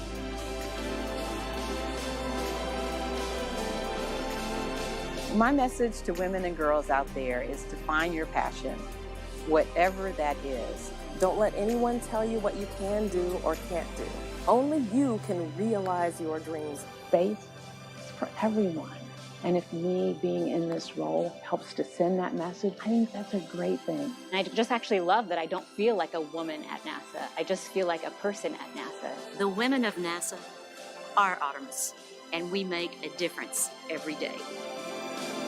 I am NASA's Spacewalk Office Hardware Manager. I'm the Program Scientist for Space Biology. I'm the Director of NASA's Johnson Space Center. I am Artemis. I am Artemis. 私は Artemis です。Yo soy Artemis. As som Artemis. Ana. Je suis. Ich bin Artemis. I am Artemis. I am Artemis. I just love the way that video ends with you and all these other women saying, I am Artemis. What do you think? Why is it so powerful to just hear those three words, I am Artemis? Why does that resonate so much? I think it just represents how far we've come since the Apollo era and how we take advantage of the incredible diversity our country has to offer. Having seats at the table for everyone, you know, spaces for everyone. You heard that a few times in the video, and I think we're proving that out every single day in our work, not just at NASA, but with our international partners. I think it's so important to our ability to succeed on these really complex missions. Yeah, I thought that was a very powerful video, and I'm glad that people got that message, young girls in particular. Another person who you saw in that video is Pam Melroy. She's a former astronaut and NASA's deputy administrator. So why don't we head over to Jasmine Hopkins, because Pam is there with her now. Thank you so much, Megan. Yes, I'm honored now to be joined by Pam Melroy, NASA Deputy Administrator. This is just a fantastic night. And we just saw that powerful video with you among so many of the great women here at NASA. What is so important about us now being ready to send, you know, the first woman, the first person of color to the moon? Yeah, I loved watching that video. Just inspires me. So many of those women are my friends, but also they're just such fantastic engineers and scientists and just so many roles at the agency. I've always thought one of the strongest teams that you could ever find is a family, and families have men and women, and so our teams are stronger, I think, when we have that balance and that diversity. So that was exciting. But for me, I was a part of the Apollo generation, and I was very inspired by, you know, Neil Armstrong and Buzz Aldrin and Mike Collins on Apollo 11 and all the Apollo astronauts. I just cannot even imagine the inspiration, though, for a little girl. I mean, it never occurred to me that I wanted to be an astronaut, but of course there were no women astronauts then. I think what's going to happen now with the Artemis generation is that that first woman and the first person of color is just going to have a huge impact on the next generation. Right. We are just watching with bated breath, and I know that it's going to mean so much to little kids to look up to them. And we understand, too, this is a huge, when we launch Artemis, it's going to be a global accomplishment. We have the Artemis Accords, which are helping us make sure we explore peacefully. Can you tell us more about those? Yeah, it's really important, actually, especially because unlike in Apollo, where it was actually just a few countries that had the capability to go to space, now those capabilities are proliferating throughout the world. And so what we do with the rocket is really important, and how we go is just as important. And how we go is as teams and with our partners, and with a sense of the responsibility that we have as we go out into the solar system to do it peacefully for scientific purposes and responsibly. Right. Pam, you have a great sense of teamwork, and this is definitely not our first time. There's a lot of things that go into testing out a first-time vehicle. There's actually dynamic activity going on right now. So how does this first flight test of SLS compare to other first times, with Shuttle or with Saturn V before that? Well, I can do even better as a test pilot, right? So there's a history there. In fact, the amazing thing about this is so first flight of a first aircraft, you actually taxi it out to the end of the runway and then run down the runway and come back and check all the data. And then you might take off once and go around the pattern and come back and land. This is a little bit like taking off and going to fly a full mission on your very first flight of an aircraft.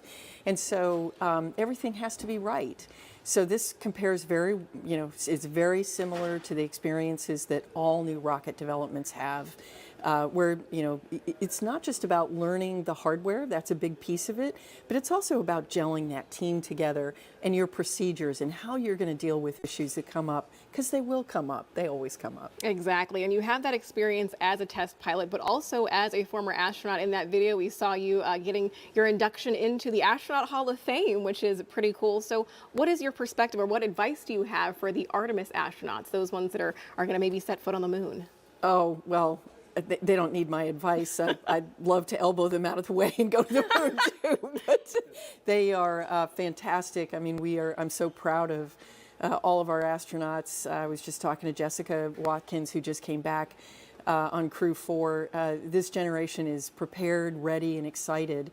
And I think they're really excited that we're putting science front and center in the Artemis program too. We're going to learn so much about the solar system from the moon, and even about the Earth.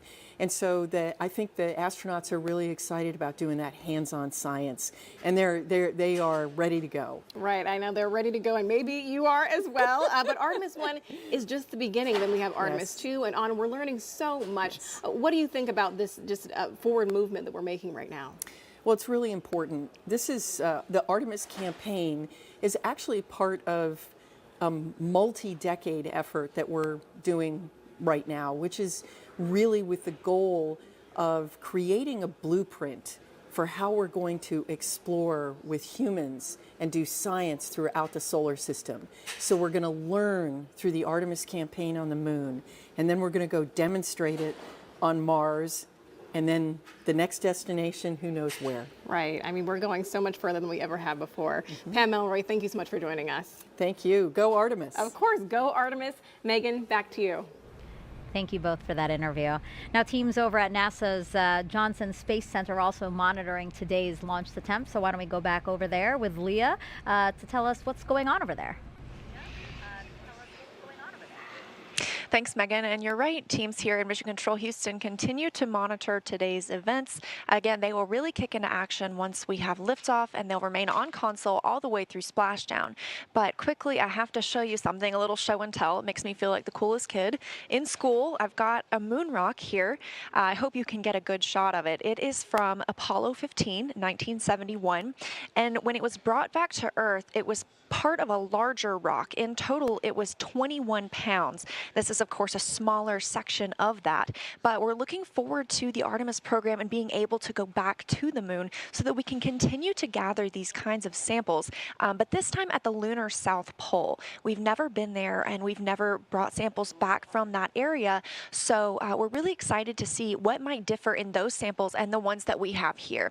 Now, of course, we've got a whole laboratory of scientists that are able to study all of those samples. We just opened some up for the first time earlier this year, so that we're able to test with new technology everything that we can learn about these samples that we brought back now 50 years ago. So hopefully within the next few years, we're bringing some new ones back to use that same experimental process on and tell us a little bit more about the moon. But just had to show this off. Apollo 15 moon rock. We're looking forward to having some Artemis ones here at Johnson Space Center. With that, I will send it back to you at KSC. You were a cool kid before you even had the moon rock, so. But now you're even a cooler kid. Now, the name Artemis was chosen because in Greek mythology, she's the twin sister of Apollo. NASA's Leo Martin is over at the nearby Kennedy Space Center Visitor Complex, where thousands have gathered to watch today's launch attempt. Hi, Megan. I'm actually joined here tonight by a very special group of guests here from Stennis visiting Kennedy Space Center. Why don't you tell me, Ryan, what it is that ties you to tonight's launch? So we were lucky and privileged enough to be able to test the core stage of the SLS rocket that's going to launch today. We got to green run, which is a full duration hot fire. It's a very historic time for us at Stennis. It was so exciting to be a part of. It was 7 years of hard work by a lot of really great people. And Jack, sorry about just so excited to be here to see it. And Jack, you were actually telling me that you know firsthand, how much work has gone into tonight's launch. What does it feel like to be here tonight, seeing the rocket fully integrated on the pad, ready to go? Man, I'm just incredibly grateful to be a part of this history and just really excited to see this thing launch. And Barry, you were telling me that you know also firsthand, the adversity that these teams have overcome to be here tonight. Do you have a word of encouragement, anything that you'd like to say to the teams all across the United States right now, both at Kennedy and at JSC, who are just sitting in these seats ready to get the rocket launched tonight? Sure. Persevere. I mean, it's hard work, but it's so well worth it. We spent many hours doing testing and trying to get ready for this moment, and I think we've forwarded that information to those guys, and we also give them the encouragement to continue on, so we know they can do it. Thanks so much, Barry, and I think it would be great if just on the count of three we can give them a great big go Artemis. 1, 2, 3. Go Artemis! Back to you, Megan. That was amazing. And that's just, people who were actually able to come here to Florida. There's many people who are joining us from around the world who couldn't obviously make the trip out here. So let's take a look at some of those watch parties there. Here's Space Center Houston. It's the visitor center over for Johnson Space Center in Houston. And you can see a lot of people there after hours because you know that visitor center is closed right now. People are waving. I love it. Wow, look at that.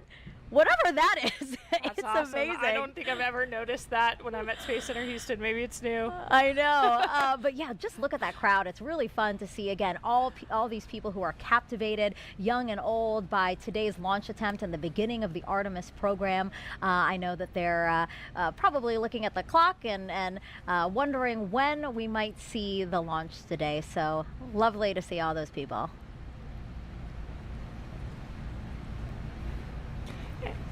And there's the Space and Rocket Center, where we have a ton of people waving their flags, cheering us on tonight for this incredible launch this evening. I love that. They totally look like cheerleaders, and they're embracing it. I love it. And yeah, this is the U.S. Space and Rocket Center. This is the Visitor Center over in Huntsville, Alabama. As I've said before, Marshall Space Flight Center there is super instrumental in what the Artemis program is doing. They contributed a lot to the mission, so it's nice to see everyone there. And then here is Airbus in Bremen, Germany. Germany. So Airbus is the main contractor for the European Space Agency, and together the company and ESA, they provided the European Service Module, which is an important part of the Orion spacecraft. So we have quite a bit of people there. A more reasonable time over there in Germany. It is 7 a.m. So I'm going to say Guten Morgen to them. Did I say it right? Guten Morgen to them over there in Bremen, Germany. Again, the Airbus company. All right, so let's get another check on the launch team with our Daryl Nail, who's inside there and has an update for us. Yeah, that's right, Megan. So we are clearly in a delay now. The NASA test director, who's basically flying the ship for the launch countdown tonight, has said that we are extending the hold that we were currently in at T-minus 10 minutes and counting. And so that puts us off the 1:04 a.m. Eastern Time launch. We're now slipping indefinitely into the hold. And NASA test director Carlos Monge saying that we are currently estimating how much work needs to be done before resuming the polling that is supposed to take place 15 minutes before launch. It then goes to terminal count at T-minus 10 minutes. Now we've got an update on the tanking of the upper stage liquid hydrogen tank. Currently 95% filled. We're in topping on that tank. It is the last of 4 tanks in the Space Launch System that needed to be completely fueled up before we launch. Of course, cryogenic tanking, a complex operation that has seen some delays tonight. We had a roughly hour delay after a replenish valve on the core stage liquid hydrogen side required hands-on work by a Red Crew team that went out to the launch pad and tightened down some bolts on the valve and got it fixed before leaving the launch pad, and then launch team verifying that that work was complete. Now currently we're awaiting some work with the range.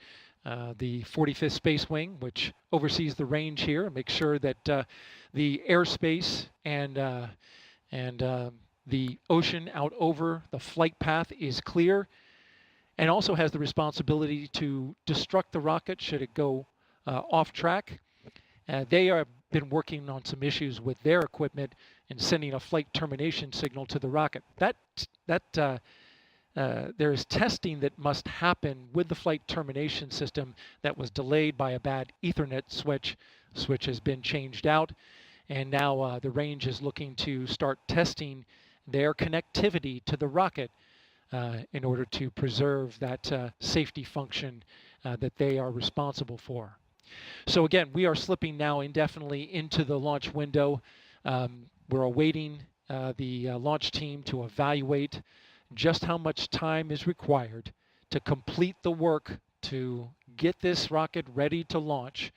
And of course, when we have a new T0 for you, we'll report that out right away. Megan, back to you. Daryl, thank you so much. As NASA prepares to explore the moon, here's a look at the spacesuits and tools that will help us to do that.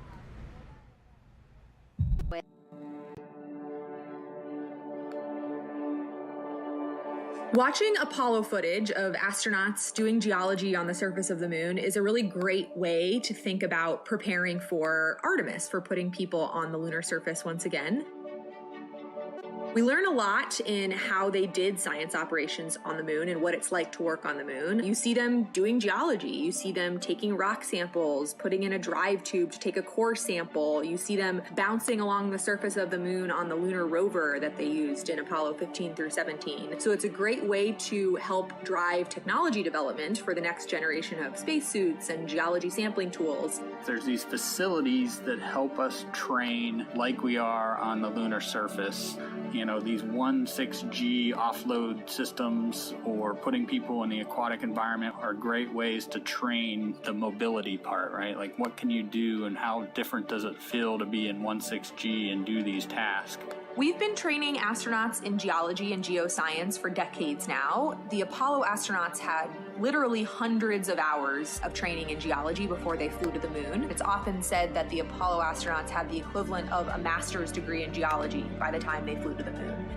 In the intervening decades since Apollo, we've been training astronauts who fly to the International Space Station because when they're on the ISS, they spend time observing the Earth, looking out the window, taking pictures of what they see on the Earth's surface. Now that we're looking at putting astronauts on the surface of the moon, we also take them into the field. We take them to field sites here on Earth that resemble field sites that we expect them to see on the moon. That's the reason why we take them out into places that are unique, like volcanic landscapes or places that are analogous to the lunar surface, to train them on the scale and fidelity of science that you just can't recreate in these facilities. And so by combining this classroom and field training, we're able to prep them for fundamentals of geology, the major driving lunar science questions that we have that we hope to address with the Artemis program, and teaching them how to do field work in relevant analog environments. For just science aspects of developing new spacesuits, can it get you to where you need to go? And then once you get there, can you do the cool science that you need to do? And so that's, can you move effectively and efficiently in the suit to be able to collect the samples or use the tools or the instruments? For the visibility, it's like, can you make the necessary observations that you need to? Or does the suit have the lights on it that it needs to illuminate the surface and make the observations you need to? The lunar South Pole holds tremendous resources that are going to allow us to continue to explore. This is a place that we've never been before. There's so much to be learned from getting boots on the ground and exploring a unique place that challenges us as humans and also helps us develop technologies that make our everyday life that much better. We think there might be volatiles present at the South Pole. By using these volatiles, we'll be able to do things like create drinking water, create rocket fuel to launch astronauts back to Earth. And so by harnessing the power of the land, we'll be able to help astronauts establish that long-term sustainable presence.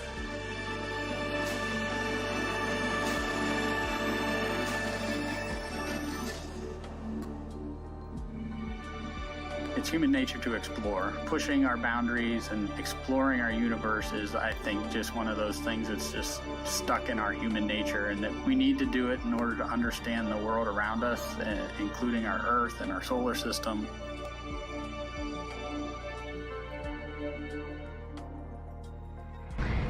We just heard there how curiosity is just a part of us.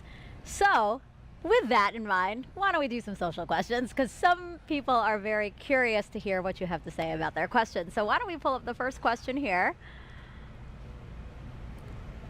What are your thoughts on the responsibilities that come with going to space? Obviously a question for you. I am not going to space. Yeah, the opportunity to travel to space comes with a lot of responsibility. I think for all of us, it's a huge honor to be a part of these teams, and the work we're doing is so critical in supporting scientific discovery on the ground. So on the International Space Station, we're a national laboratory. Our crew executed over 350 different scientific experiments during our 6-month mission. And so when you think about that, it's years of work to get one of these payloads or an experiment on the space station. Yes. And sometimes that's someone's life's work you're holding in your hands and executing. And so being prepared for those moments is really important, and understanding how to bring the team from the ground into solving complex problems. We take that really, really seriously. And of course, we want to share what that experience is like. Only a few people have been able to go to space. And as we commercialize space, as low Earth orbit becomes more accessible, that'll change. But still, it's only available to some of us. So we really want to share what that's like and the perspective we gain from our time up there. It's really great to see and hear that you guys acknowledge that, right? Like that this experiment that you're holding, that you're working on for 6 months, somebody has been working on literally for years. I mean, I've talked to some scientists and they're saying, oh, this has been my life's work, 20 years of my life's work. So yeah, that was a really good question. I like that question a lot. Okay, we have another one from social media here. Astro Kayla, have you considered what you might say if you had the opportunity to be the first female to set foot on the moon's surface? No, I have not considered that. If I was in that role, it's something I would take really seriously. I think the iconic words of Neil Armstrong, one small step for man, one giant leap for mankind, are something that we all know, whether you witnessed that moment or not, or it happened before you were born. For me, I think we all have that embedded in our psyche, those important words. So I think it's something I would have to think a lot about ahead of that mission. Yeah, that would be in the history books. That'll be something you're remembered for. Oh my gosh, I'd be so anxious delivering it even after I've thought of what I want to say, like to actually open my mouth and say it from the surface of the moon. Wow. Yeah. That we'll have to think about that one for sure. Okay, let's see another question here. Oh, why is the spacesuit orange in color? That's an awesome question that I wish I knew the answer to. Megan and I were actually talking about that earlier when we had Snoopy up here. It's a continuation of the same suit that we used during the shuttle era, and I was kind of hypothesizing that maybe it's to help forces if for some reason when we landed in the water we had to get out of the capsule for some reason, it would be easy to see us. But that I'm gonna have to take a phone a friend on that one, I think, to know the real answer. I'm sure somebody will be commenting on social media right now with what the real history behind the orange suit is. I'm trying to think about it too. I'm thinking, does it have anything to do with SLS being orange because of the foam match your insulation? vehicle. Yeah, why not? Maybe it's that. I don't know. I don't know. We got stumped. That was our first one that we got stumped on. Do we have another question? All right. If you could name one of the moon's craters, what would you name it? Oh man. What would you name it, Megan? I don't know. That's a big decision. I thought you might say the name of your zero-G graph. Oh, FOW? Yeah, maybe. I don't know. That's a pretty big responsibility, I think, to name these geological features. And a lot of the craters on the moon already have names. So I'm sure there's some that maybe they haven't named, they're too small, or we haven't explored them yet. But a lot of them already do have names. Like we're going to be exploring the edge of Shackleton Crater as part of Artemis mission. So a lot of them are already named and mapped. Yeah. Thanks for throwing it back on me. I was like, I don't know. Do you think our parents or husband or fiance are now upset that we didn't say them? I don't know. I mean, I don't think so. I think they understand. All right. These are big decisions. This is. All right. Last question here, for this segment at least. What will Orion do when it gets to the moon? So for this mission, Artemis I, it's actually going to orbit the moon and then go into a distant retrograde orbit. And so it'll get really close as 62 miles, and then go way past the moon and way deeper into space than we've ever been before. So yeah, the Orion vehicle will be checking out all of its systems. We're going to be analyzing that data from the ground, and then we're going to see that it can survive re-entry and a successful splashdown off the coast of San Diego. Yeah, that was a good question too. Okay, well again, just keep those questions coming. You know, we're entering into this launch window, and we do have time, so we'd love to hear from you, and we'd love to try at least to answer most of your questions. So you've been hearing throughout the broadcast all the different science that returning to the moon will enable us to do. So there's actually something called the Prime 1 mining experiment, and that's going to robotically look for ice and other resources below the lunar surface. NASA's first polar resources ice mining experiment, also known as Prime 1, will robotically look for ice and other resources below the lunar surface. Thanks to data from spacecraft orbiting the moon, scientists believe that the polar regions contain water ice in the form of ice just below the surface. With the right technologies, that ice is a game-changing resource that can be mined and used to produce propellant and breathable oxygen for future explorers. Under NASA's Commercial Lunar Payload Services Initiative, the agency selected intuitive machines to fly and land Prime 1 on the moon's south pole. Prime 1 will land near the Shackleton Crater to drill into the lunar soil in an area that could contain water ice. Prime 1 is made up of two instruments, Trident, the regolith and ice drill for exploring new terrain, and M-SOLO, the mass spectrometer observing lunar operations. Trident will drill up to 3 feet into the lunar surface, extract lunar soil, and bring it up to the surface. Trident drills to its maximum depth in multiple phases, stopping at different increments. As it reaches each desired depth, it will pause and retract the drill string to deposit lunar soil on the surface for analysis. This is where M-SOLO comes in. M-SOLO is a commercial off-the-shelf mass spectrometer modified for spaceflight. It will evaluate the chemical elements and compounds released from the lunar soil for water and other chemical compounds. Trident will then proceed to the next specified depth and repeat the process until samples at all desired depths have been analyzed for water. If no ice is found where Prime 1 lands, NASA will still collect valuable information about drilling into the lunar soil for a future mission. NASA's Viper, the Volatiles Investigating Polar Exploration rover, will use Prime 1 technology on a mobile robot that will navigate the Moon's south pole searching for additional resources. Prime 1 data will help NASA assess lunar resources to inform future Artemis missions and a robust human presence on the Moon.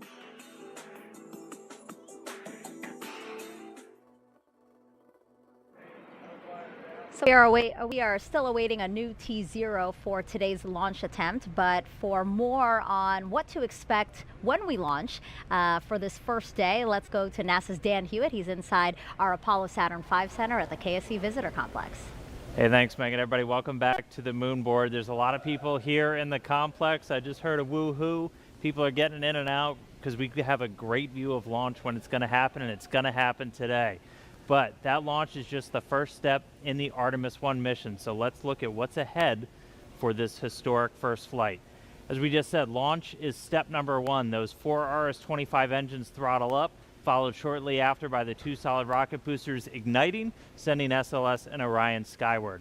Now on our way uphill, we'll have a number of jettison events. You'll be able to see things coming off of the SLS rocket. One of the most visual ones will be these 2 solid rocket boosters. Now they'll expend their propellant a little over 2 minutes into the flight. They will separate. We'll see them flare off onto either side, and then the core stage continues to fire. We're also going to see the launch abort system come off the top. Once you get high enough in the atmosphere, it's no longer required. You could actually do aborts using engines on Orion and its service module. I will also note that on the launch abort system, it's got those 3 solid rocket motors. The jettison motor is active. The abort and the attitude ones are not for this flight. We don't have people, so we're not flying a fully active abort system. We also have 3 fairings that are there to protect Orion, the service module and the crew module, as we're flying up through the really dense parts of the Earth's atmosphere. Next up, we'll hit core stage separation. So we've got 4 main engines. We'll hear MECO, main engine cutoff. Those engines will shut down, the core stage will separate, drop away. It's eventually going to splash down in the ocean.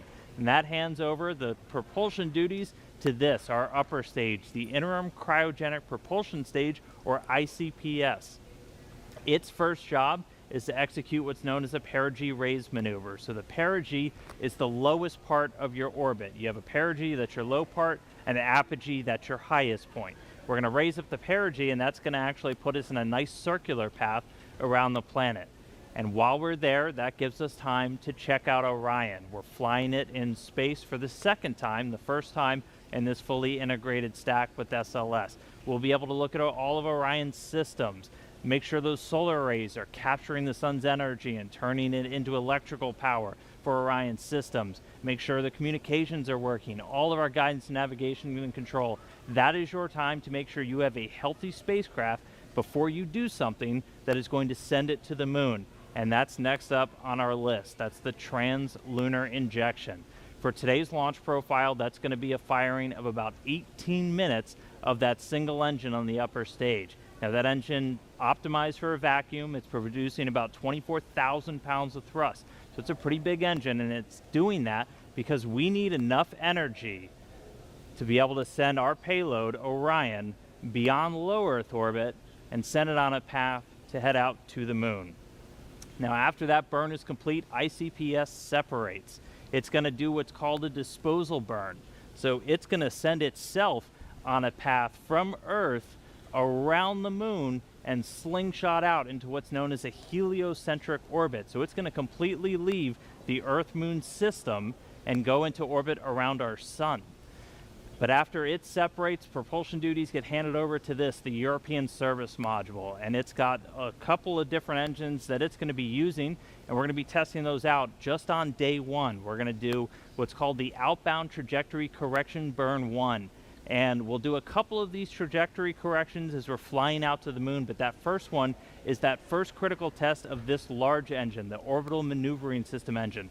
That's the one that has the most thrust, generating about 6,000 pounds of force in a vacuum, and that's what's going to be doing a lot of our maneuvers, or giving us that pushing power as we do these maneuvers around the moon to enter into what's known as distant retrograde orbit, or DRO. And that's this dotted line that you see around here.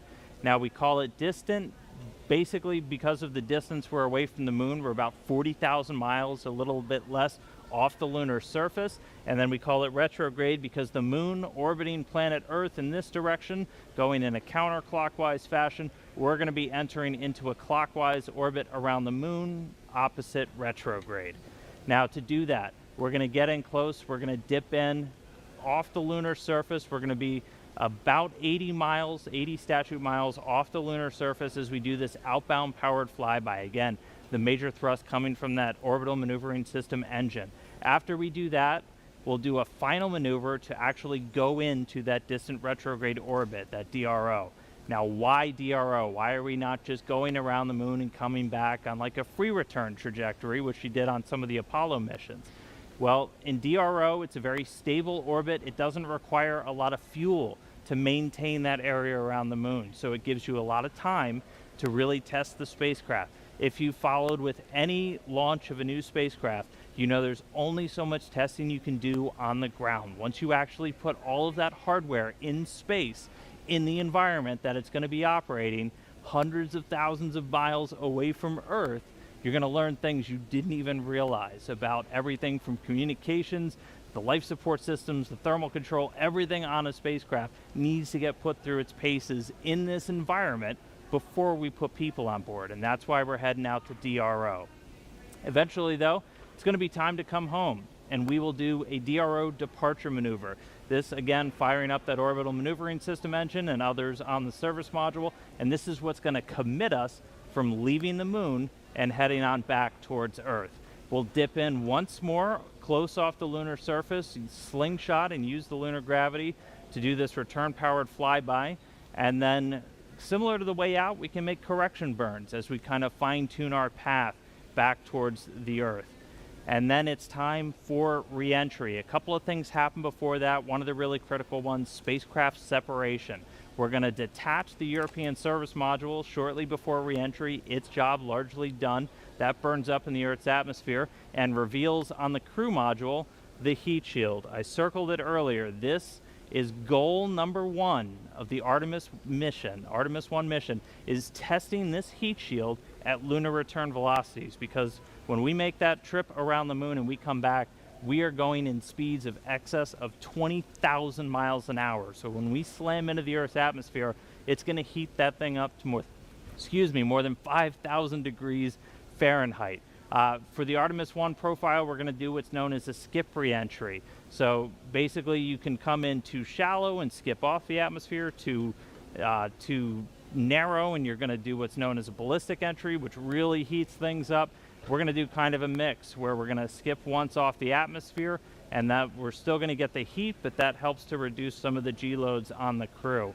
Once you're through that, you get to parachute deploy. There's 11 parachutes in total that are going to slow Orion down before it splashes down. We're going to be going from 20,000 miles an hour to about 300 miles an hour before those parachutes deploy, and then they do a final job of getting it in the water in the South Pacific. We've got these big orange balloons. That's an uprighting system, so even if Orion landed in the water upside down, those can inflate, and they put us back upright into what's known as stable 1. That's where you want your spacecraft to be, nice and upright in the water, especially if you're an astronaut in there floating.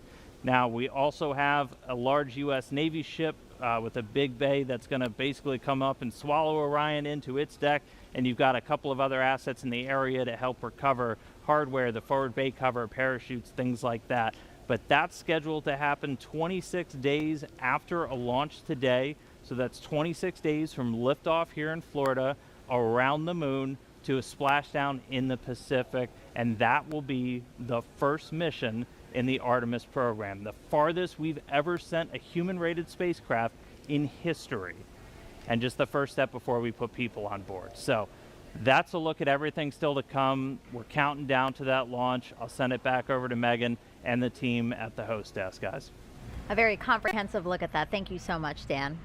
If you're just joining us, welcome to Kennedy Space Center and our live coverage of Artemis I, an uncrewed flight test that will return us to the moon in nearly 50 years. But you know, some might ask, why the moon? Well, here's why. We are going. The history of this agency is marked with broken barriers, once viewed as impossible, with science fiction turned reality, with innovations that have spun industries all their own, and with demonstrations of peace for all humankind. We soar in the skies of our home planet. We maintain a human presence just outside of gravity, and we touch points all across the solar system and beyond. We're going back to the moon, and this is why. The moon is a treasure trove of science. It holds opportunities for us to make discoveries about our home planet, about our sun, and about our solar system. The wealth of knowledge to be gleaned from the moon will inspire a new generation of thought and action. Without fail, every major program and mission NASA has invested in has led to technologies and capabilities that have shaped our culture. The breakthroughs of the Artemis era will define our generation and the generations to follow. The tens of thousands of jobs associated with propelling us to the moon today are just the beginning of a lunar economy that will see hundreds of thousands of new jobs develop around the world. This is not an ambition of one entity or one country. The exploration of the moon is a shared effort, woven together by a desire for the greater good. Why the moon? Because the missions of tomorrow will be sparked by the accomplishments of the Artemis generation today. because the ambition to go has already begun. And because Mars is calling. We need to learn what it takes to establish a community on another cosmic shore. So let's camp close before pushing out. And so, we go to the moon now, not as a series of isolated missions, but to build a community on and around the moon capable of proving how to live on other worlds.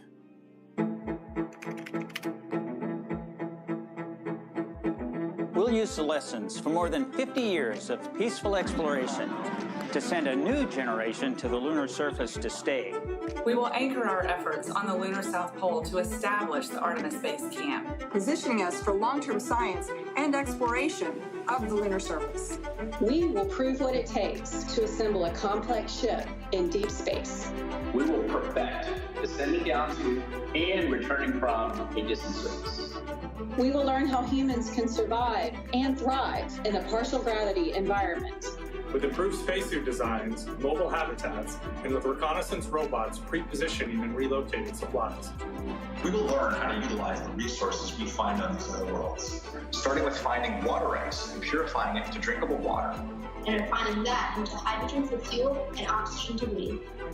We will establish fission power plants on the surface of the moon, capable of supporting a growing community of efforts. And we will expand the logistics supply chain to enable commercial and international partners to resupply and refuel deep space outposts. None of this is simple or easy, but nothing in our history ever has been. The Eagle has landed. You got a bunch of guys about to turn blue. We're breathing again. Thanks a lot. This kind of continuous lunar presence is a natural extension of all that we've learned in low Earth orbit. And what we will accomplish there will ensure the monumental missions to Mars are within reach. As we ready the launch of the first Artemis mission, and as commercial companies ready their lunar landers for the first private payload deliveries, we have already begun to take the next step.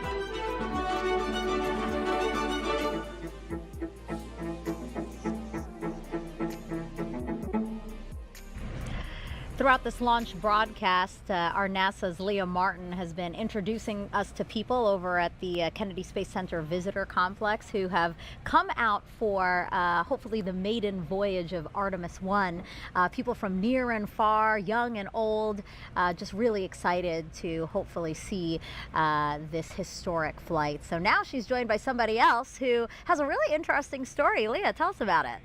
Megan, I think one of the most exciting things about being here tonight is being with people who are like-minded, who have such a strong tie to the history of our nation's space program and their love of spaceflight. And I actually struck up an amazing conversation with Scott here, and you were telling me about the special tie that you have to tonight's launch as well. Oh yeah, I literally grew up with NASA. My father went to work with the NACA before NASA.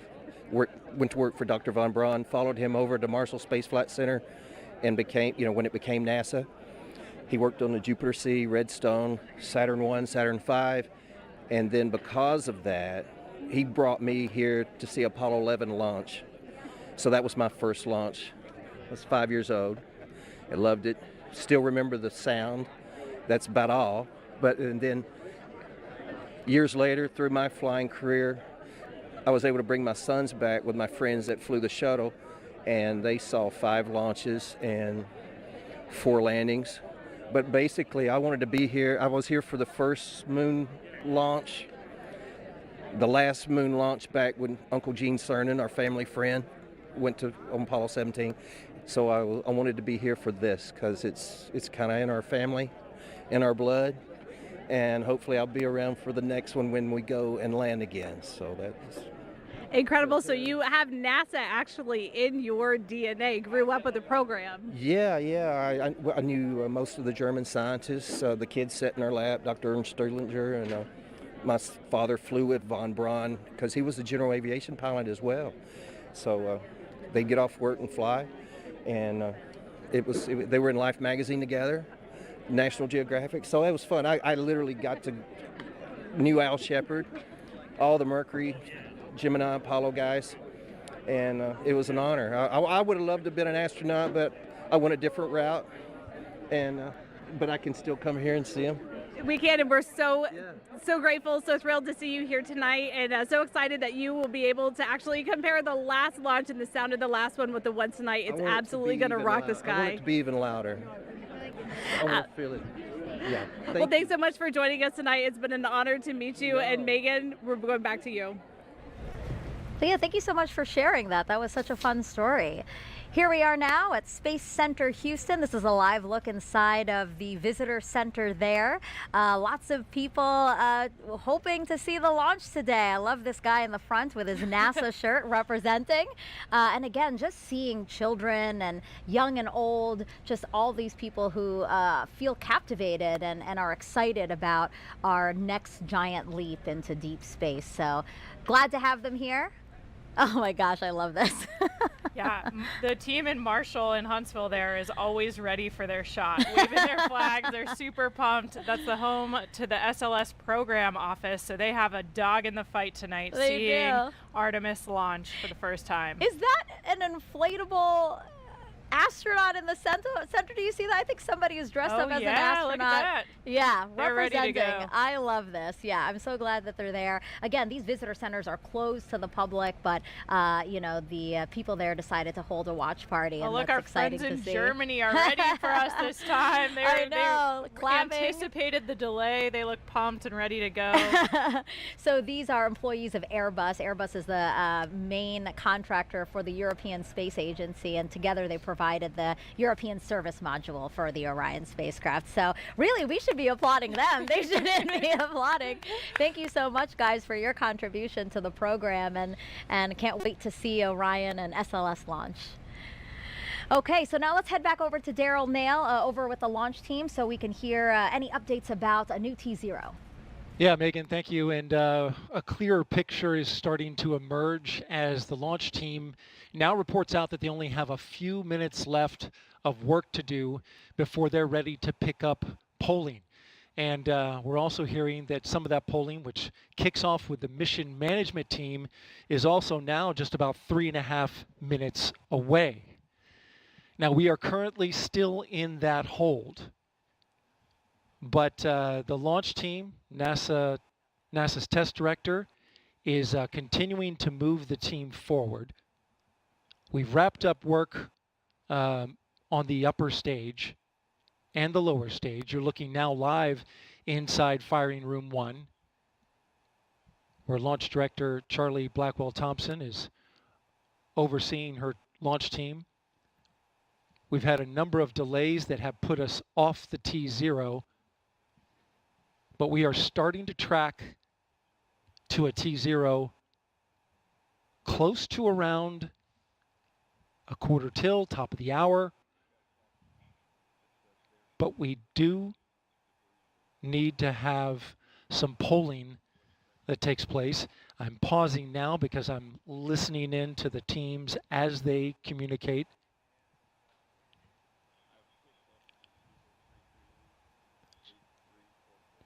In this launch window, which we're currently 26 minutes into, and it's 2 hours long, it runs until 3:04 a.m. Eastern Time. We have what's called 40 cutouts. And in those cutouts, they range from about a second to about a minute. These are times where they can't launch. These cutouts must be accounted for when determining a new T0.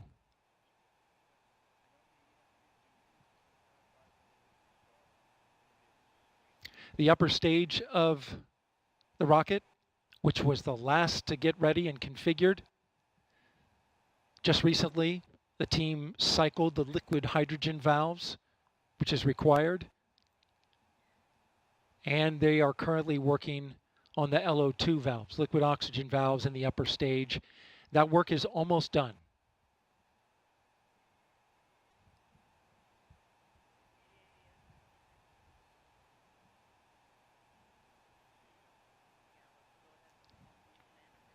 We are now a minute and a half away from the poll of the mission management team, which is several minutes before T-minus 15 minutes.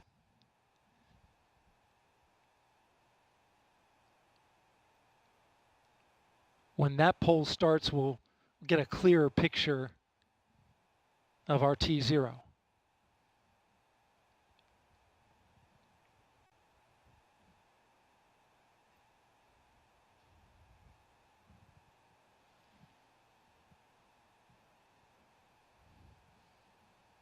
NASA's test director has informed the launch team to all switch to a common communication channel. It's called 232. And what this means is that the entire launch team is now on one channel,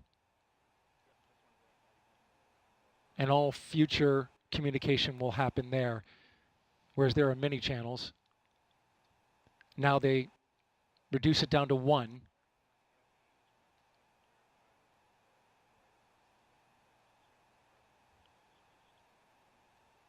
Just heard from NASA test director Carlos Monge. I'm sorry, Jeff Spaulding. Jeff Spaulding's on. They swapped out.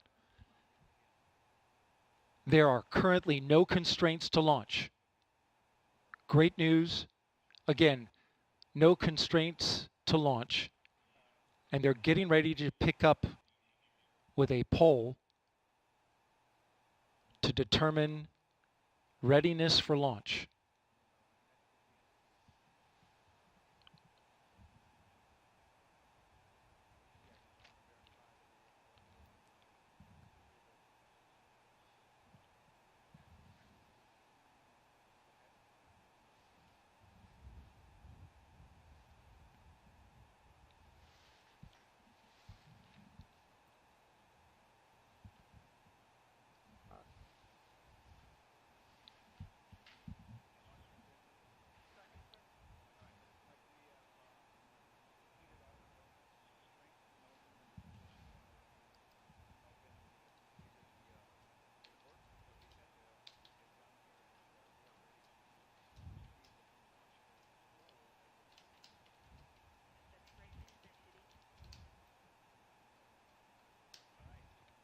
Okay, NASA test director Jeff Spaulding getting ready to conduct the readiness poll, so we are getting close. We're going to pull up the audio now so that you can listen in. LPs go. And rock. Rockets go. All right, copy all. And Launch Director NTD, our launch team is ready to proceed at this time. I copy all NTD. At this time, I will proceed with my poll. And attention on 232, this is the Launch Director performing the final poll for launch. Verify no constraints and go for launch. EGS Program Chief Engineer. EGS Program Chief Engineer verifies that the EGS, SLS, and Orion Program Chief Engineers have no constraints and are go for launch. Copy, Greg. Thank you. EGS Chief Safety Officer. The EGS CSO verifies the SLS, Orion, and EGS CSOs have no constraints and are go for launch. Copy, John. Thank you. Range weather. Weather has no constraints and weather is go for launch. Copy, LWO. And Mission Manager.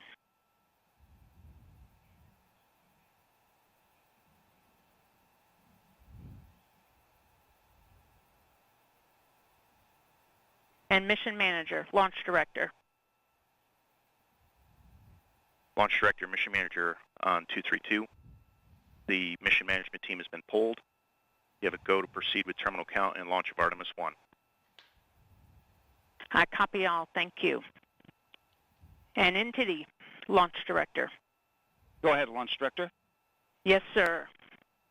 On behalf of all the men and women across our great nation who have worked to bring this hardware together to make this day possible, and for the Artemis generation, this is for you.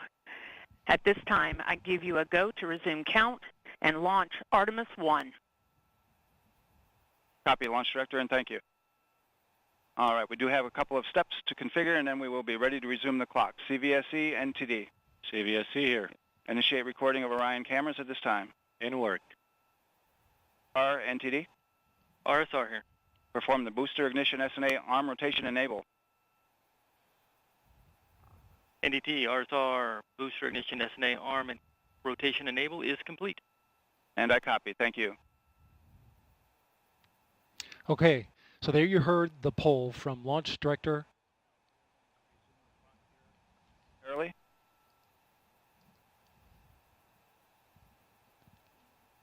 Getting ready to get that new T0 time.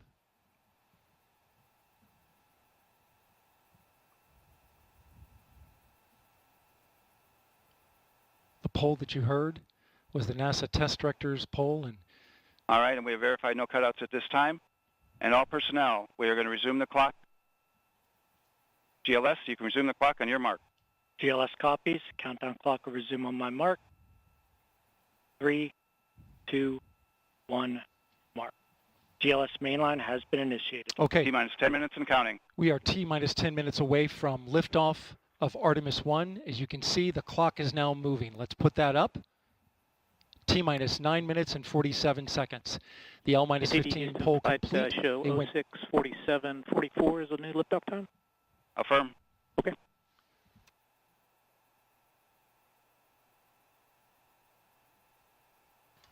Oh, 1:47:44, 1:47 a.m. Eastern Time and 44 seconds.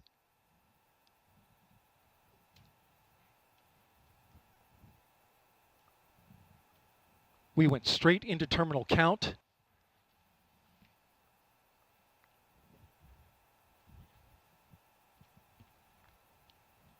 Liftoff now 9 minutes away. So terminal count. Control has been given over to the GLS, the ground launch sequencer, a computer and software that is doing all of the commanding and monitoring of the Space Launch System.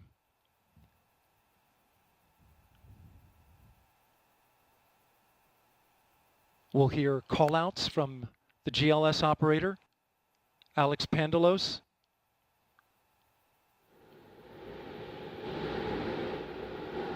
As well as NASA Test Director Jeff Spaulding. GLS is pre-tensioning the umbilicals at this very moment. You can see them as they run down the rocket. That's getting them ready to detach. At liftoff, those arms will swing away. We'll let go of the rocket in a clockwise direction.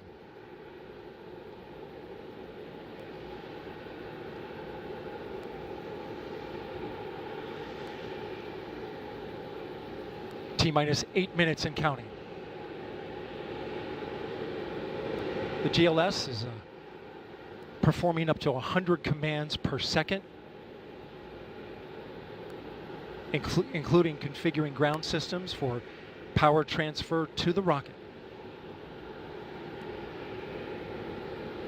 GLS is turning on cameras, recording video inside and outside the crew module to collect data for engineers. Purging the aft skirt booster with high flow nitrogen. Clear out any hydrogen gas that may be there.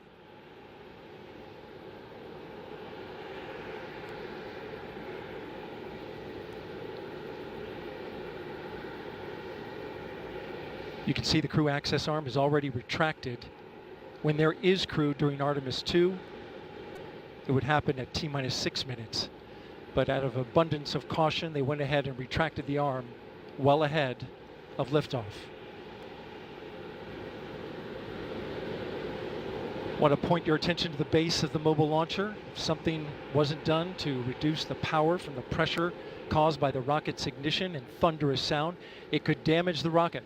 So the ignition overpressure and sound suppression system will flood the mobile launcher with water. You'll see that sequence start at T-minus 17 seconds. Now coming up in less than 30 seconds, the ground launch sequencer will start bringing the high energy systems online, starting with core stage pressurization.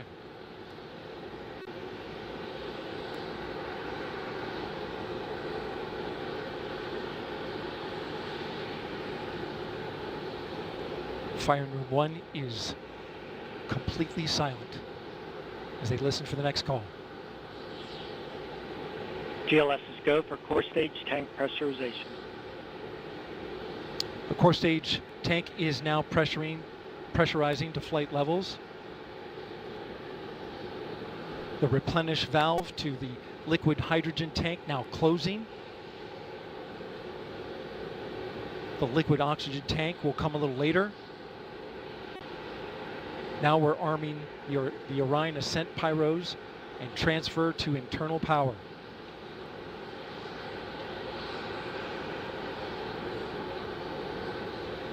The launch abort system, or LAS jettison motor, is now armed.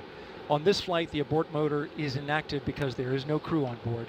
Up next is the flight termination system, or FTS, which gives the Space Force the ability to destruct the rocket if it goes in the wrong direction. Let's listen in for that.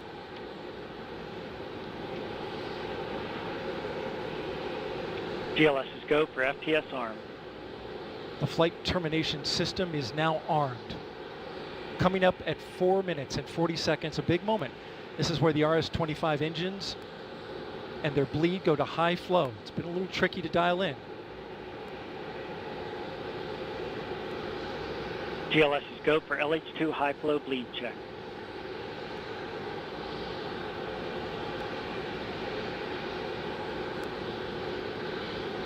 Good word, we've passed that. The cryo team got the LH2 engine bleed pressure loop dialed in. They are now at the right temperature for launch. Countdown continues. T-minus 4 minutes, 15 seconds. Up next, GLS fires up the CAPUs. Those are high-speed turbines which provide pressure to hydraulic pumps that steer the RS-25s. Stands for Core Stage Auxiliary Power Unit Start. GLS is go for core stage APU start. That now leads to the thrust vector control test at T-minus 2 minutes and 30 seconds. That can proceed now, and we will see the engines gimbal at the bottom of the core stage.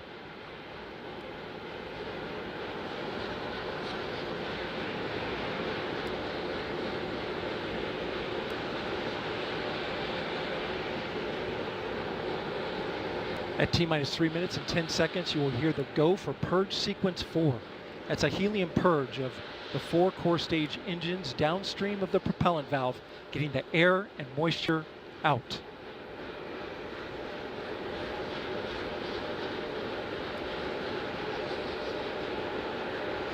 GLS is go for purge sequence 4. And in just a few seconds, GLS will close the core stage LOX vent, liquid oxygen. The white vapor cloud caused from the super cold gaseous oxygen condensing the water in the atmosphere will disappear. You see it coming out there now. And there it goes, it's closed. LOX vent closed, pressure rising in the core stage LOX tank to flight levels. Coming up in 15 seconds, look for that thrust vector control actuator test. Engines will gimbal.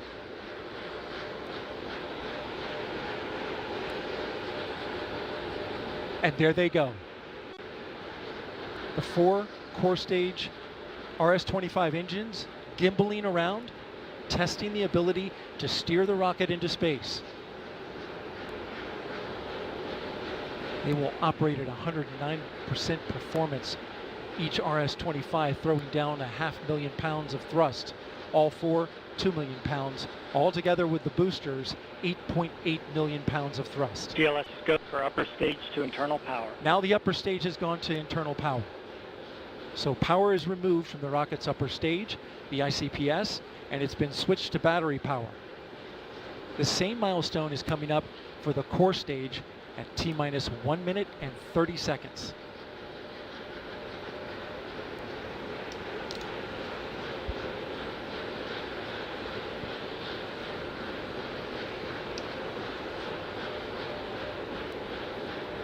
GLS is go for core stage to internal power.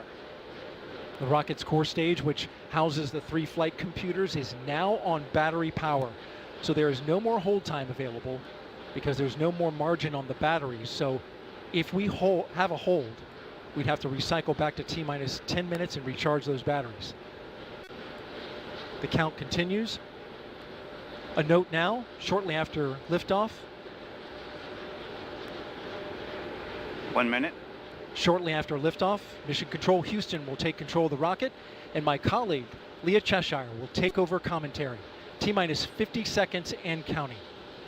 Coming up at T-minus 33 seconds, the GLS will hand off control to the ALS. This is the autonomous launch sequencer. On board the rocket, it will take over command and control of the rocket.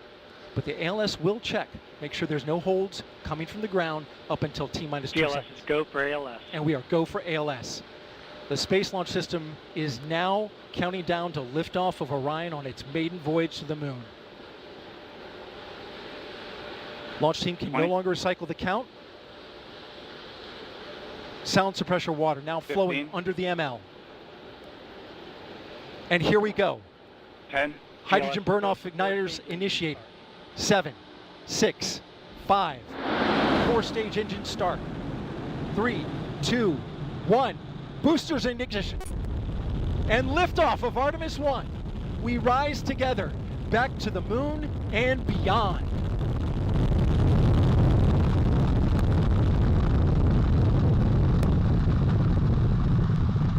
All 4 RS-25 engines on the core stage and 2 solid rocket boosters now propelling the vehicle at 128 miles per hour. Hearing good control on the roll from teams in Mission Control Houston. All good calls so far. Now 30 seconds into the flight of Artemis I. First milestone will be for the vehicle to pass through max Q at about 1 minute and 9 seconds into launch. This is the greatest period of atmospheric force on the rocket.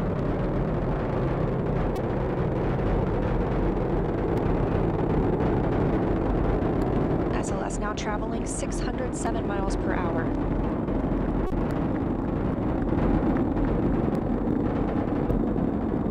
You're looking at 8.8 million pounds of maximum thrust. Quiet here in the loops in Mission Control. The 4 core stage engines are throttling down ahead of passing through max Q.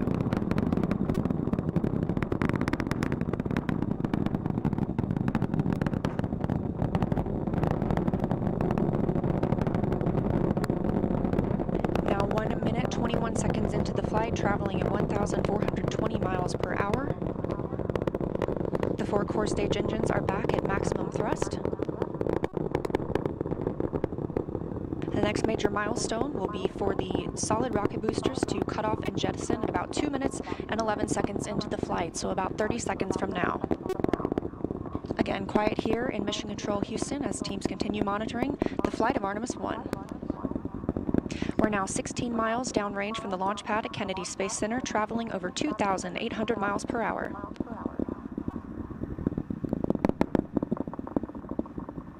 Standing by for solid rocket booster jettison and shortly thereafter.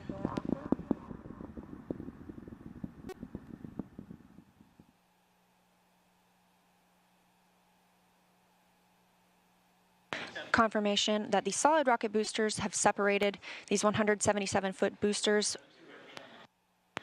Now the core stage continues to power the flight of Orion, all 4 RS-25 engines firing, traveling over 3,400 miles per hour, 46 miles downrange. 2 minutes and 36 seconds into the flight. Hearing nominal calls here in Mission Control Houston. We've still got 4 good engines on the core stage. Next up, we'll be looking for the service module fairing to separate. This is 3 15 by 15 foot fairing panels, providing structural support, protecting the service module. Those will separate at about 3 minutes and 11 seconds into flight, and very shortly thereafter will be followed by the launch abort system separation. Just over 3 minutes into the flight of Artemis I, now traveling over 4,060 miles per hour, 83 miles downrange. We just had confirmation that the service module fairing has separated.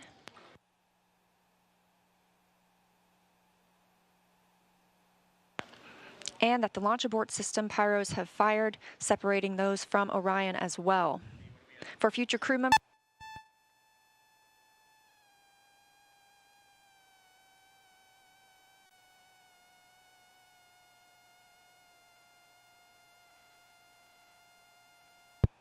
we just heard the call for 3 engine press, meaning if SLS were to lose an engine at this point in the mission, we could still achieve a nominal mission. We would just have an extended main engine cutoff time. However, we still have 4 good engines, all at maximum thrust right now, powering the first flight of Artemis at 5,200 miles per hour, 148 miles downrange.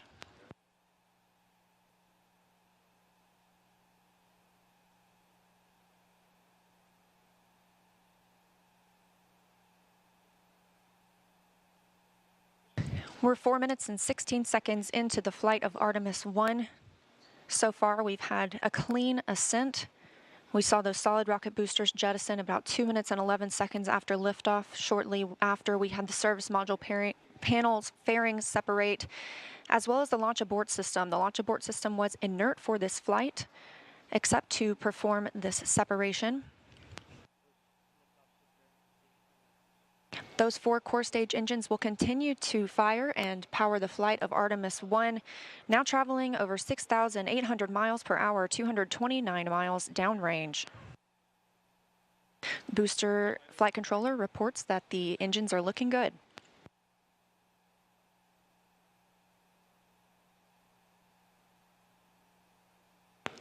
Our core stage main engine cutoff time is about 8 minutes and 3 seconds. We are now at 5 minutes and 11 seconds into the flight, 7,656 miles per hour. Again, 4 good core stage engines, those 4 RS-25 engines. The last time those core stage engines flew, they were taking space shuttles to orbit, and now with upgraded capabilities, they're launching the future of human spaceflight.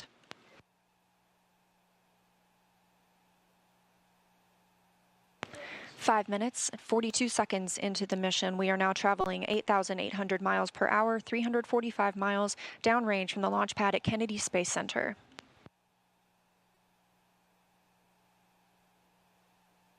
Again, we are anticipating core stage main engine cutoff at about 8 minutes and 3 seconds. And about 10 seconds later, we'll see core stage separation, at which point Orion and the interim cryogenic propulsion stage will be flying free. Now traveling over 10,000 miles per hour, 6 minutes and 15 seconds into the flight of Artemis I, 427 miles downrange. Quiet here on the loops in Mission Control Houston. Teams continue to monitor this first flight.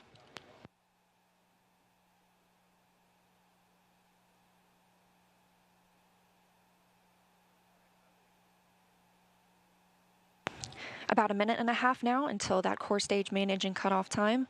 Our 4 core stage engines continue to fire at maximum thrust.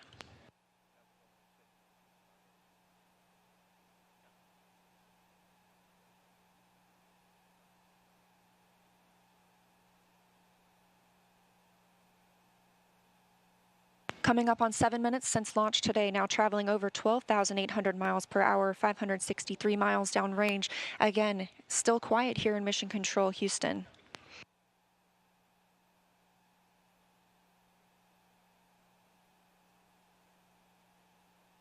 As we prepare for main engine cutoff, the 4 RS-25 engines are beginning to throttle down.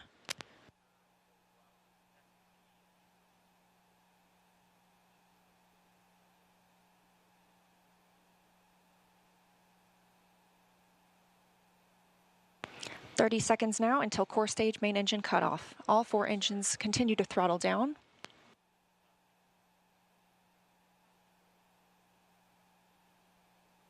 Now 7 minutes 45 seconds into the flight, traveling over 16,000 miles per hour. Continuing to hear good calls here in Mission Control, Houston. We're standing by for core stage main engine cutoff.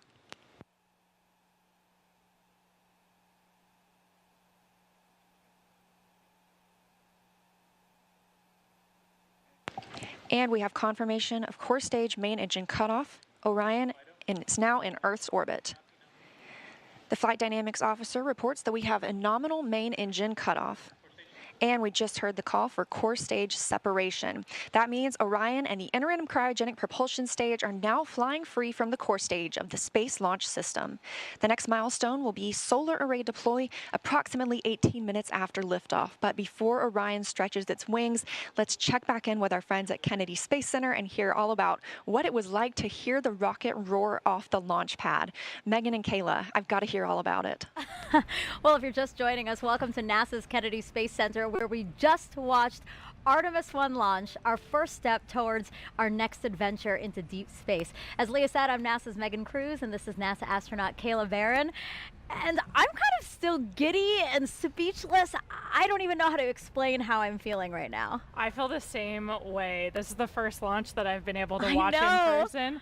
And I've got to say, it was incredible. It took my breath away and I was tearing up. Just what an amazing accomplishment for this team, this international team, people who have been dedicating their careers to getting this rocket off the ground and taking the first step to getting a crew on that vehicle back to the moon. It was just incredible. Yeah, this is a moment I think that we're all going to remember where we were when we saw this sort of thing, you know what I mean? And it was great to see, again, when we entered into terminal count, everybody here just started cheering, you know, coming out to get a really good view. And boy, I mean, it lit up the night sky and it just shook everything around us. Did you feel that? Like in my bones, I felt that. Oh yeah, the cool thing is just kind of the delay between what you see and what you hear, because of course the sound travels a little bit slower, and it was just amazing. The ground shook. We could hear the thrust pushing that rocket into space. 8.8 million pounds of thrust. Yes. It's incredible. It was amazing to see here live in person. How does it compare? So this is your first launch on the ground. How does it compare to your launch when you're in the capsule soaring towards space?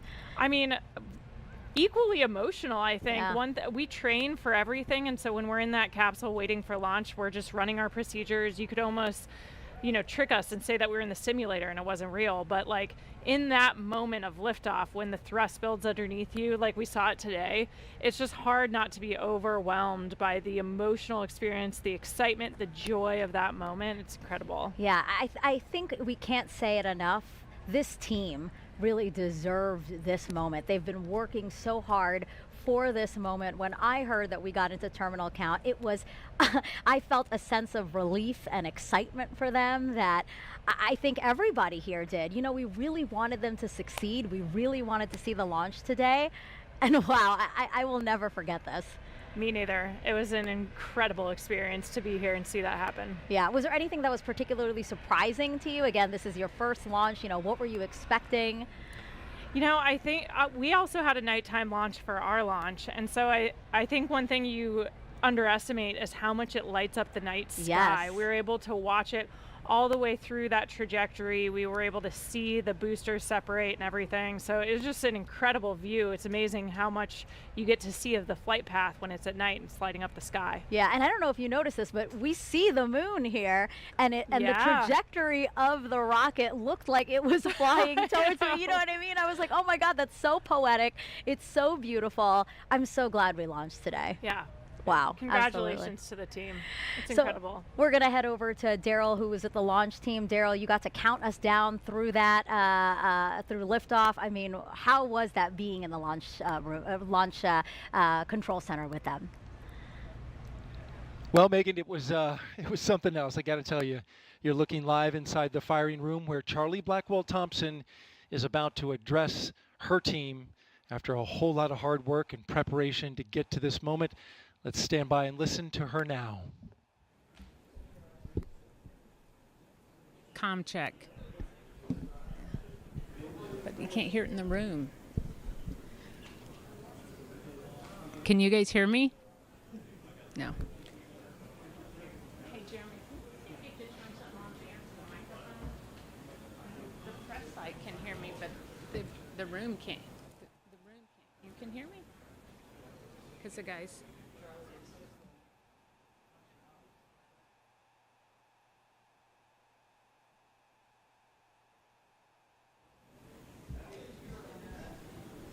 I don't know what he's telling me to do.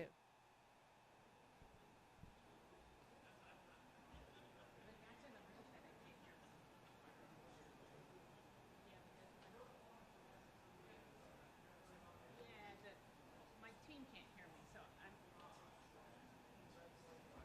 somehow the team can't hear me with the mic, so I don't.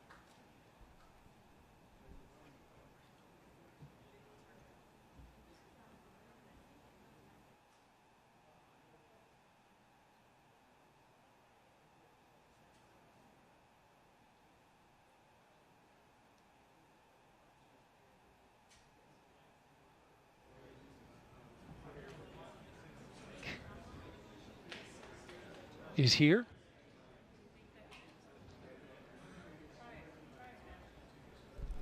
Can you guys hear me? Pam Melroy. Oh, there we go.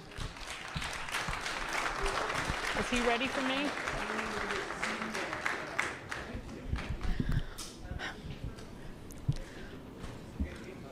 Well, for once, I might be speechless.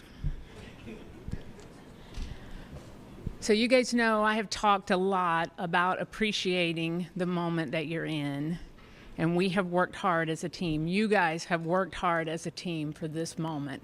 This is your moment.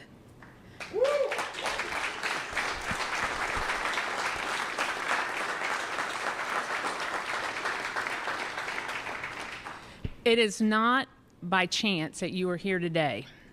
So I want you to look around at this team and know that you have earned it. You have earned your place in the room. You have earned this moment. You have earned your place in history. You were part of a first. Doesn't come along very often. Once in a career, maybe.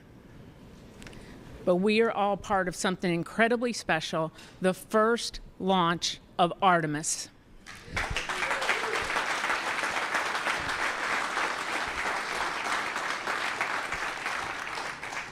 The first step in returning our country to the moon and on to Mars.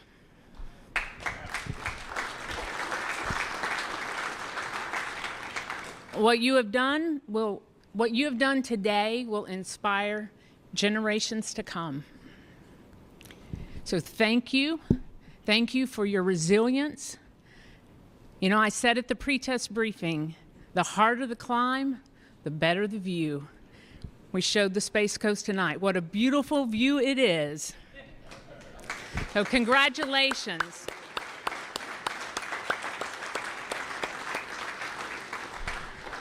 So we got a couple of traditions here in launch control. And the first one is when you're in the position for the first time, you get a tie cutting. And so I have my Launch Director Scissors. And I'm going to get my tie cut by a couple of legends that are here. And then anyone who wants their tie cut will be making the rounds in the firing room. You got your console chiefs if they want to do it. That's fine. If you want me to do it, you might have to wait a little while, but I'll stay all night if I have to. It'll be my pleasure to cut ties. So I'm going to take care of mine, and then I have one other presentation that I want to make this evening.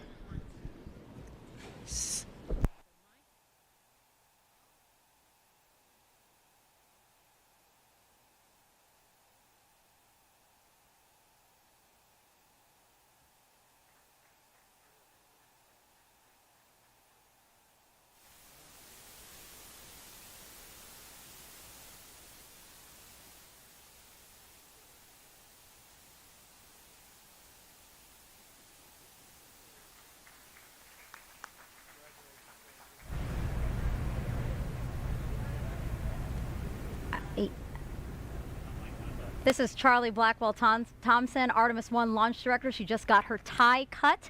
That is a tradition here at NASA. We just got to hear her talk to the team, and one thing that really stuck out to me that she said is that they've really earned their place in history. We're coming up on solar array deploy. Let's go on to Leah. Thanks, Megan. And yes, we're here in Mission Control Houston, still monitoring the Artemis I mission and the first flight of Orion atop the Space Launch System. So far, we saw successful liftoff at 1:47 a.m. Eastern Time, all the way through separation from the core stage. We now have Orion and the interim cryogenic propulsion stage flying free. And we've just heard that we have initiated solar array deploy. So we are turning our focus to that. The spacecraft was running on battery power, but stretching these wings will allow it to stop relying on those batteries and significantly extend the time it can stay in space. So solar array deploy takes about 12 minutes. We have 4 solar arrays that we need to deploy and latch. These will provide power to the spacecraft on its journey to distant retrograde orbit and all the way back to Earth. Once these are properly configured, again, Orion will no longer need to rely solely on battery power. And we expect this to be done about 30 minutes after liftoff. Right now, we're 19 minutes since liftoff today. Orion is now traveling 17,175 miles per hour. We're continuing to hear good calls here in Mission Control Houston from the flight controllers monitoring the mission. A little bit about these solar arrays as we wait. Again, we heard the call that the deploy has been initiated. We'll hear a little bit more about that once they start to unfold. These 4 solar arrays generate 11 kilowatts of power, which is enough electricity to power 2 3-bedroom houses, and they have a wingspan of 63 feet. Just one of these 6.5 by 6.5 foot panels has 1,250 solar cells. So you're looking at a total of 15,000 solar cells. Now, we just heard the call that all 4 solar arrays have been released. So we initially heard the initiation call. That command had been sent. Now those 4 solar arrays are released. Again, this is about a 12-minute process. These solar arrays will deploy straight, and you're getting a live view right now. This is really exciting. They'll eventually be swept back against the vehicle prior to translunar injection burn to prevent any loads from breaking or damaging the arrays. And on the end of each solar array is a camera that will capture imagery for us throughout the mission, along with a few other cameras placed outside and inside the spacecraft to help us monitor and perform various other inspections. Of course, if you recall the Apollo capsule design, there were no solar arrays. We had fuel cells instead. So this design with arrays gives us the opportunity to stay in orbit longer since we practically have no limit to the energy available for use from the sun. Coming up on 21 minutes since liftoff. Orion is attached to the interim cryogenic propulsion stage. You can see those 4 solar arrays unfolding now. And again, Artemis I is a flight test. It's paving the way for a sustainable presence at the moon. Looking forward to the future, Gateway will be our space station in lunar orbit. And we have some similarities and differences in the solar arrays unfolding right now on Orion and those that'll be on Gateway. So like we're seeing now, these are deploying autonomously. The Gateway solar arrays will as well. And while these generate those 11 kilowatts of power, the two rollout solar arrays, or ROSAs, on Gateway will generate 60 kilowatts of power. That ROSA design is currently being tested aboard the space station. We have 2 new ones installed and a spacewalk conducted earlier today, preparing for another set.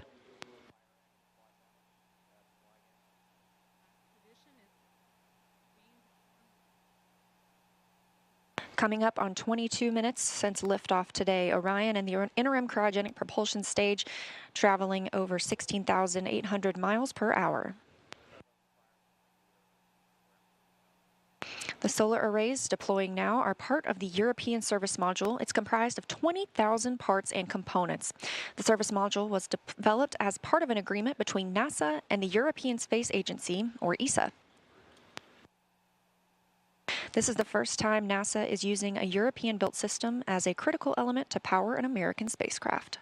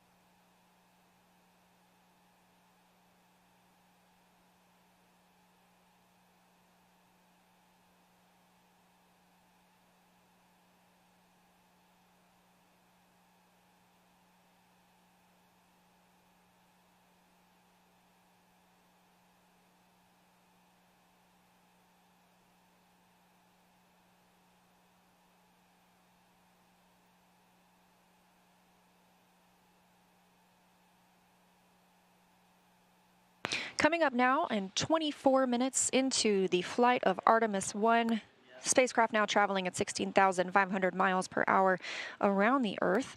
We are in solar array deploy, and we have confirmation all 4 arrays are deployed.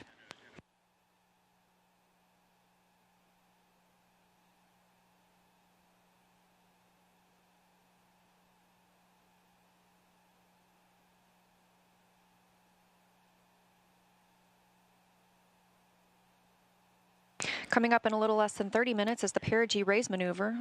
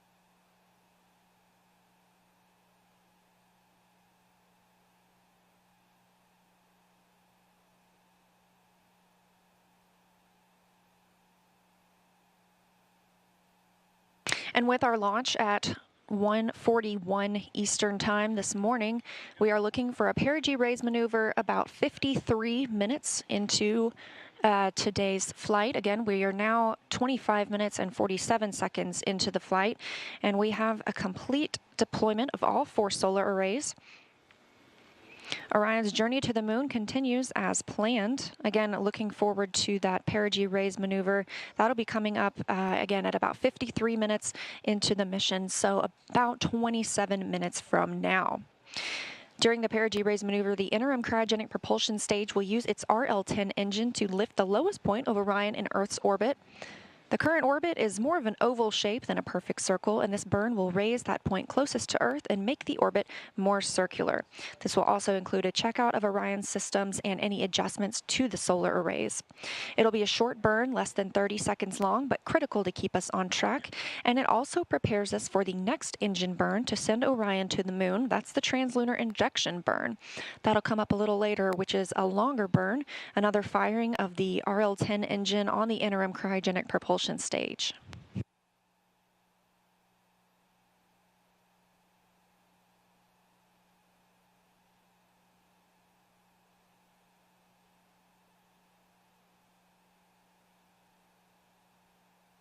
We caught a glimpse there of those solar arrays, and with all 4 solar arrays properly deployed, Orion's journey to the moon continues, and we've got more operational updates coming up shortly, but for now, I'm going to toss it back to Megan and Kayla at Kennedy.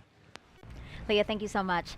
Our return to the moon will be different than the last time. We plan to explore more of the lunar surface and learn how to live and work there. With more on our destination, let's bring back NASA's Dan Hewitt with our new moon board. Hey, thanks, Megan. I gotta be honest, we ran outside to catch it. I'm still shaking a little bit. That never gets old. That is always one of the coolest things you'll ever see in your entire life. And that rocket was massive and loud and just so cool. All right, the moon. This is why we call it the moon board, but the moon, you know, since the dawn of time, humans have looked at the sky and shouted at our neighbor, I'm gonna walk in your face. And in the 60s, we actually did it. 6 times, starting with Neil Armstrong, Buzz Aldrin, Apollo 11, 1969, followed by 5 more successive landings, each time delivering 2 human beings to the surface of the moon.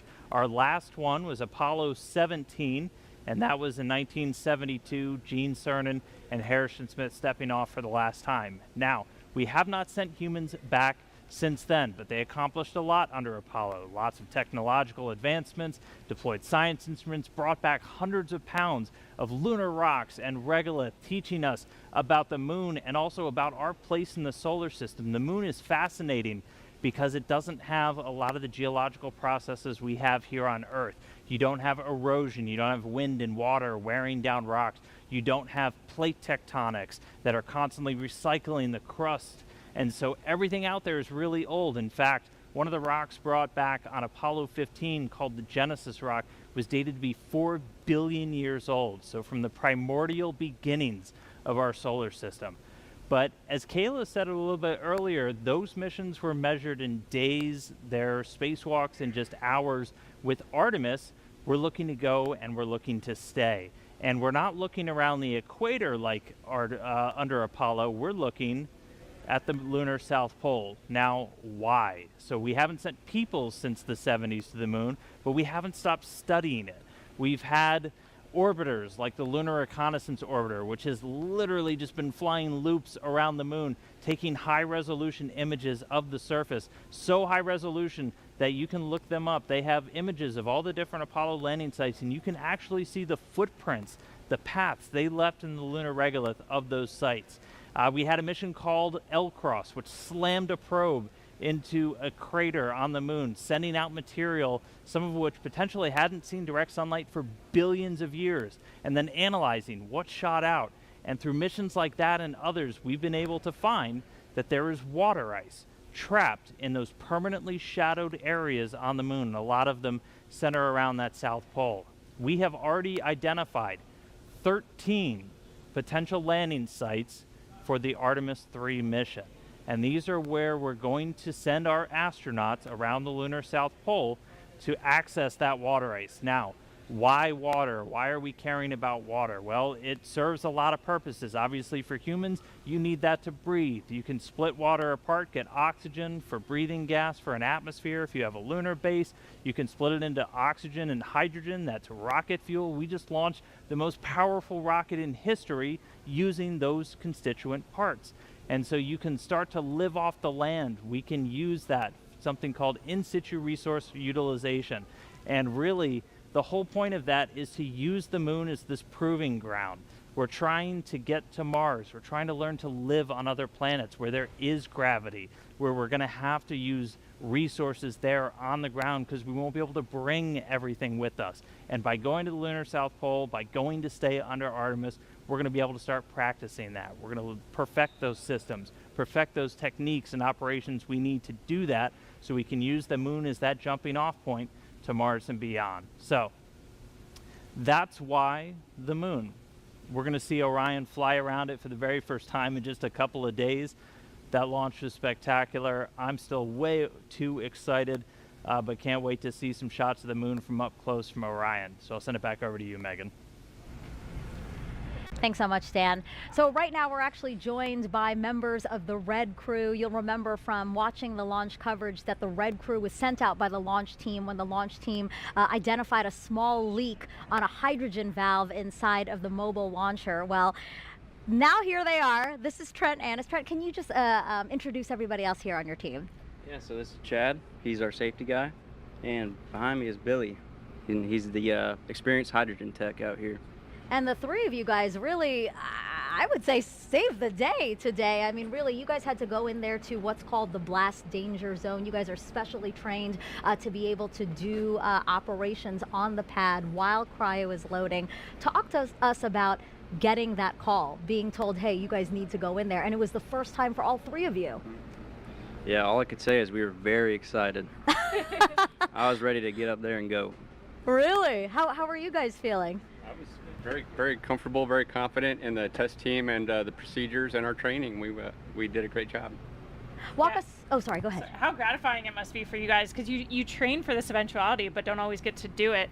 Billy was saying that he's been a Red Crew team member for 37 years, and this is the first time he's been called to go into the blast danger zone. So I know for us, when we're training for all of these eventualities, whether it's a spacewalk or robotics operations, you really want to put that training into practice. How do you guys feel like it went today?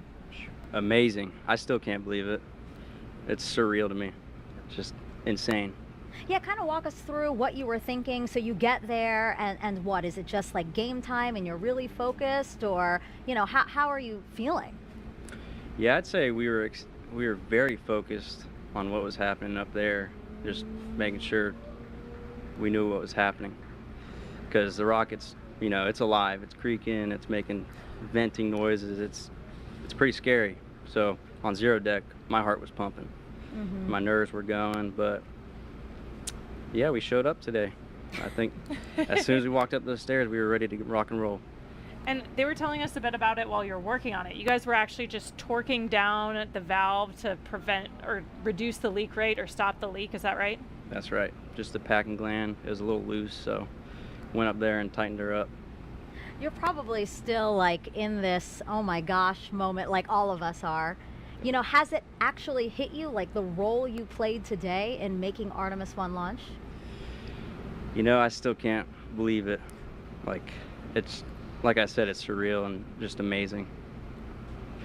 I don't know about you guys, but they're nodding along behind you for sure. Anything you want to say to the launch team? Again, this is a big day for the launch team, for you guys, NASA, but really the whole world. I mean, this is a historic launch that I think we'll all remember. Really. You know, we had a lot of people here helping us out, a lot of teams, firing room. I'm sure that was hectic. And, you know, NASA, Boeing, all the other companies did a great job, and we're glad to be part of it. One thing I always like to say is spaceflight is a team sport, and I think you guys perfectly demonstrated that today, right? Like, none of us could accomplish this on our own. It takes a really complex team. Nobody can be an expert in all of the systems, all the technology, all of the workarounds we might have to do to get a rocket off the pad. So thank you for the role you played in that team today. It's awesome. Thank you. Pleasure. Yeah, thank you so much, guys. I appreciate you coming by to talk with us. All right, it's now been about 35 minutes since liftoff of Artemis I. Orion and ICPS are now free flying, so let's head back to Leah again to talk about how the journey is going so far. Thanks, Megan. And it has been a pretty smooth ride so far. And we are now, again, like you mentioned, coming up on 36 minutes since launch. That puts us about 17 minutes into the until the perigee raise maneuver. That's going to be the maneuver that lifts the lowest point of Orion's orbit around the Earth and puts us where we need to be ahead of the translunar injection burn. The translunar injection burn is that really long burn that we're going to need to send us on to the moon. So we've been treated to some exciting views from the spacecraft today, including, and we hope to see some from inside the cabin, but we expect to continue receiving photo updates throughout the mission. It takes a team, though, to bring the imagery of Orion down to Earth, so let's meet them. The imagery that we're collecting on Artemis I and the mission itself is preparing to carry humans to the moon. The Orion Imager team is going to be monitoring every aspect of visual spacecraft performance for the entire duration of the mission. The first time that we're going to be live streaming digital video from a spacecraft back down to the Earth from the vicinity of the moon. That's never been done before. What we'll be transmitting live streaming will be lower resolution, more compressed, because we have to fit it into a thinner pipe, if you will. Every one of these cameras is in its position where it is and it's configured the way it is for a very specific reason. We're going to be monitoring anything that we can see with the cameras for spacecraft performance. The imagery teams at NASA are composed of dozens and dozens of very highly trained, very specialized people, engineers, technicians, analysts. If we can see it, we're going to try and keep an eye on it. Imagery has been invaluable throughout the history of NASA. We flew cameras on Mercury, Gemini, Apollo, all of that stuff that we saw while the astronauts were on the moon. It helps us detect the unknown unknowns. It allows us to see things that we didn't anticipate happening before. So when we do fly people on Artemis II, we can have a high confidence that everything's working the way it should.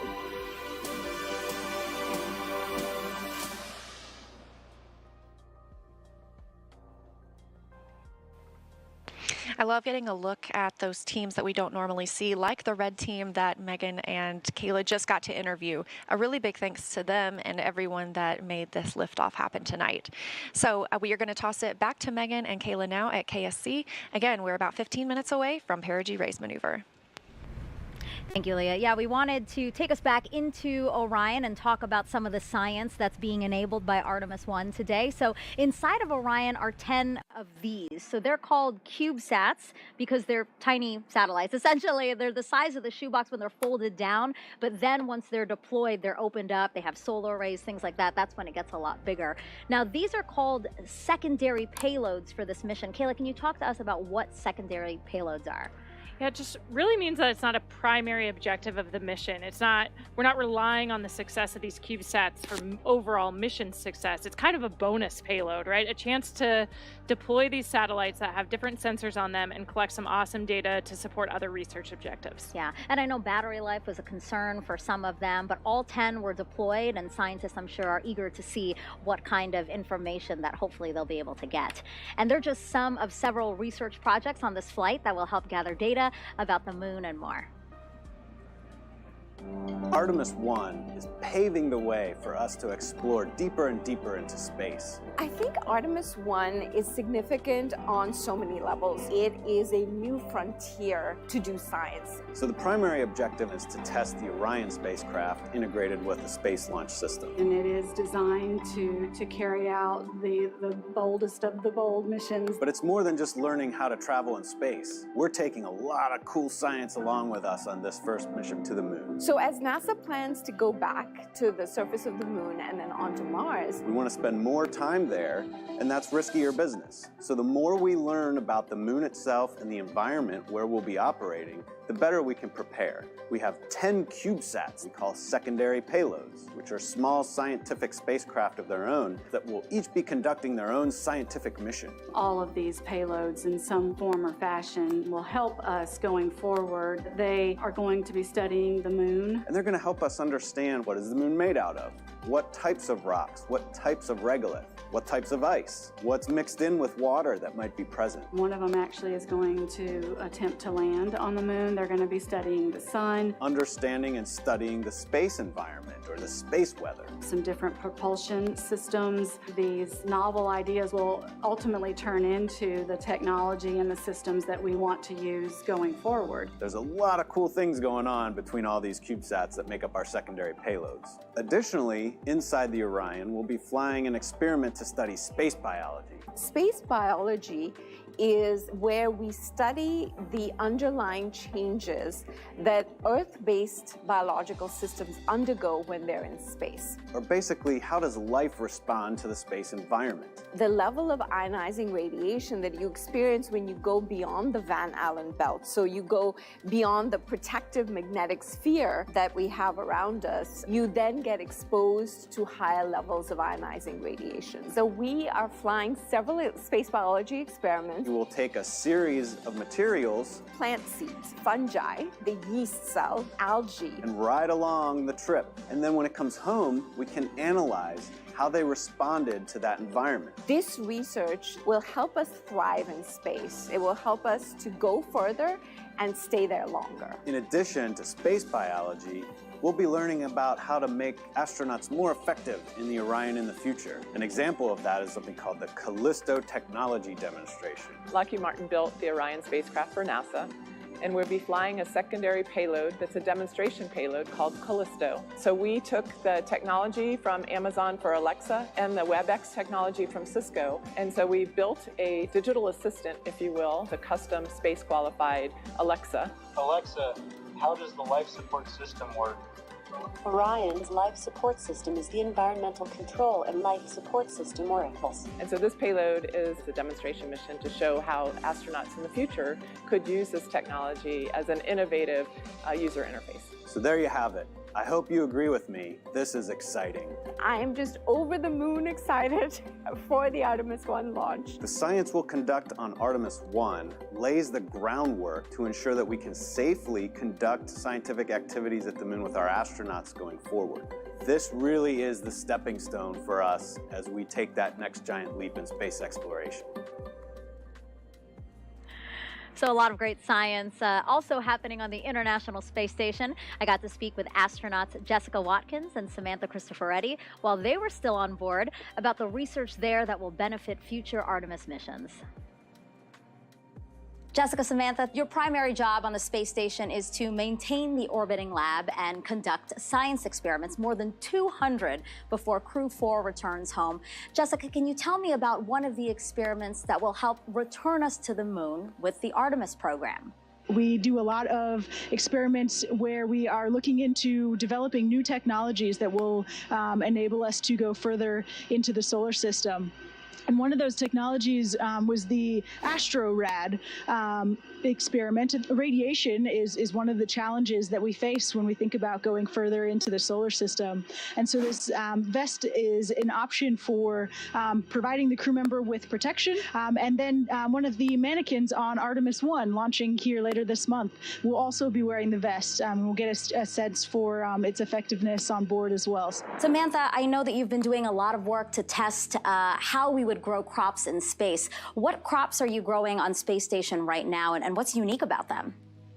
Indeed. Actually, right next to us as we are talking to you, we have a little space station vegetable garden. It's called X-Root, and in a few weeks it will be full of fully grown, hopefully tomatoes and carrot plants. I don't have much of a green thumb, I must confess, but when I harvested those plants and I could really breathe in all that smell, even if there is no soil, it still has that smell that you would associate on the ground with walking, through a vegetable garden after a rainy day, when there is that moisture in the air, and that was just so pleasant after such a long time living away from any kind of natural environment. It was very, very pleasant for me. If it makes you feel any better, I also do not have a green thumb.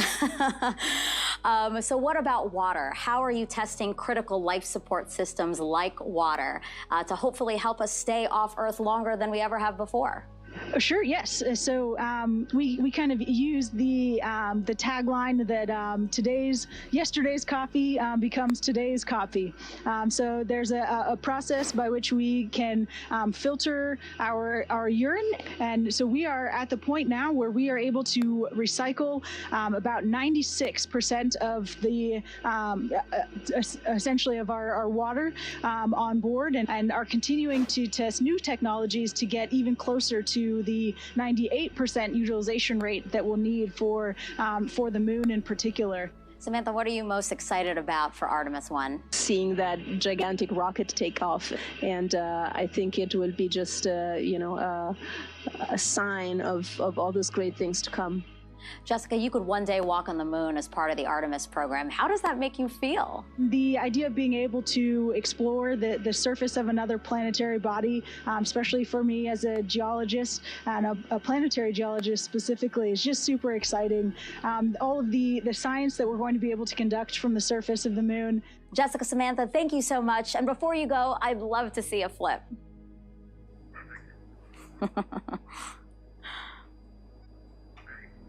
See, laugh, I love it. And a double backflip at that.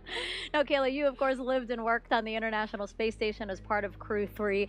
Do you enjoy, or did you enjoy doing all those science experiments while you were there? It's a lot of hard work. Yeah, it's incredible to be a part of every single experiment. It's an honor to play a small role in it.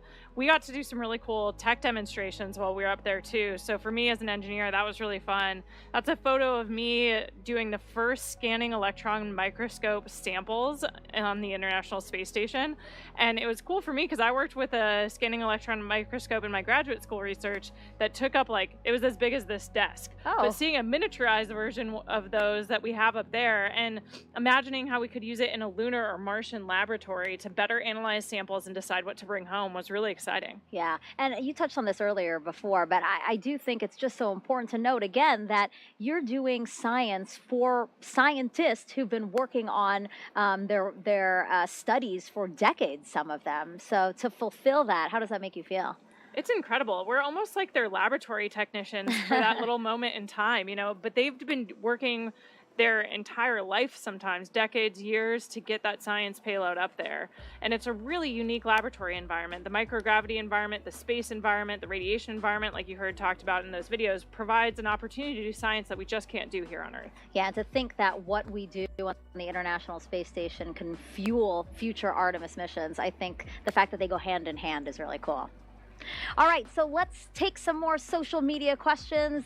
Social media is buzzing right now since we launched about 48 minutes ago. So why don't we take the first question, I think again from let's see, Kayla, how do you feel after launch?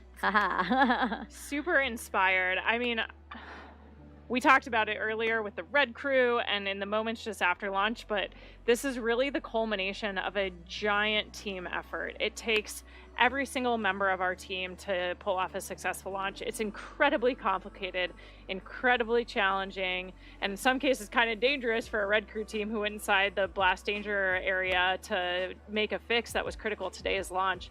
And so to see the team succeed and feel that excitement was incredible. I really still have Charlie Blackwell Thompson's words ringing in my head. The fact that she said the harder the climb, the better the view. Absolutely. 100% correct. All right, next question is from actor Jack Black. He starred in a movie called Apollo 10.5. He has a question for Kayla. Okay, Jack's final question, I promise. Let's talk about Orion. How long will it take for Orion to fly around the moon and come home? And what's that re-entry going to be like? Sounds like it might be a little hot. Coming in hot. You're exactly right, Jack. It is a 26-day mission that we have planned for Artemis, where it will go to the moon, go into a distant retrograde orbit, so we'll get a few close flybys and then some time in deep space past the moon. And then, yeah, that re-entry is going to be something else. It's going to be 5,000 degrees Fahrenheit, super hot. And so we'll be looking at how the heat shield performs just to ensure that it'll be able to protect the crew for that speed and temperature. That's half as hot as the sun. Yes, it's incredibly hot, so we rely on that heat shield to keep our systems and our crew safe, but we expect that it'll perform well, but we're excited to see how it does in about 26 days. Okay. One last question from social media. What qualifications are required to become an astronaut?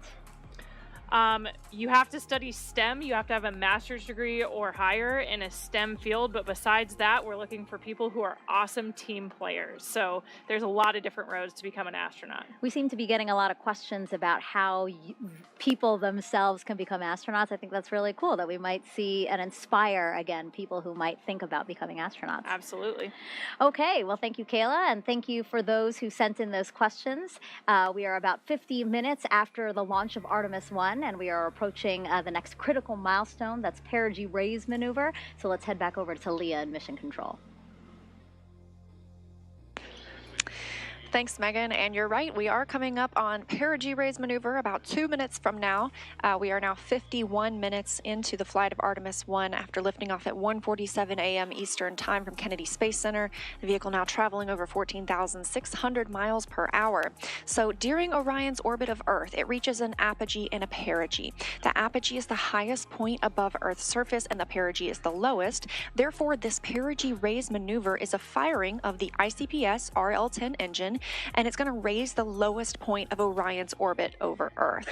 This also included a checkout of Orion's systems and any adjustments to the solar arrays. All 4 of those solar arrays, as you can see, are swept back. That's going to keep them from having any loads imparted that might damage them for use later in the mission.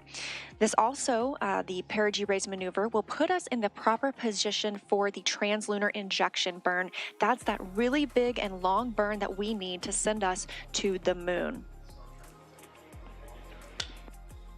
We're about 1 minute away from the perigee raise maneuver. This is a shorter burn. It's less than 30 seconds.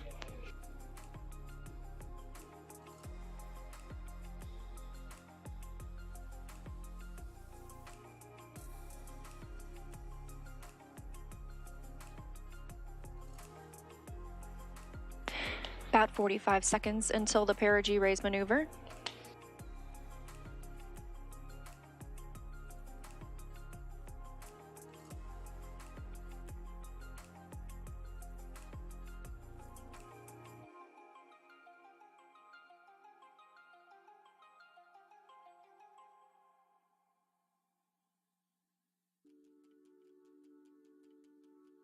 Coming up on 53 minutes into today's mission, and we are standing by for the start of the perigee raise maneuver. Again, this is a firing of the RL-10 engine on the interim cryogenic propulsion stage. It's less than 30 seconds long.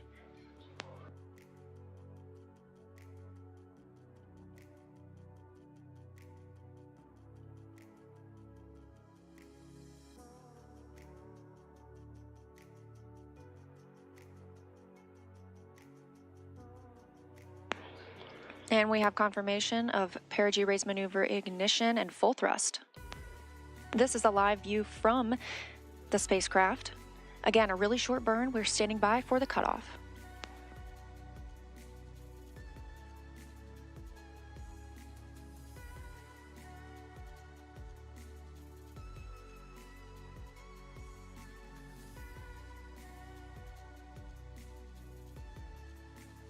And we have confirmation of perigee raise maneuver cutoff.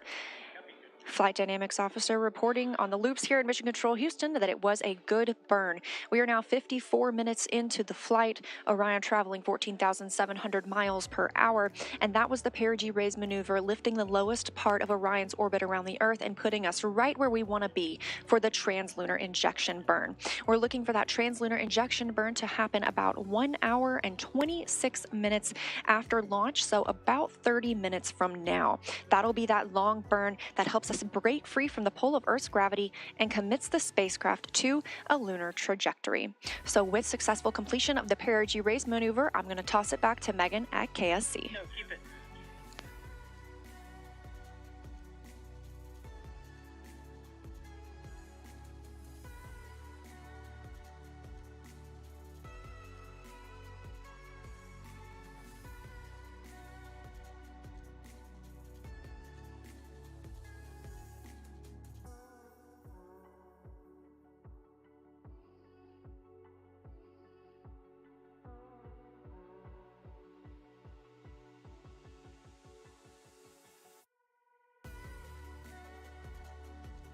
broadcast. I hope you didn't miss it, but if you did, we have a quick replay of the launch here. Sound suppressor water now flowing under the ML. And here we go. 10. Hydrogen burn-off igniters initiate. 7, 6, 5. 4-stage engine start. 3, 2, 1. Boosters in ignition. And liftoff of Artemis I. We rise together back to the moon and beyond.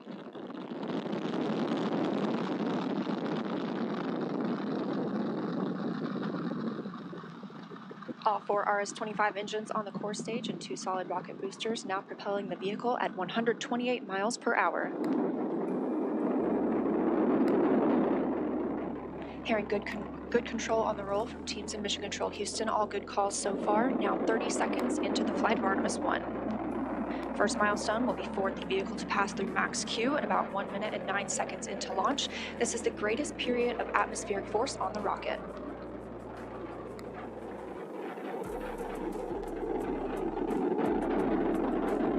SLS now traveling 607 miles per hour.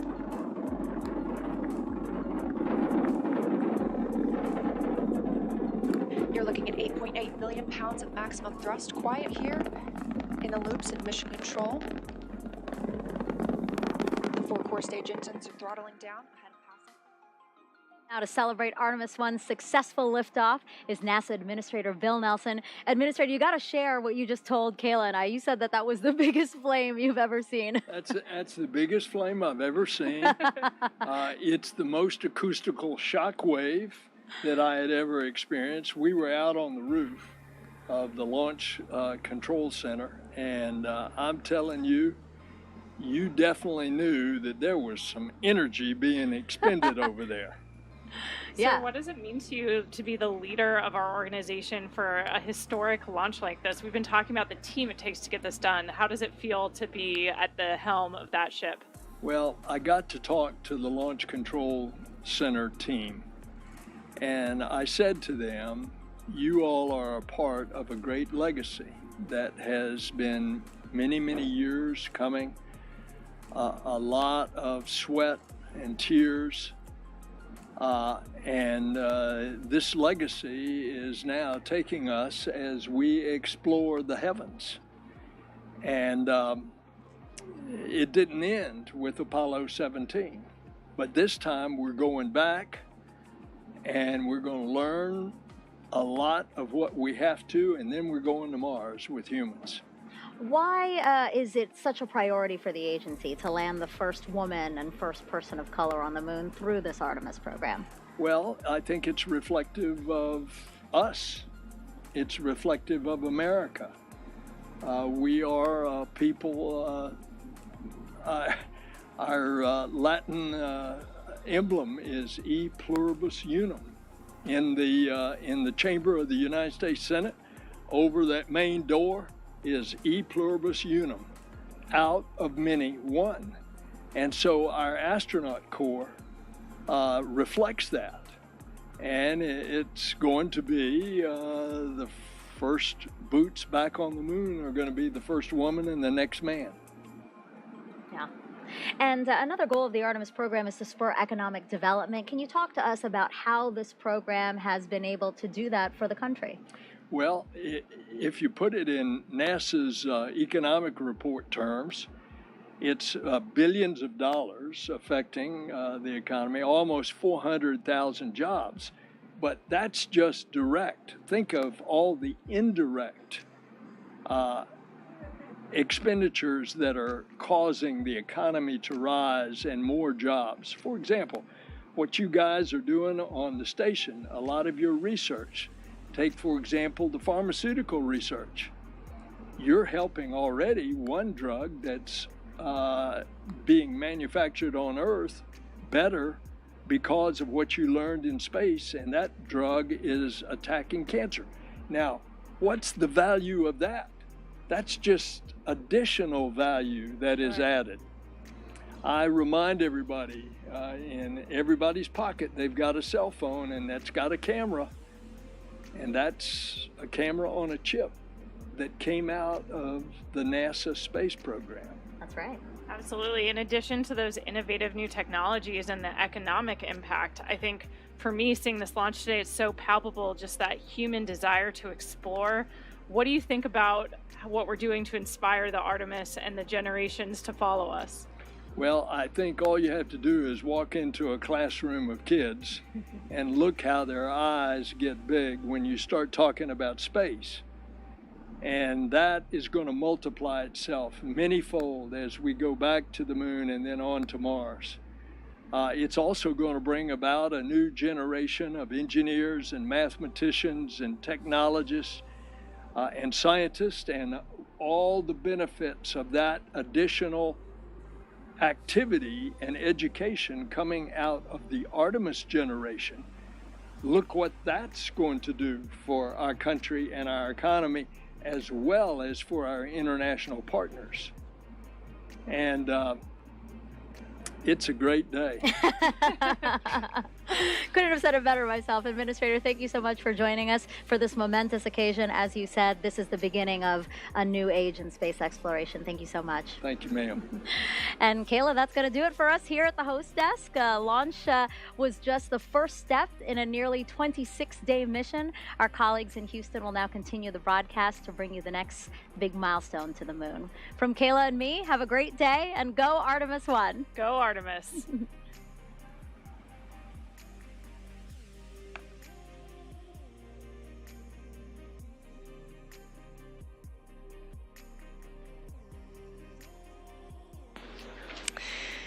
And we had a great ride to orbit today. We are now 1 hour and 2 minutes since we launched the Artemis I mission. Orion is traveling with the interim cryogenic propulsion stage, now almost 15,000 miles per hour.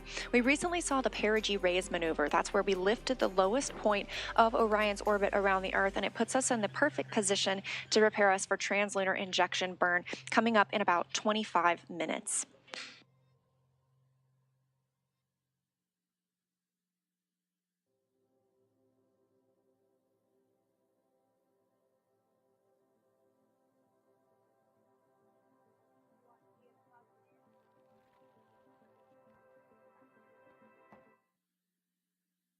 So again, we are looking forward to that translunar injection burn. That's what it's going to commit us to our journey to the moon. And to tell us a little bit more about the translunar injection burn, we've got Dan Hewitt standing by to show us on the moon board how it's all going to go down. Hey, thanks, Leah. Everybody, welcome back to the moon board. So, translunar injection, this is the big one. Just a refresher, we're going to be using this, the interim cryogenic propulsion stage. This is what's taken over for all of our in-space propulsion maneuvers after that core stage and those boosters have since dropped away. Modified upper stage from the Delta IV family of rockets from United Launch Alliance, hydrogen, oxygen, fueling the RL-10B-2 engine produces about 24,000 pounds of thrust in a vacuum. Now, the translunar injection is what's going to give us the energy to go from low Earth orbit all the way out here. Now, what does that mean? Here comes a really overly simplified orbital mechanics lesson. Let's say you're in orbit around a planet, say Earth, and you're in a nice circular orbit, but you want to have that orbit be even higher. Well, what you can do is fire your engine behind you, increase your speed, and that then increases the corresponding apogee, or the highest point of your orbit, on the other side, and that's how you raise it up.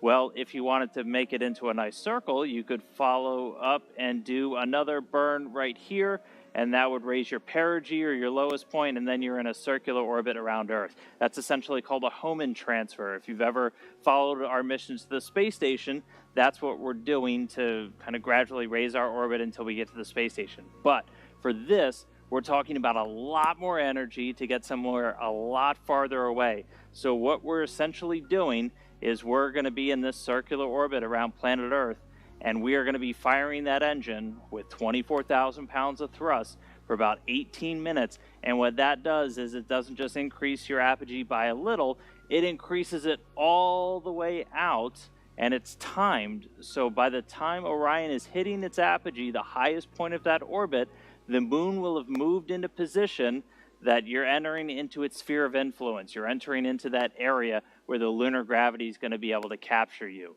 And so that's why we're firing the engine for that long. We need to have that much thrust, that much time to get the energy to go out there. So that's the rough orbital mechanics of what we're doing. Now, after that TLI burn is done, the ICPS is going to separate. Its job largely done in the Artemis I mission. As we heard, it's got some secondary payloads up in this stage adapter here that it's going to deploy on its way out. The ICPS will have one more burn after TLI called a disposal burn. And what that's going to do is put it on a trajectory almost looking parallel to that of Orion, where it's going to go around the moon, slingshot away, and then go into what's called a heliocentric orbit. It's actually going to go into orbit around the sun, just like Earth. It's going to leave the Earth-Moon system completely. And then after that, all of the propulsion duties get handed over to the European Service Module. So it'll be using its engines. It's going to do the outbound trajectory correction burn, at least the first one on flight day 1, and a couple more until we get out to the moon and get ready to head into distant retrograde orbit. So that's TLI. It's coming up next. It's going to be a really big moment to pay attention to. So we'll send it back over to Leah to walk us through the ops. Leah.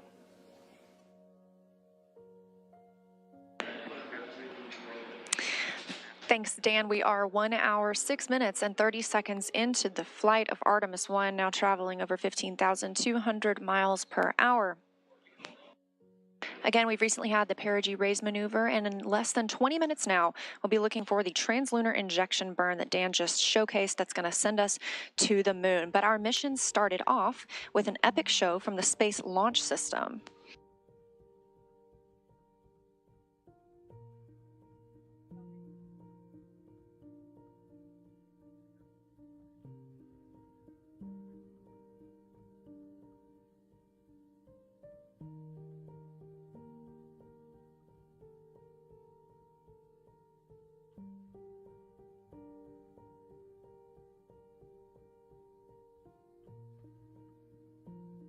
Again, the Space Launch System is what carried us into orbit today, launching off at 1:47 a.m. Eastern Time.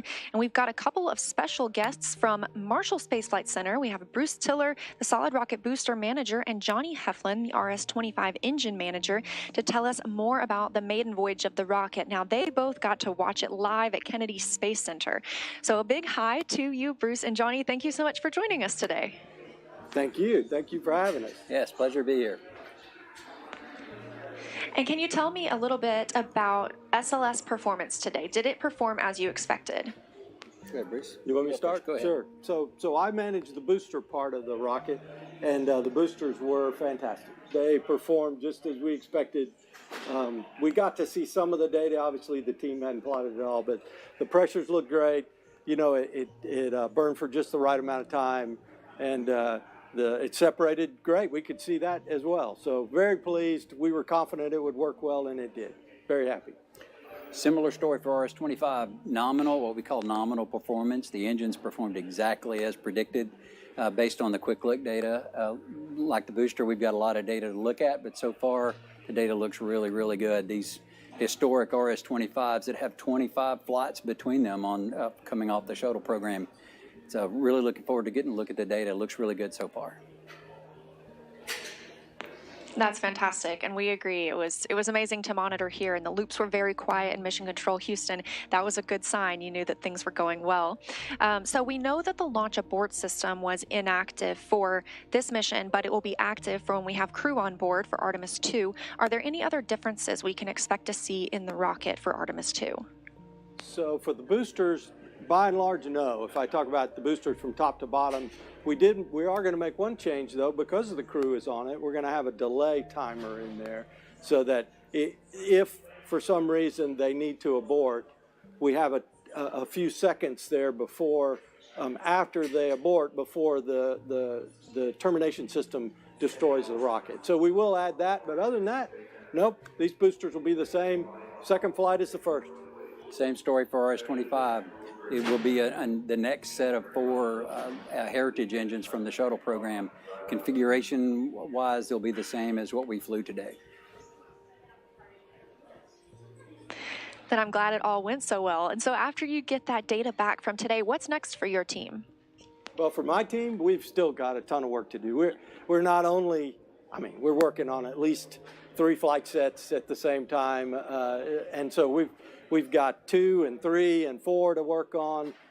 We also are working on a new booster that's a composite case design that will replace this steel case version that we're flying today. So we're excited about that, and there's a lot of work going on there as well. So we've got a lot to do, and we'll just keep doing it.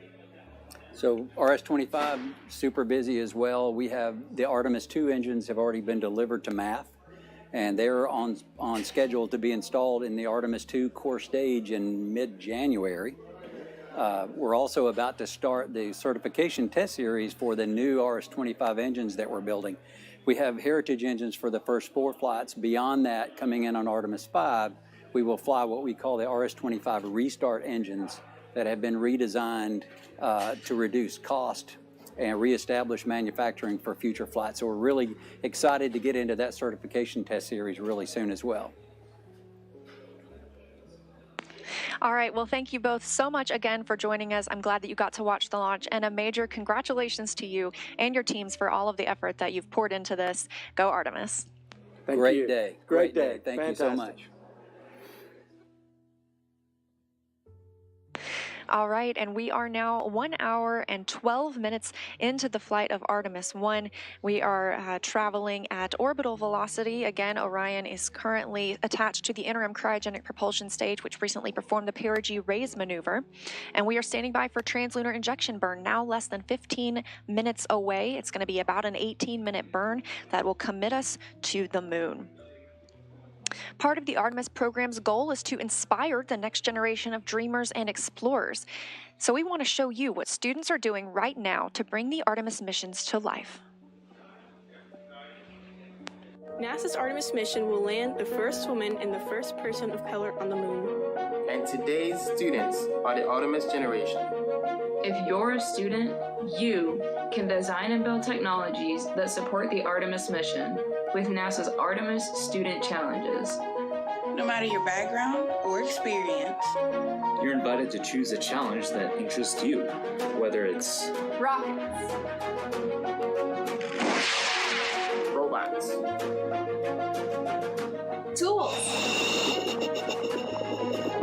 software, vehicles, or other technologies, there's an exciting challenge for you. To find a mentor and build a team of students. Review the rules and requirements, and bring your ideas to life with NASA's Artemis Student Challenges. Visit stem.nasa.gov/Artemis and see how you can join one of NASA's mission-related student challenges.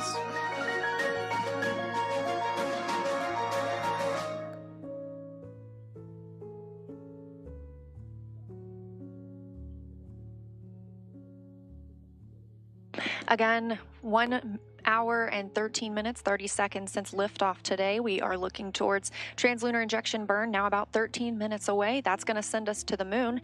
But did you know that you were invited to fly on the first Artemis mission too? Earlier this year, NASA asked the public to create a pass to virtually board Orion. Anyone who signed up got to include their name on a flash drive. I know my name is on there. And that flash drive is on Orion right now for its journey around the moon. It has more than 3.3 million names.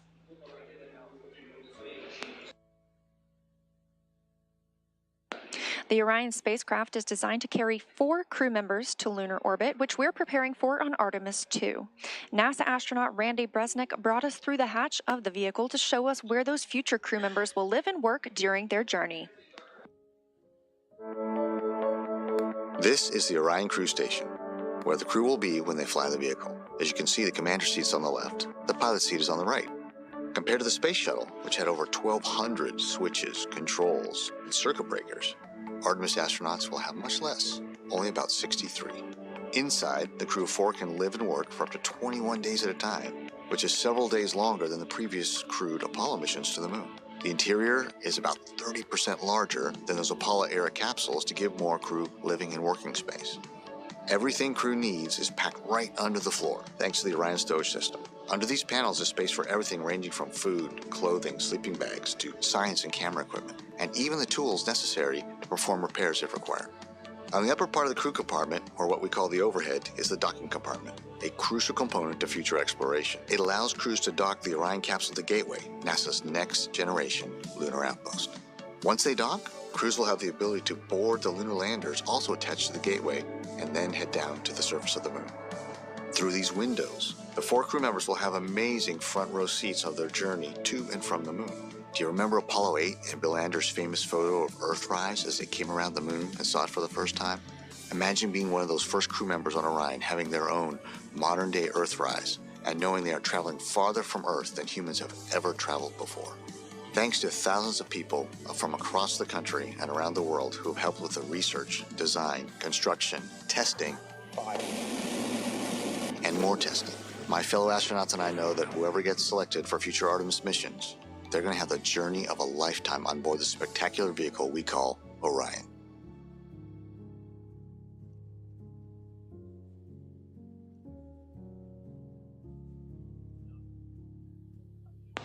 We're now coming up on 10 minutes until the translunar injection burn. Again, Orion is still attached to the interim cryogenic propulsion stage. That RL-10 engine is what's going to perform the burn for us. But to hear more about Orion, I'm going to send it back to Dan at the moon board to tell us all about our spacecraft. Hey, thanks, Leah. Welcome back to the moon board and Orion. So it's still attached to ICPS, still flying on the very upper part of SLS, but pretty soon it's going to be flying free. And after that happens, it's going to take over all of the propulsion, all of the flying, everything for the rest of the mission. And so to talk a little bit more about propulsion, let's focus in on this, the European Service Module. So this is what's going to be doing all of our maneuvers after we're done with ICPS and that translunar injection burn. And it's going to be doing that with a mix of 3 different types of engines. First one here on the bottom is the Large Orbital Maneuvering System engine. This one produces about 6,000 pounds of thrust. That's going to be doing a lot of your really major pushing maneuvers when we get into the powered flybys, the insertion into distant retrograde orbit, the burns to start sending us back home. That's the one that's really applying the most force. It can also gimbal, which essentially means it can swivel around, and that can help your steering. It's helped out by these 8 auxiliary thrusters. They're in pairs. Those are a little bit smaller. Each one of those produces about 105 pounds of thrust each, but they add some additional push to that orbital maneuvering system engine. And then we also have 24 reaction control system thrusters, these smaller ones that you can see all around Orion. Those are used for a lot of attitude control, so again, which they can help which way you're pointing, but also small translational maneuvers, so moving side to side, up, down, those can be called into play. Now, all of those engines share a common fuel source. They're using what are called hypergolic fuels, a mix of a fuel and an oxidizer, in this case monomethylhydrazine and nitrogen tetroxide. Now those are long names and they're hypergolic fuels. What does that mean? A hypergolic fuel essentially means you take your fuel and your oxidizer, you put them together, you get a reaction. You get an exothermic reaction which creates that thrust, which comes out. You don't need an ignition source like we have on SLS, which is using oxygen and hydrogen. They're extremely reliable. They're very stable. You don't have to store them at cryogenic temperatures, which is really necessary for smaller spacecraft in orbit because it takes a tremendous amount of electrical energy just to keep fuels that cold. And so we can store them at a much closer to room temperature, essentially, when they're on board this spacecraft. So that's all of the primary propulsion that's going to take over.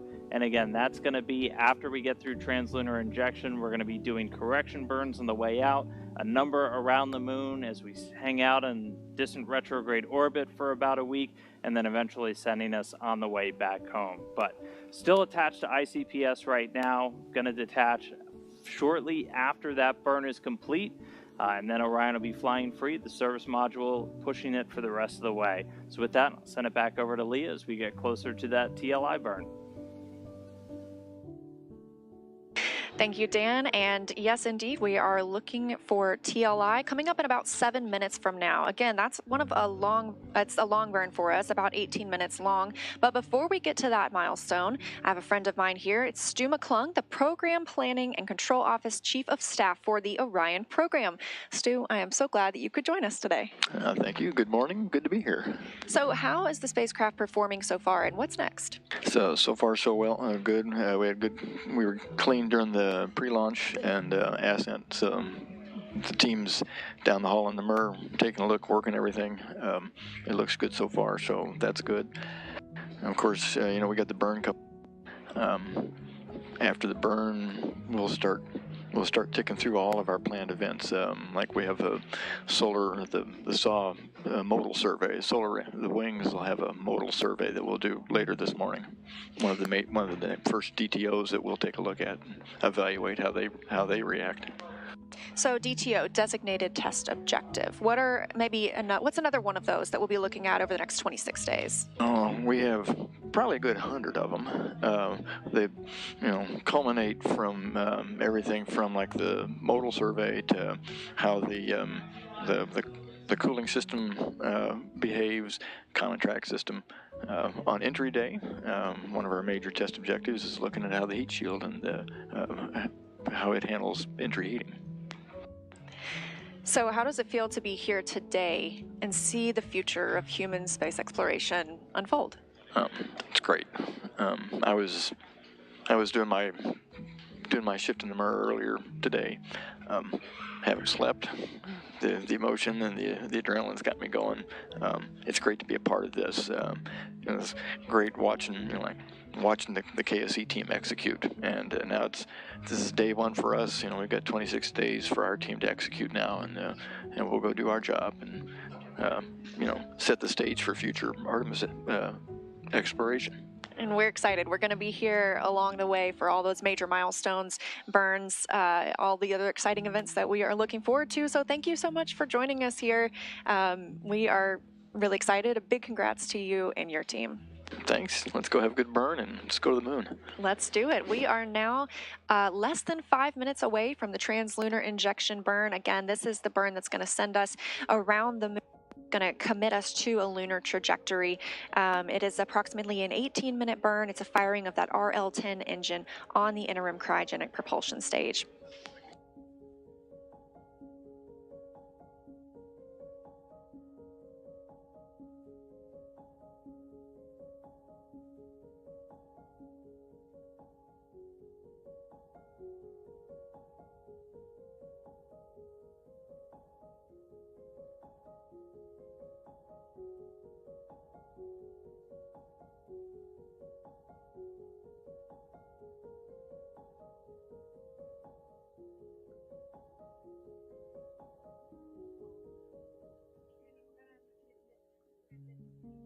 You've got a view here of the White Flight Control Room in Mission Control Houston. This is where all of the teams will be monitoring the mission over the next 26 days.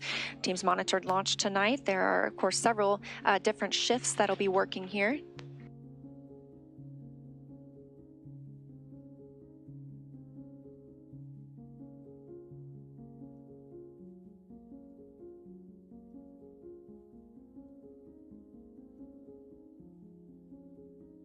All right, we are coming up now on about 3 minutes until the translunar injection burn. Again, this is about an 18-minute long burn. Firing of the RL-10 engine on the interim cryogenic propulsion stage commits us to lunar trajectory. It helps us break free from the gravitational pull of Earth.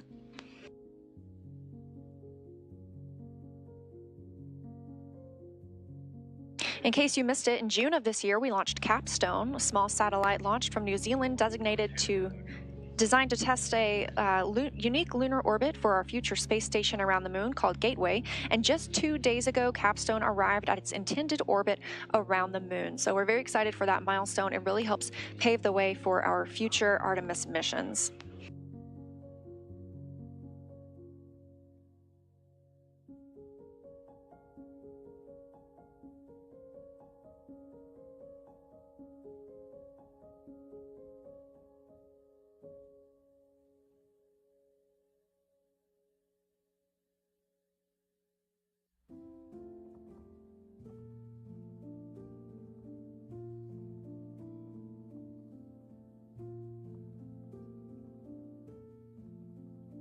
We are now 1 hour 20, coming up on 25 minutes since liftoff from Kennedy Space Center today at 1:47 a.m. Eastern Time. We had a really smooth ride to orbit. We saw solid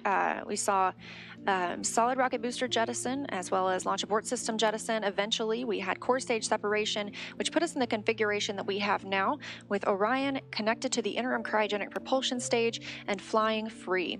The solar arrays deployed and have been swept back in preparation for the translunar injection burn. Earlier, we had the perigee raise maneuver, which lifted the lowest part of Orion's orbit around the Earth, put us in this perfect positioning ahead of translunar injection burn. A good shot here of our two flight controllers. On the left, you saw Judd Freeling. He is the ascent flight controller. He's been with his team here for the last several hours. And to his right is Rick LeBrode. He's the lead flight controller for a majority of the rest of the mission. Judd's team will take over again once we get back into the re-entry portion. We're now less than a minute away from translunar injection burn.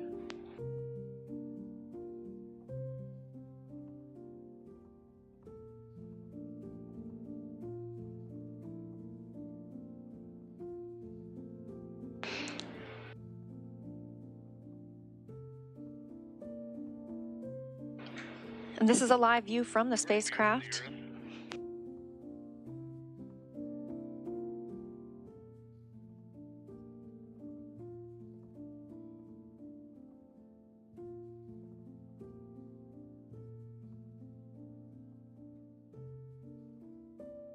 Australia towards the Pacific Ocean. This translunar injection burn will begin to take it away from the Earth, breaking it free from the pull of gravity. We're standing by for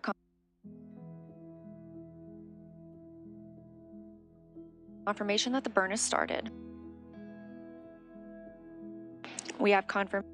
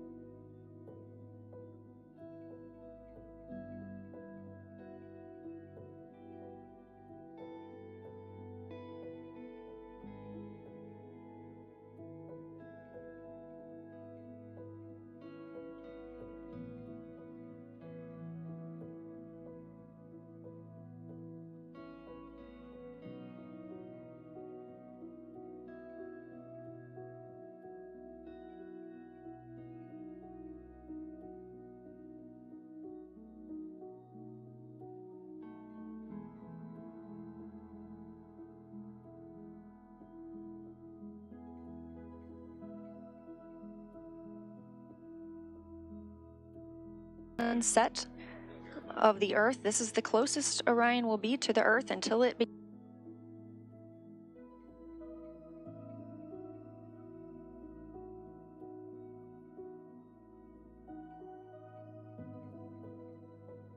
begins its return home from the moon. I'm going to keep reporting that number.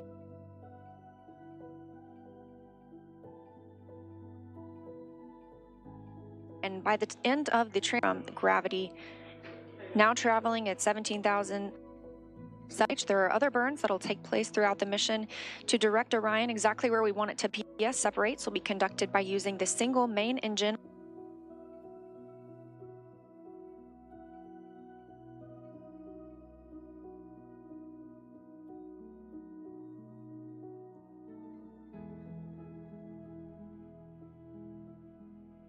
Coming up on 2.5 minutes into the translunar injection burn. And we're now traveling over 18,000 miles per hour. Again, that speed is going to increase as well. This is really going to push Orion toward the moon. And we are now 252,400 miles away from the moon. And they include the Lunar Ice Cube, developed by Morehead State University in Kentucky. This will search for all forms of water with an infrared spectrometer.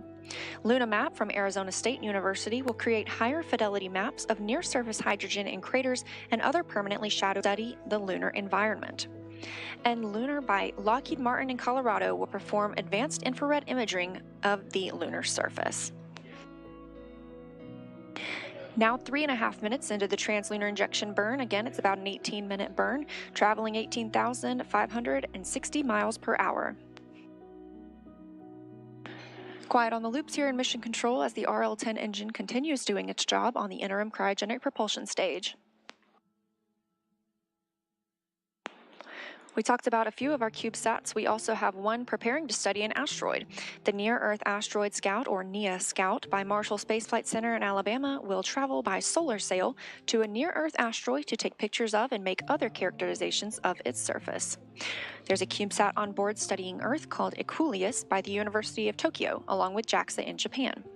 Equuleus stands for Equilibrium Lunar Earth Point 6U spacecraft and will travel to Lagrange Point 2, imaging Earth's plasmasphere for a better understanding of our planet's radiation environment.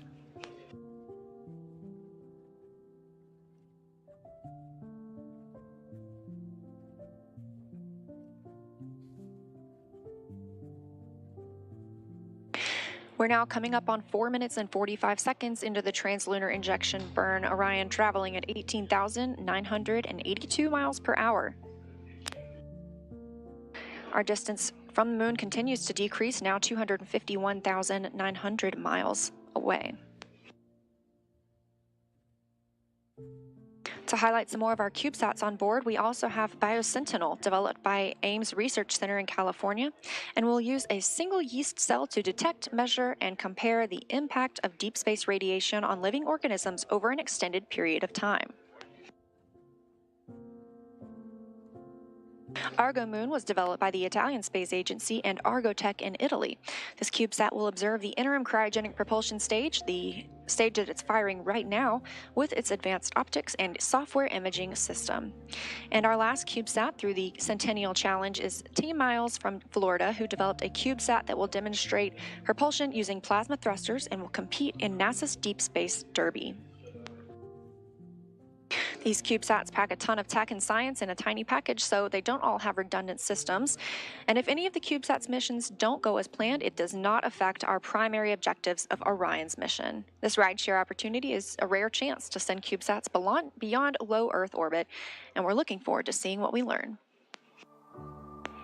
We're now 6 minutes into the translunar injection burn, Orion traveling at 19,500 miles per hour, being propelled by the interim cryogenic propulsion stage. Still quiet here on the loops in Mission Control Houston. Teams are tracking no issues during the translunar injection burn. Again, this is about an 18-minute burn, so we have approximately 11.5 minutes left.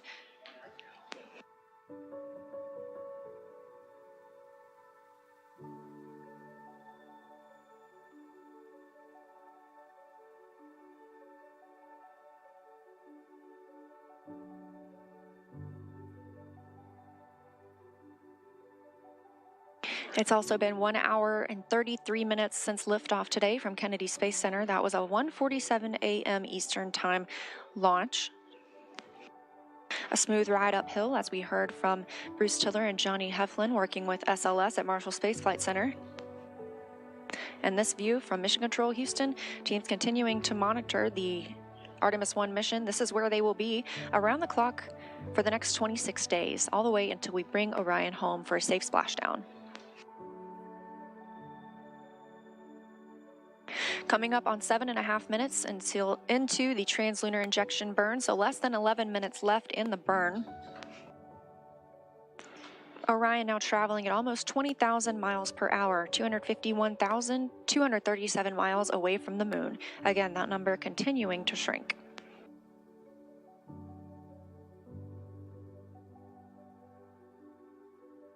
Orion itself is still over Earth. It is over the Pacific Ocean south of Hawaii.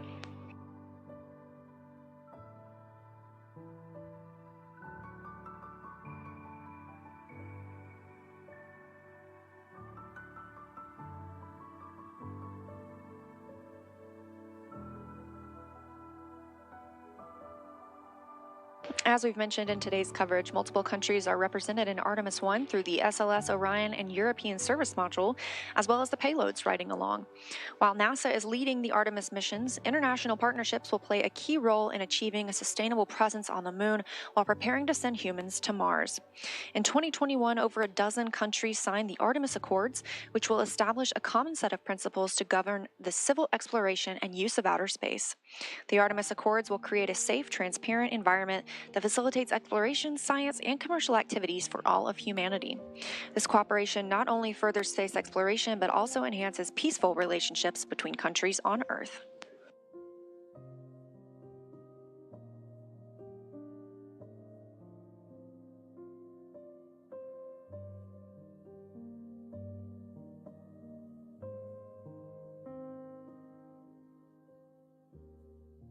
We're now over 9 minutes into the translunar injection burn, an 18-minute burn, so we have about 9 minutes left. We're about halfway through. The RL-10 engine continues to fire at maximum thrust. Orion traveling attached to the interim cryogenic propulsion stage, now over 20,600 miles per hour.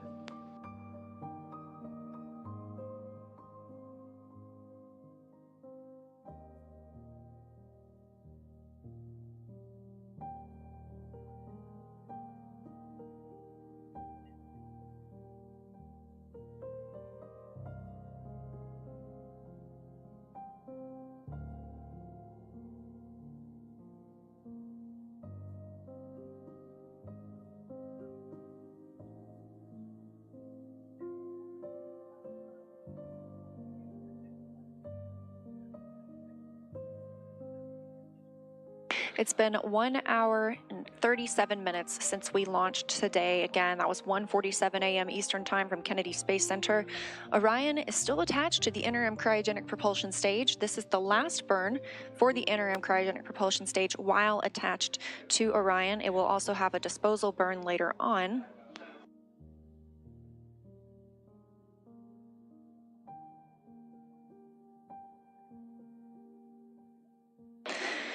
About 10 minutes after we have ICPS cut off, Orion will separate from the interim cryogenic propulsion stage itself, and the capsule will be flying free, still attached to the European Service Module. We've got about 7 minutes left in the translunar injection burn. Orion traveling now at over 21,000 miles per hour.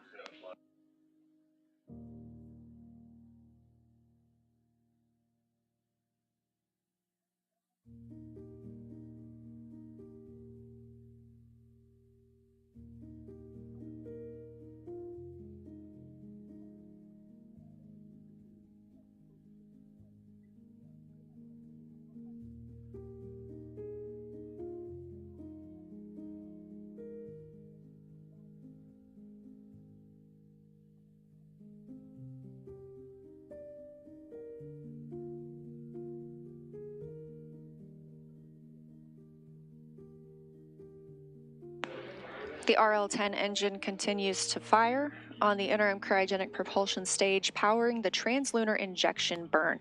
This is the second firing of the ICPS today. The first we saw was the perigee raise maneuver, which lifted the lowest point of Orion's orbit around the Earth and put it in the proper positioning for this burn. This is the burn that commits us to the Moon. We're now over 12 minutes into this burn. Again, it's about an 18-minute burn, so less than 6 minutes left, and 1 hour 39 minutes since we launched. Orion and the ICPS now traveling at over 21,400 miles per hour. And as I promised, we continue to grow closer to the Moon, now 249,000 miles away.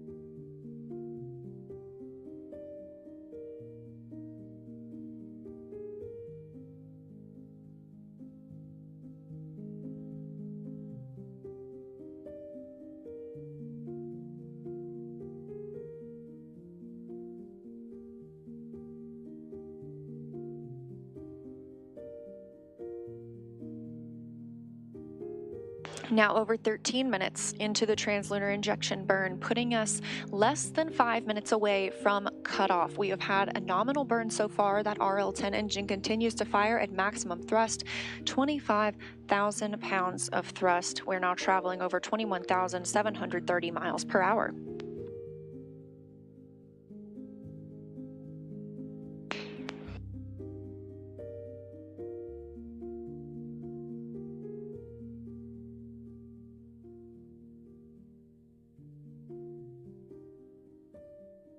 And we've just heard the call for priority 1, meaning we have reached the point at which we could return at lunar return or similar speeds, testing the heat shield as required ahead of flight for Artemis II.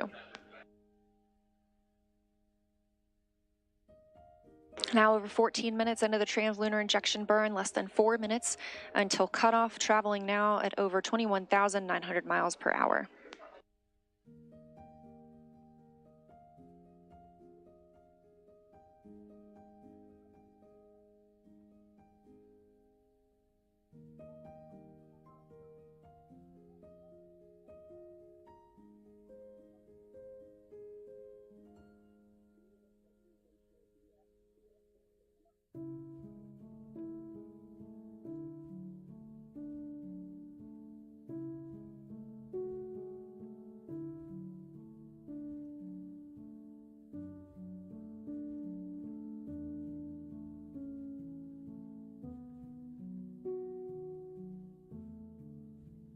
Now less than 3 minutes away from cutoff of the interim cryogenic propulsion stage, and coming up on 1 hour and 42 minutes into the Artemis I mission.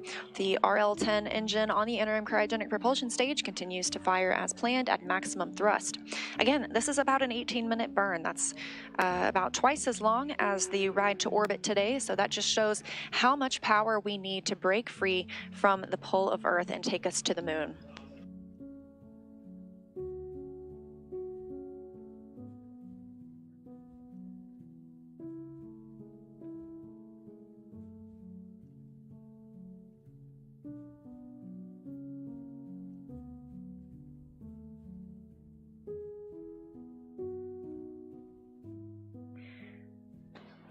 "16 minutes now into the translunar injection burn, Orion traveling at over 22,276 miles per hour.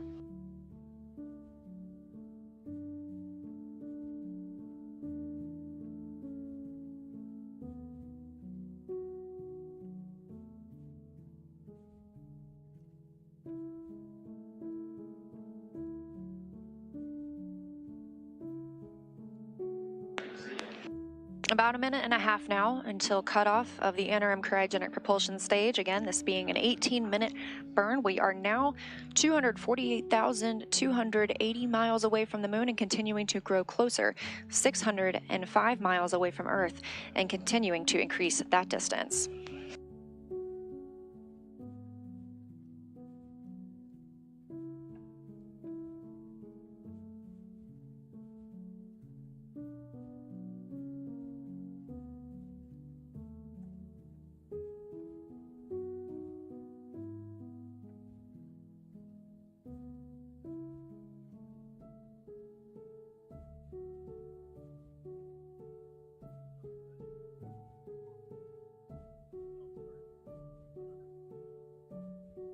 Less than a minute now until cutoff of the ICPS and the end of the translunar injection burn. We've had a good burn all the way through so far.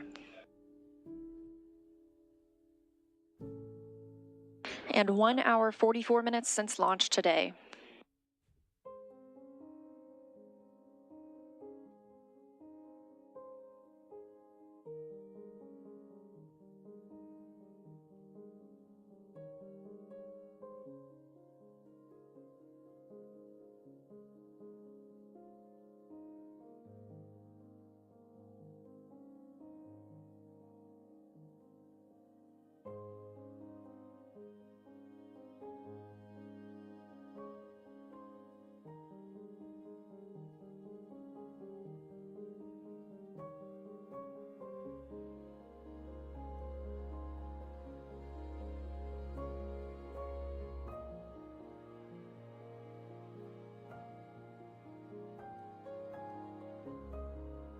And we have cutoff of the interim cryogenic propulsion stage, which has committed Orion to the translunar conjunction. The spacecraft is moon bound.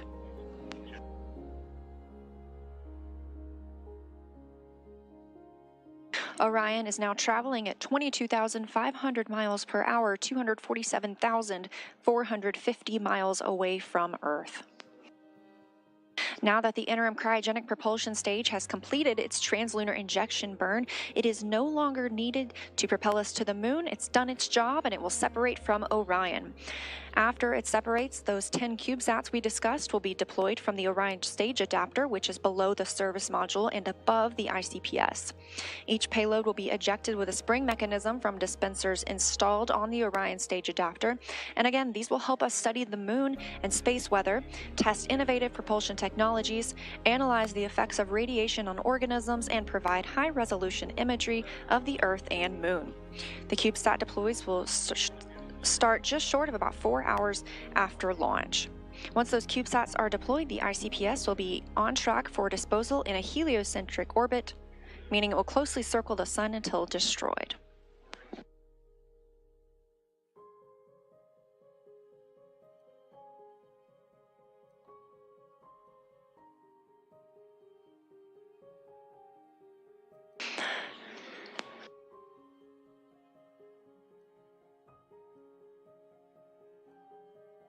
The next change we'll see is for the ICPS to separate from Orion and the service module. Those will continue flying free on their journey toward the moon.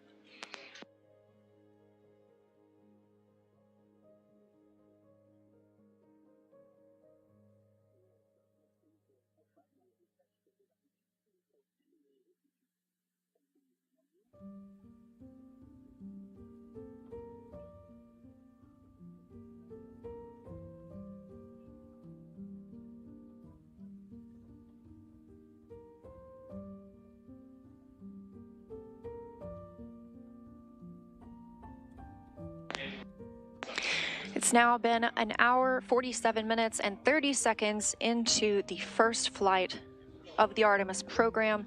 Orion now traveling 21,860 miles per hour, 1,129 miles away from Earth.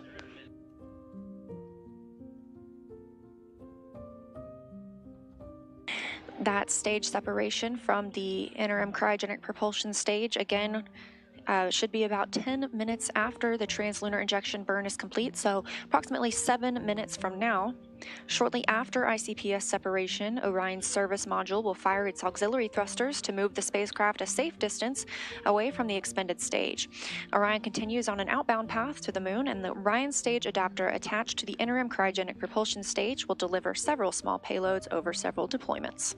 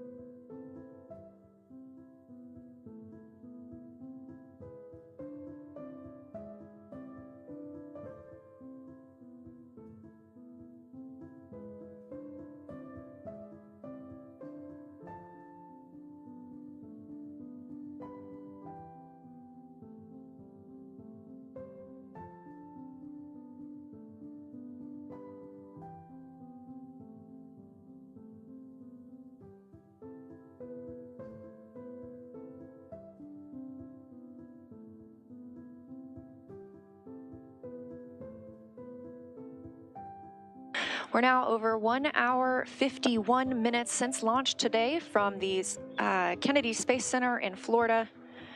Orion is traveling attached to the interim cryogenic propulsion stage, but not for much longer. We look for that separation to happen in about 5 minutes. At that point, Orion will still be flying attached to the service module, and in this animation, you can see the service module directly below the capsule. Those solar array wings are deployed.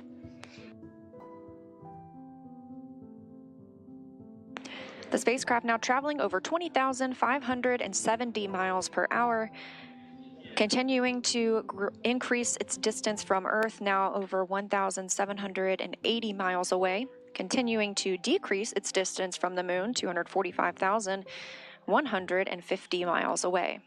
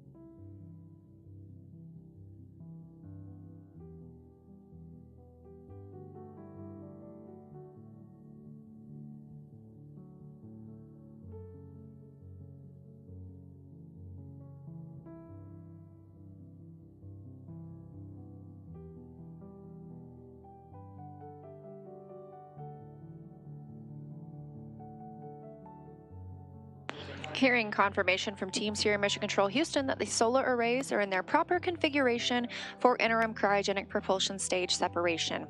Again, we just saw the translunar injection burn, a successful approximately 18-minute burn that has helped Orion break free from the pull of Earth's gravity and sending us toward the Moon.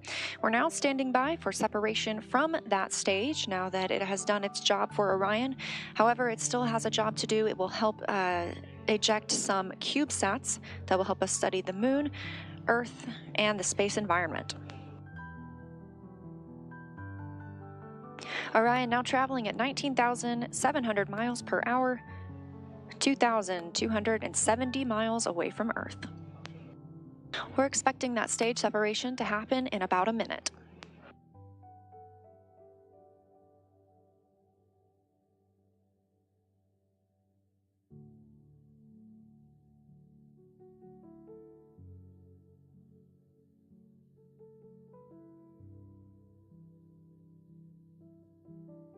As you can see, we have confirmation of interim cryogenic propulsion stage from Orion.